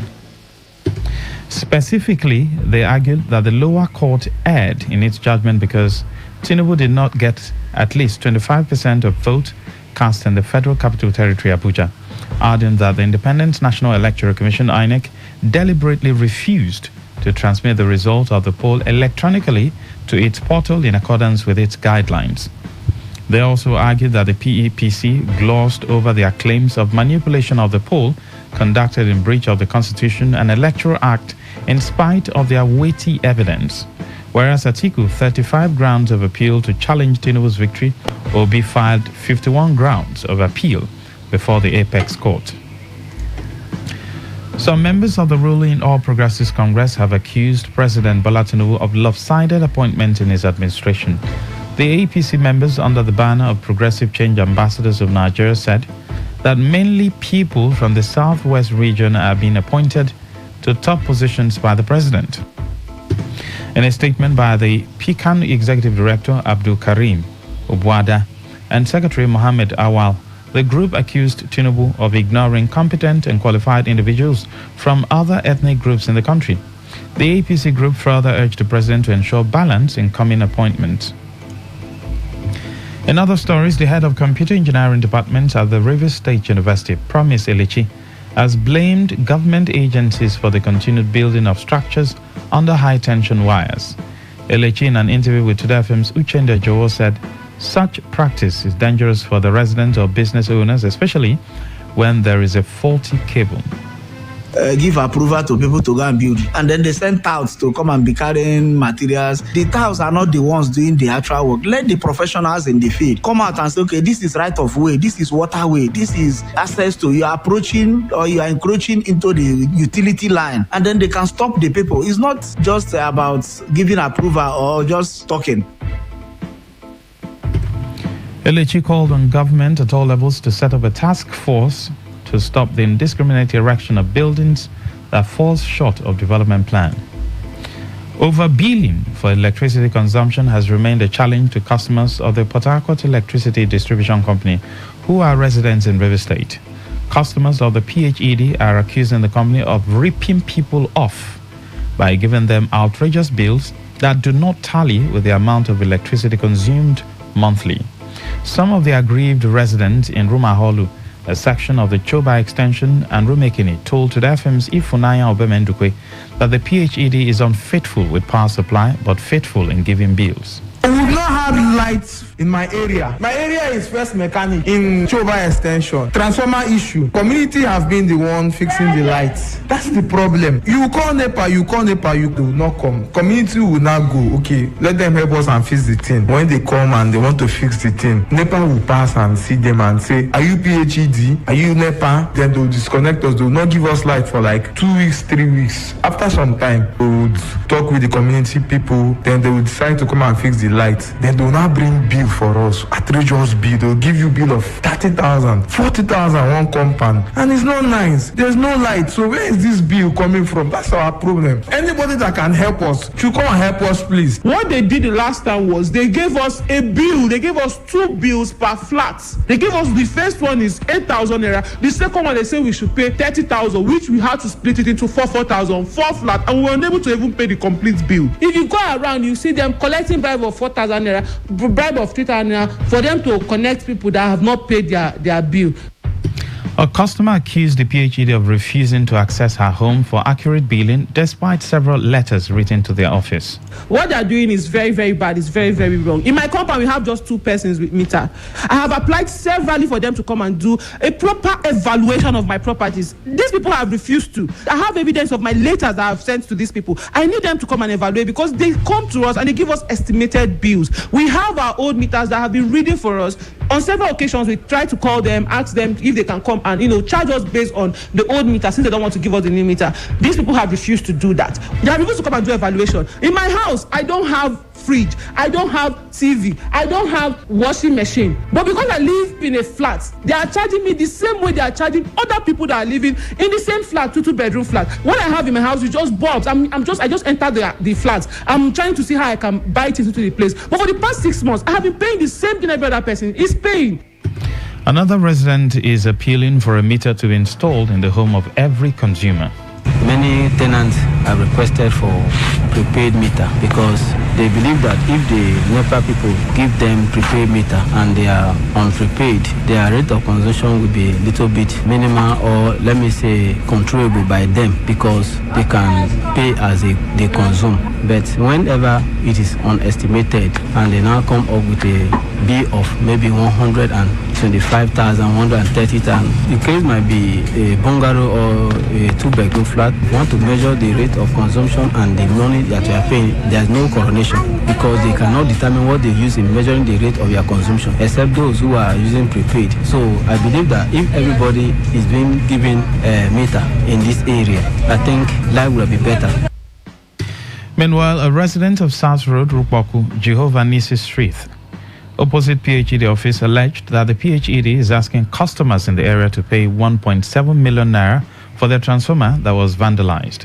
2 weeks ago, we got an information from close NEPA official that the reason why there has been a blackout for some days is simply because there was a pole that fell somewhere. For that reason, our line that is attached to that line service was affected. So that we should exercise patience with them, and they are working on it to rectify whatever the issue will be. Surprisingly, what we discover is that the transformer we have in our environment where we are staying was vandalized. They stole cable, normal cable, they stole so many things. As I'm talking to you, the cost of what these people stole from the transformer is about 1.7 million. This is the cost the NEPA people are giving us, that this is the bill we are going to pay to rectify this very issue. How could it be that all this has happened within these few days that there was no light? Will you tell me a novice who has no idea about NEPA electricity can use this opportunity, if not the NEPA people, if not the officials that work with NEPA?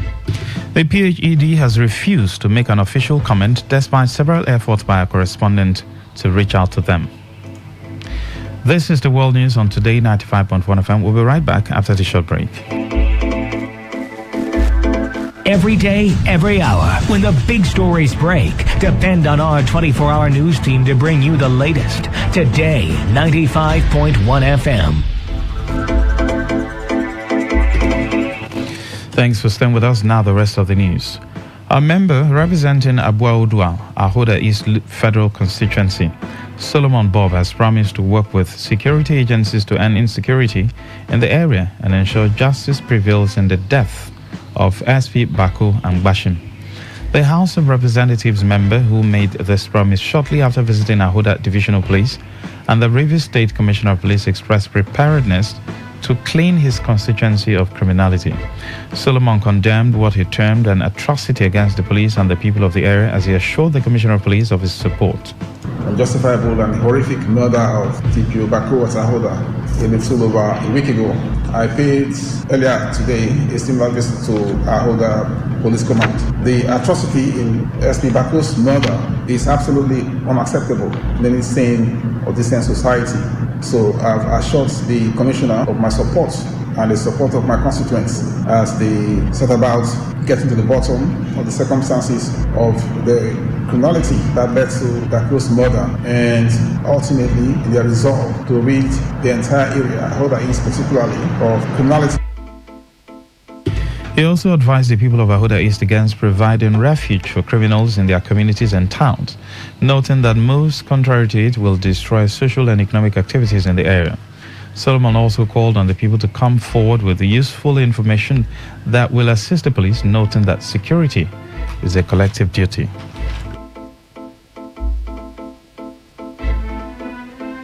Meanwhile, the Rivers State Police Command has revealed that 4 suspected members of the cult gang that killed the Ahoda Divisional Police Officer SP Bako and Bashim have been killed by police operatives. Commissioner of Police Wonye Meka, while parading some suspects at the command's headquarters at Moscow Road, said on the 10th of September, the police acting on actionable intelligence invaded the forest hideout of David Opara, popularly called Tubaba, and his gang in Odiemudi in Ahoda East local government area. CPA Meka said 4 cultists were gunned down in the ensuing shootout with police, while others sustained bullet injuries and were arrested. CPA Meka also narrated how the CP strike force arrested other suspected criminals in other locations in the state. In Odiemudi Forest, Ahoda local government area, following the information, a combined team of Command Tactical Operatives and Area Command Ahoda stormed the forest in the effort to arrest the notorious hoodlums and possibly recover the corpse of the late officer. The hoodlums were battle ready to inflict more injuries and casualties on police. Immediately engaged operatives on fierce gun battle, during which 4 of the notorious hoodlums, who are yet to be identified, sustained fatal gun injuries, while others escaped into the forest. 3 suspects were arrested and a locally made pistol recovered from them. Meanwhile, the 4 notorious suspected criminals who sustained serious injuries were rushed to UPTH for medical attention, but were confirmed dead by the doctor on duty. Operation still ongoing to be sustained. Effort to arrest the notorious gang leaders. FM Suchende Joe reports that the Commissioner of Police also paraded 7 policemen involved in defrauding a TikToker. Some unsubstantiated. But I want to assure you that the ones that are substantiated will get to the root of the matter. Standing here, our policemen alleged by one TikToker recently that went viral of the activities of policemen that were unprofessional in their conduct. And to prove to you, like I've always said, that crime and criminality knows no bound. Whether you are a civilian or you are a policeman, if you do the crime, you will do the sanction. To that effect, I've also assured you that we as police officers will always stand for things that are right. CPA Meka also disclosed that the police officer who shot dead one Alafuro Peterside has been dismissed from the force and arraigned in court. A group, the Rivers Indigenous NGOs and Civil Society Network, has faulted the ongoing recruitment exercise into the River State Civil Service by the state government. The group described the exercise as a sham, lacking in transparency and falling below any known standard procedure for the recruitment of public officers. The chairman of the group, Tom Barry Dunka Kote, accused members of the River State Civil Service Commission Committee of politicizing the recruitment process and denying qualified River sons and daughters the opportunity to be part of the process by recruiting based on political patronage and not by merit. Dunka Kote, who spoke to newsmen after a forum of some civil society organizations in the state to review the ongoing recruitment exercise in Port Harcourt, lamented that the way the recruitment is being carried out will make the state public service vulnerable to unqualified persons who may further worsen the ill state of public service in the state. The group urged the commission to immediately suspend the physical interview if it cannot tell Rivers people how the candidates to be sent text messages emerged, and make the list public within the next 24 hours. Names of the successful candidates, those that pass that test, should be published online on local and national dailies for all to have equal access, than for the commission to select those to send message. We are also hearing from the civil society sources and from members of the public that politicians were asked to submit names of loyalists, and that is the list they are using to send this text message. It is being alleged. On the foreign scene, Azerbaijan says its military measures in Nagorno-Karabakh are continuing for a second day, having launched what it calls anti-terror operations in the enclave. It says it will not stop until Karabakh's ethnic Armenians surrender. Tensions in the South Caucasus have been high for months around the breakaway region, recognized internationally as part of Azerbaijan. Azerbaijan and Armenia last went to war 3 years ago. In a statement, Azerbaijan's defense ministry said military equipment belonging to the Armenian armed forces had been neutralized, including military vehicles, artillery, and anti-aircraft missile installations. Nagorno-Karabakh authorities said 27 people have been killed, including 2 civilians, and many more wounded since the offensive began. In sport, Nigeria's Umaru Sadiq is in line to make his UEFA Champions League debut for Real Sociedad against Inter Milan later tonight. The Group C encounter is billed for the Real Arena. Real Sociedad are competing in the world's biggest club competition for the first time in 10 years, after they finished in 4th position on the La Liga table last season. The 25-year-old Sadiq, who has made 5 league appearances for the white and blue this season, missed almost the entire 2022-2023 season with injury. In entertainment, the Baale of Berigwe community in Ikorodu, Lagos State, Oba Kabiru Shotobi, has revealed that he prevented James Aloba, the father of late singer Ilerioluwa Aloba, also known as Mohbad, from burying his remains at midnight. Mohbad died in a controversial manner last Tuesday and was buried the following day in Ikorodu. The sudden burial sparked outrage both online and offline, with many berating his family for burying the singer before an autopsy could be carried out. However, speaking in Yoruba in a video trending on the internet, Oba Shotobi and Mohbad could have been buried. Oba Shotobi said Mohbad could have been buried earlier if not for his intervention. To end the news, as a summary of the major stories, we told you that President Bola Tinubu has told world leaders that his government is working towards fixing Nigeria. A U.S. district court sitting in Illinois has ordered the Chicago State University to release all of President Bola Tinubu's admission records to the presidential candidate of the PDP, Atiku Abubakar, within 2 days. On the foreign scene, we told you that Azerbaijan has said that its military measures in Nagorno-Karabakh are continuing for a second day. Prince Ajubo edited the news. For comments and inquiries, please call 0818-389-2850. Send your emails to news@todayfmlive.com. You can also read our stories on www.todayfmlive.com. Good afternoon, I am Lucky Maxwell. Today's news, today's entertainment, today's sports, today's issues. Today on Today 95.1 FM, Port Harcourt. Radio has never been this good. Today, 95.1 FM, Port Harcourt. It's that time on radio. Let's take you into the life and times of men and women who inspire, role models who have shaped the world. Personality profile. Now you know.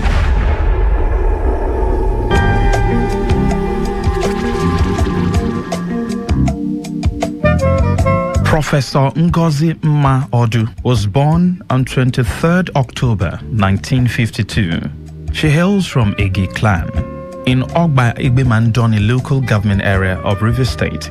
Ngozi is blessed with 5 children. She is a Nigerian politician and professor of food, industrial and public health microbiology.